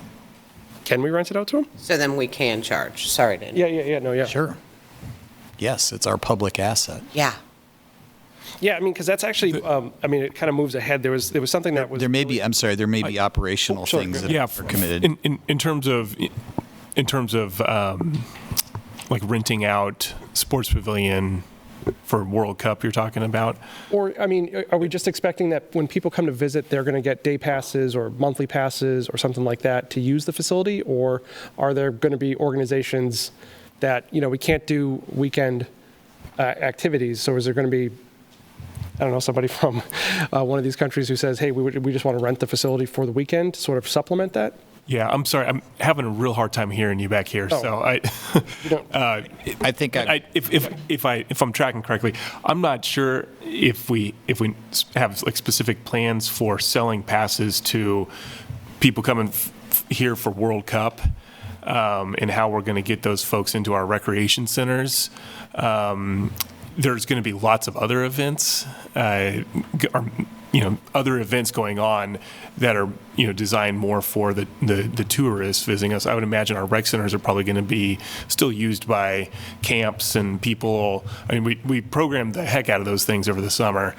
So probably for a lot of our community members. The thing I'll say about Rock Chalk Park specifically during that time, it's really, we're holding it open probably more for a security reason, just to be able to provide perimeter security, site security, and control, and not have that large event space that's going to have a influx of hundreds of thousands of people coming to play volleyball from all over the region on the weekends, while we're also trying to control security for an international soccer federation. And so I use my KU teaching voice. I get that. But so when we're providing security, we're not getting paid to block off SPL by that entity. Security costs will be covered, and anything related to team security, practice facility security, hotel security, those sorts of costs will receive reimbursement, at least for overtime costs that we incur for that. We're not necessarily going to get reimbursed for not renting out sports pavilion over the summer. It creates safety right. by not having horses. But it reduces the burden that we'll be putting on our local law enforcement officers and security officers. And I also assume there will be at least one, they have to have at least one open practice or two open practices. I forget how many they have to have. Yeah, we understand. Most likely will be on a Saturday or Sunday, where we expect thousands of people to come to the open practice. Right. And so we can't have a volleyball tournament at the same time we have an open practice. Yeah, we could. It would be very challenging. I was kidding. Honest to goodness, kidding. I just sarcasm. Yeah, and there will be media, international media going in and out of the facility during practice times as well. So just a lot of logistics around site security there. And the reason I was asking that is that the numbers, there's a couple interesting numbers that stuck out to me. We can talk about them. But the day passes, the resident versus non-resident was only 10%. But the day passes the resident versus non-resident for the month passes was about 10%. But on the day pass side, it was actually 35%. And so there's an aspect where if somebody comes from another country, maybe they're going to be playing soccer out by the schools or they're going to be doing something like that. But there's also an aspect, if somebody needs a gym while they're here, we shouldn't block day pass sales No, great. at SPL. I think they're planning on it. Are we? No.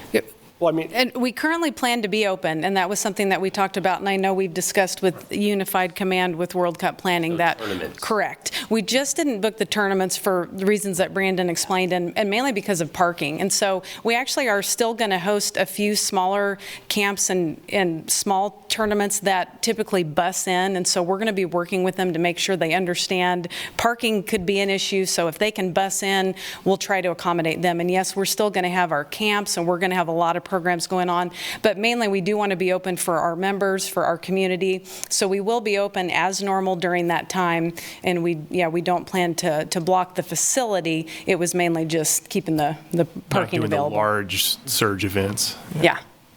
And so if we've done 48,000 with 8 events, 6,000 an event, do we know minus the 9 how many events we're expecting in 2026? Yes, and I actually apologize. I don't have the number, but I know it was asked, one of the questions was, have we estimated what we might make in revenue the rest of the year? So I do have the revenue, but I apologize, I don't have the actual total number of tournaments.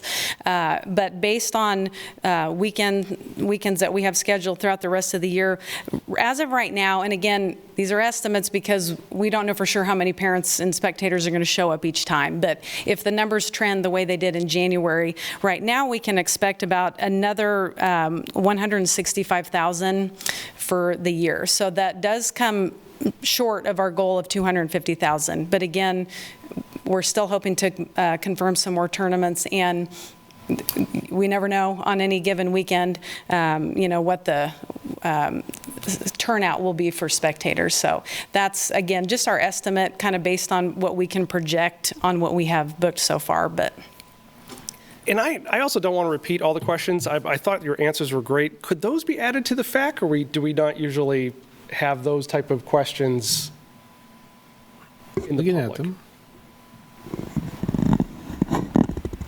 Could they be added to the minutes, or could we attach FAQ. attach them as under the public comment section Oh, Yeah. on the agenda as a reference? Yeah, if you're wanting them on the agenda, I mean, we've added things and just noted that they were added after the agenda was posted because we've had a consultant give a presentation that wasn't included. Or were you wanting them somewhere other than the agenda? No, I just thought the answers to the questions that I had sent were really good, and I think it would be good for the public if they wanted to read them. And I don't want to just go through all of them. It's already, 10, 20 at night. yeah. Yeah, we can have. Good questions, good answers. Thank you. I mean, I have some bigger, I have a bigger thought, but I don't want to hog the whole thing, so please, somebody else go.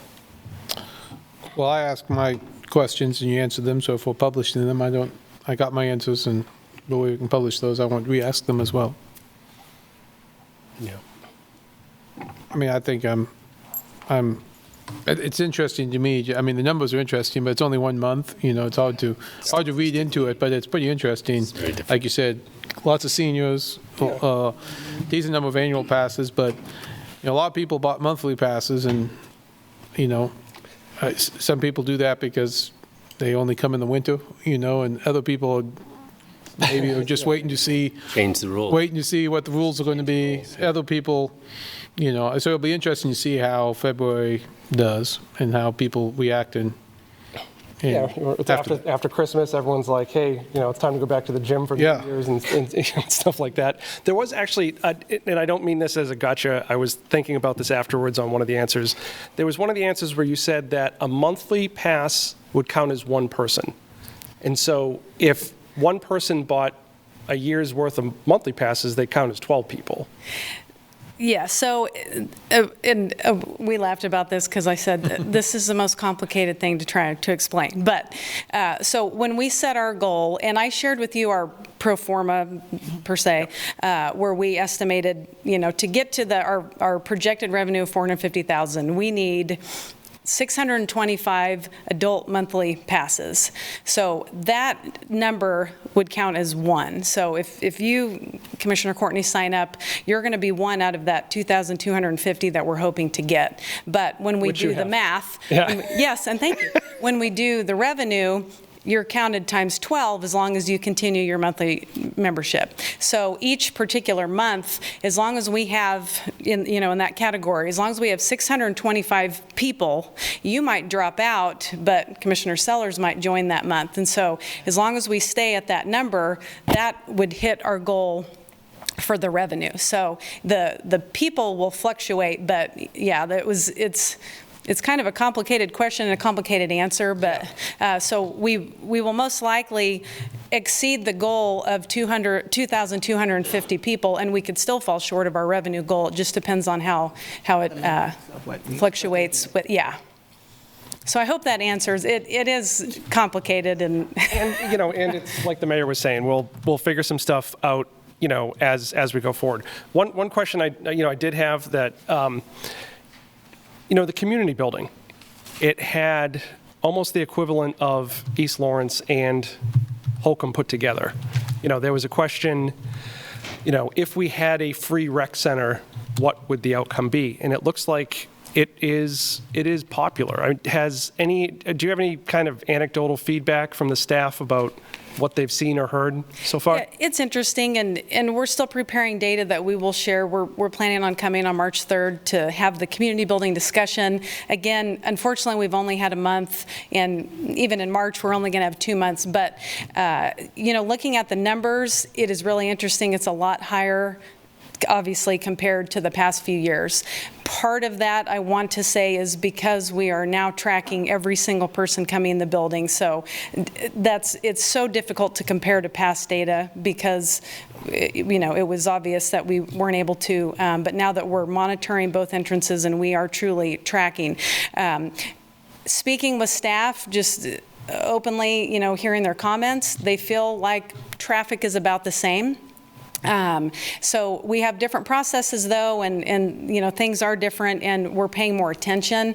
But we are going to be tracking in numbers that I will present to you in March, the number of youth, you know, that are coming in after school. We really want to pay attention to those numbers, because I know that was, you know, has been a topic of conversation. So again, we're a month in. There's, you know, a lot of data to collect, but I think the numbers look high, but at this time, staff don't feel like it's been overwhelming. So it'll be interesting to see how February goes and how we feel about that moving forward. I'd be interested. That is not me asking staff to do this. This is me just saying, I would be interested if, based on the data that we've been able to capture on individuals, to be able to GIS map where folks are coming from, like what zip codes are people coming from to go to the community building? What zip codes are people coming from to go to East Lawrence, Holcomb, SPO? Just to see. I know we've done it with other things. I know Just Food had did it with, you know, trying to track where food insecurity was located in our community. It'd just be interesting to know. Not asking for it, because I know that's time, talent. It's not necessarily germane per se to what this is, but I'm just saying I'd be interested in seeing that information. I will look into it. I believe we can track it through RecTrack. Every person who signs up for membership, we have their address, and I know we're using GIS to determine resident, non-resident, so I will find out how easily we can get that information. But send me that email. Got to get consensus first. Okay. Other questions? So if there's after questions, I'll have a couple thoughts and we'll go from there. Okay, we'll open up public comment, then we'll have you say a couple thoughts. Thank you, Lindsay, for that. Any member of the public like to speak on the rec center fees? How about online? No, Mayor. Okay, back. Right. Yeah, I mean, and you know, Lindsay's team was given a task of something that had never happened before in the city, and I just, it seems everything so far that I'm hearing is that you guys did a fantastic job of doing that. So legit, thank you. There was, you know, we talked last time about like policy adjustments, about, you know, how, because I think we're, you know, in terms of the finances, I think we're probably going to go way over the targets that we had set. And so the question becomes like, how do we open the rec centers via policy for certain groups?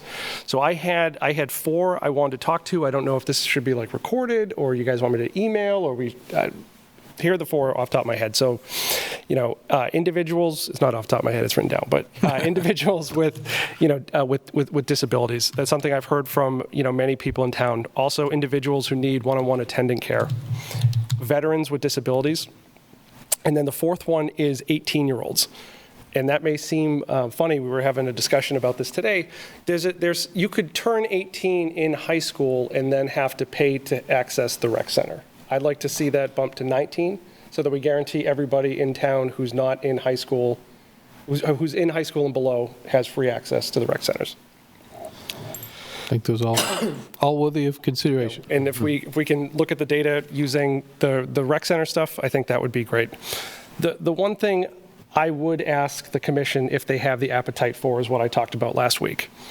I think if we look at what does the most amount of harm if we wait 3-4 more months is around the senior citizens at the aquatic center. That we looked at it last month. It brings in $600. We've cut 50% of the amount of seniors who have access to that. To put that back in, it would not require any additional hardware or blocking. I mean, if we had that program back on Wednesdays, Lindsay, would that require any additional staff? Okay. And so I don't want to put anybody on, you know, blast by throwing a motion out there, but we hear this good news. We hear this data. I think we can feel better about where Parks and Rec is going to end up by the end of 2026. I am for reinstating the senior aquatic swimming as it was at the end of last year, and I'm curious if anybody here wants to do that as well. I'd second it. Question, has staff looked at this since last time? That particular thing, I don't. I do have some new numbers that I can provide. We did run the full monthly report, and for total admission, so total visitations for aquatics, comparing Wednesdays of January 25 to January 26, the total attendance actually went up, not by much, but it was 511 in 25, and it was 557 this year. So once we were able to get the extra week and get the full month report, we actually found that total visitation increased. And what we found was the monthly member scans increased and the annual member scans increased. So I think what we're finding from that is that the seniors who were coming on Wednesdays ended up buying either a monthly pass or an annual pass. And so again, whether we make the change or not, I did just want to at least give you that update that the numbers ended up, the total admission ended up going up slightly. And those were 500 those were seniors? That wasn't just people attending the aquatic center just in general?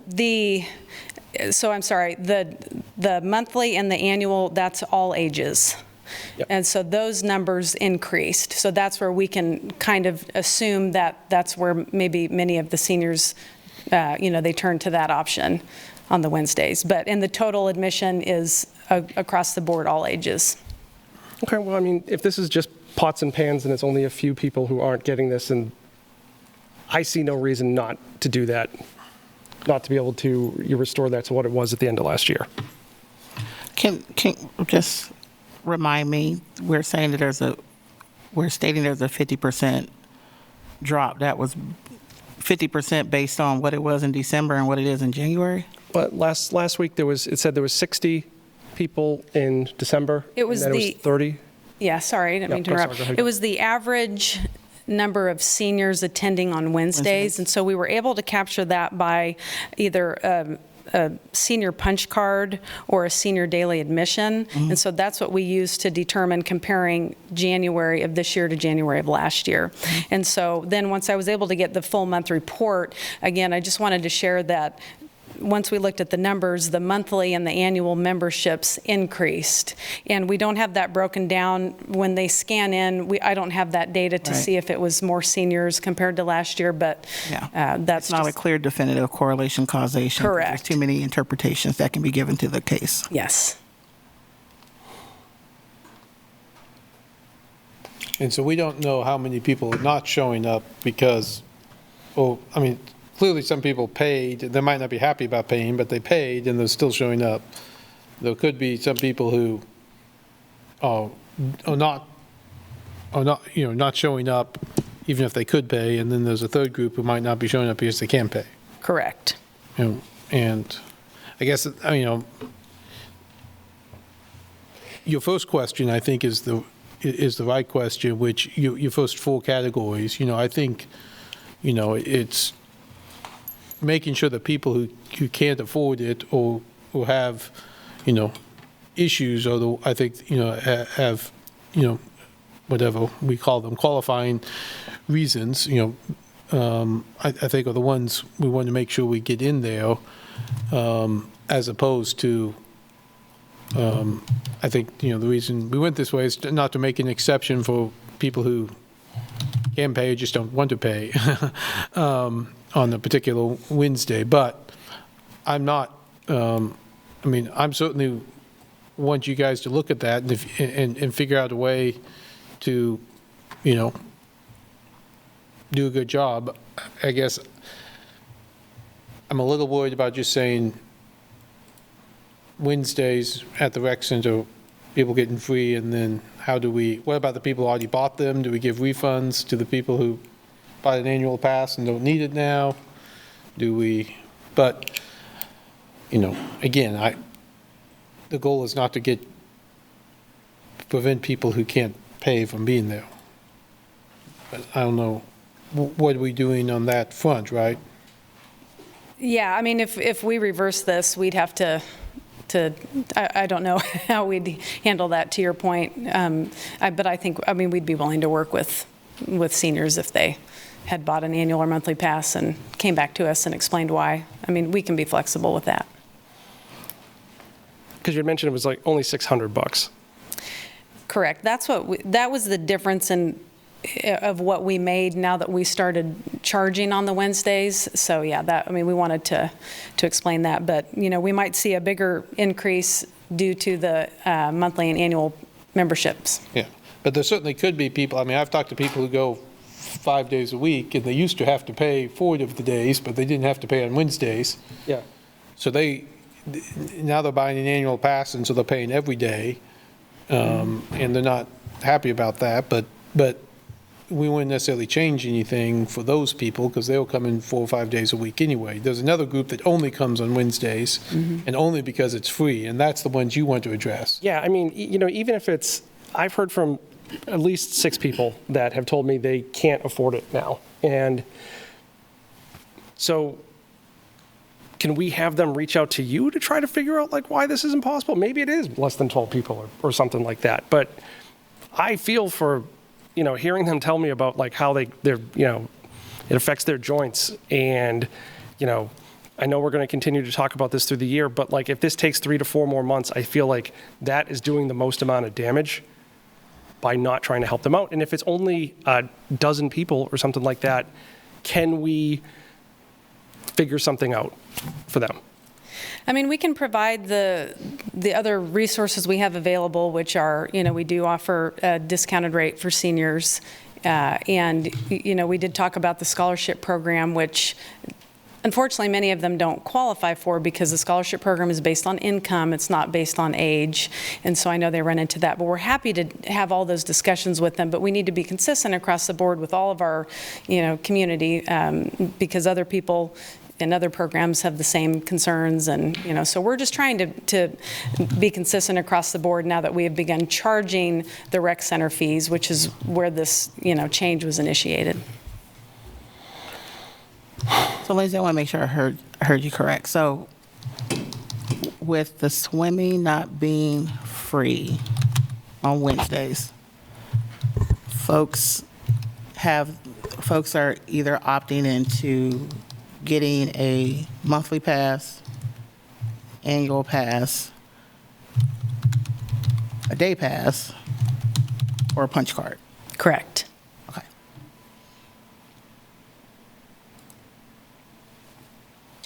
Or not coming. That part too. Or not Yeah, that part too. Yeah, I mean that part. But I think Or not coming. if they're wanting to swim, Yeah. that is their options as a point of Yes. entry. I don't know, Commissioner Dever, what do you think? You've been quiet. And I think that data is the key to success in this manner, and I feel like I can't make any decisions on 1 month worth of data. okay. That's how I feel.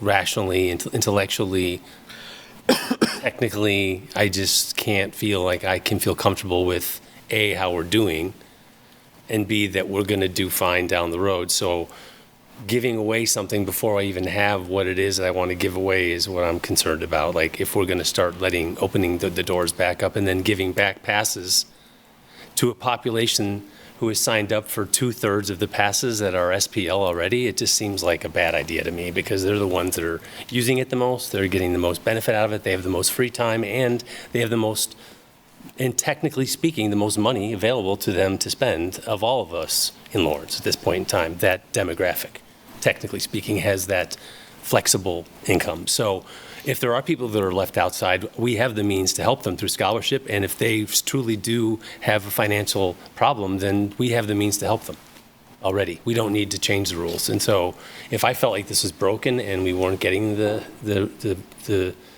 use and or the fair compensation that we need in order to run it, then I would say, yeah, maybe we need to scrap it. But I feel like right now, I think we're getting some information and data, and I'm not comfortable making any changes right now. But again, the swimming pool you always had to pay for it. I mean, it's always been a fee, and that's another thing that was incongruous as well. So, and that we're talking about taking away fees from something that's always had fees. It just feels like we're taking a step back again from trying to standardize the way we operate. And so for me, it's more confusing, and that's why I'm silent, because I don't use all the facilities in the same manner, so it's just for me trying to comprehend what it is we're giving away and what we're getting in return. That's it.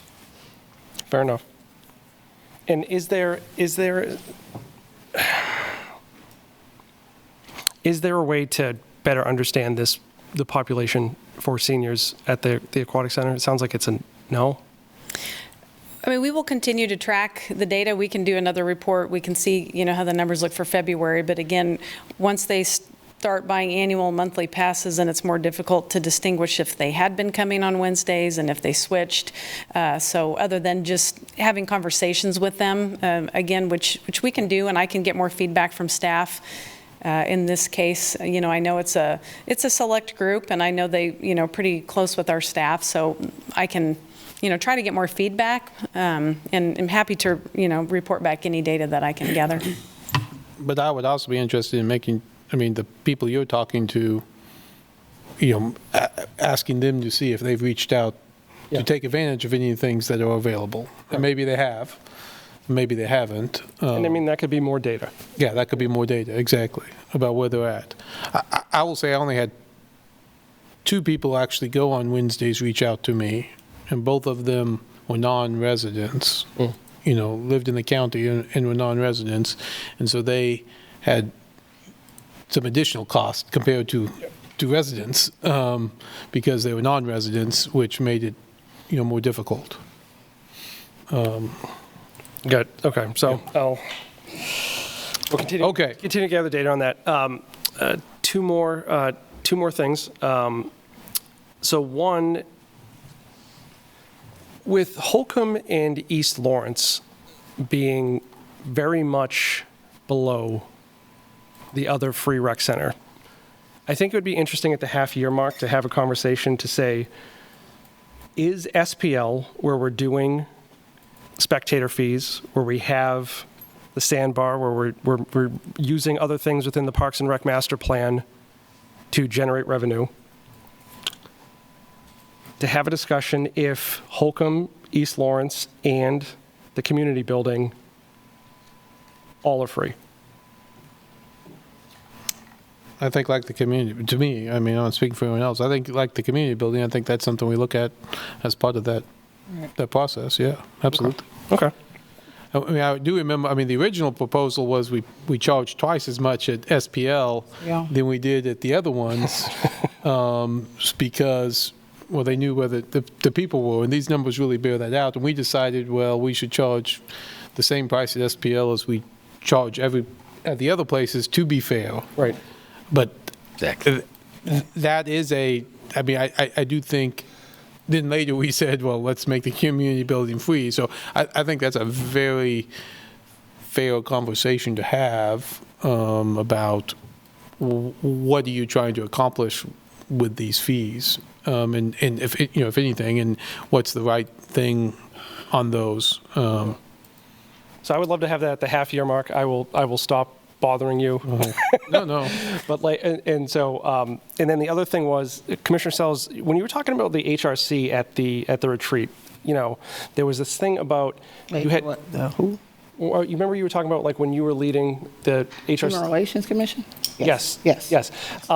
That there was a good dialogue between the commission and your group, and for the Parks and Rec Board, I would like them to start exploring, hey, what would a foundation entail, examples of best practices, and kind of that report back to the commission, also to explore naming rights, building, court, gym sponsorship, all the sponsorships, and provide that back to the commission. I know in one of their last meetings, they were like, hey, we didn't get anything official from the commission. And so I was curious if others would be interested in asking the Parks and Rec Board to do that, and what would be the best process for us to engage them from the commission.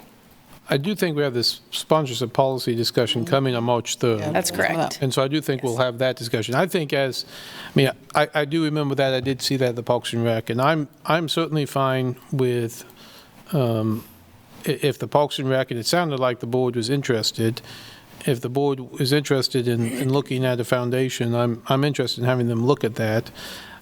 I will say, and someone said it tonight, I'm a big believer that the easiest thing to fundraise for is capital projects, not operations. Right. And I do think the farmer's market, someone else said this tonight, it could actually be an interesting, I mean, to me, the farmer's market and a pickleball court are the two things that you might get people to rally around to say, I'll donate for that. Right. And so I do think it's, for both of those reasons, I think you might get some, besides the general Parks and Rec, I think you could get some farmers market people interested in it, and I think I definitely know there's some pickleball people who are interested, who both want something to happen, but know that the funding for that is difficult from our end.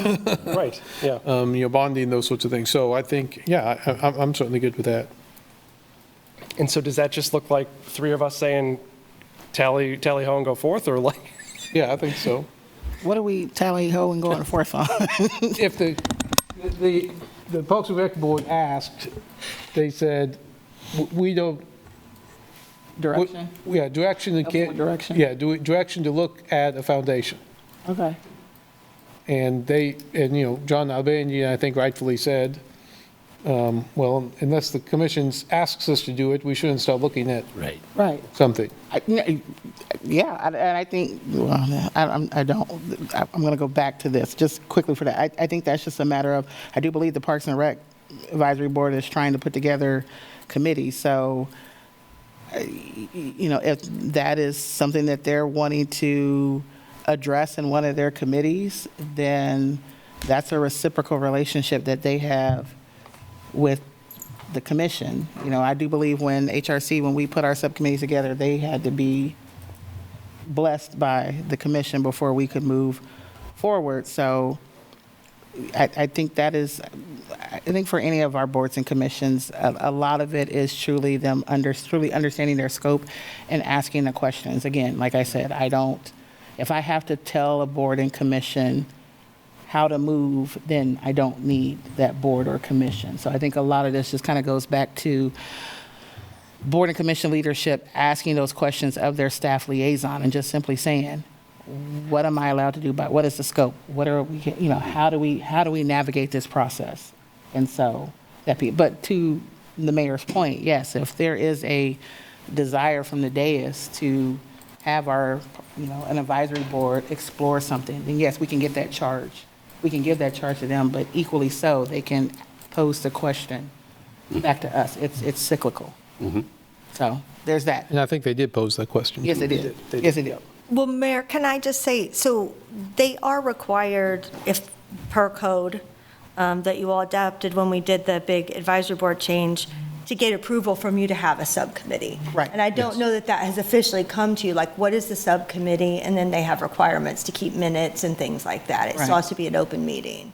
Yeah. Because we were having some subcommittees that met, but they weren't open, and the reporting back wasn't necessarily the same. So, and now the statute has been updated to require that as well. Yeah. We had done that before, I will note. But so that, I think that's just, I know it's been brought up in meetings, and maybe they've been brought up, but just, if they want to form a subcommittee, that needs to come to you on an agenda for you to say yes to. Yeah. It's a good thing to remember. I forgot that. Thank you for that. Okay, now I'm done. Okay, now you're done. Okay.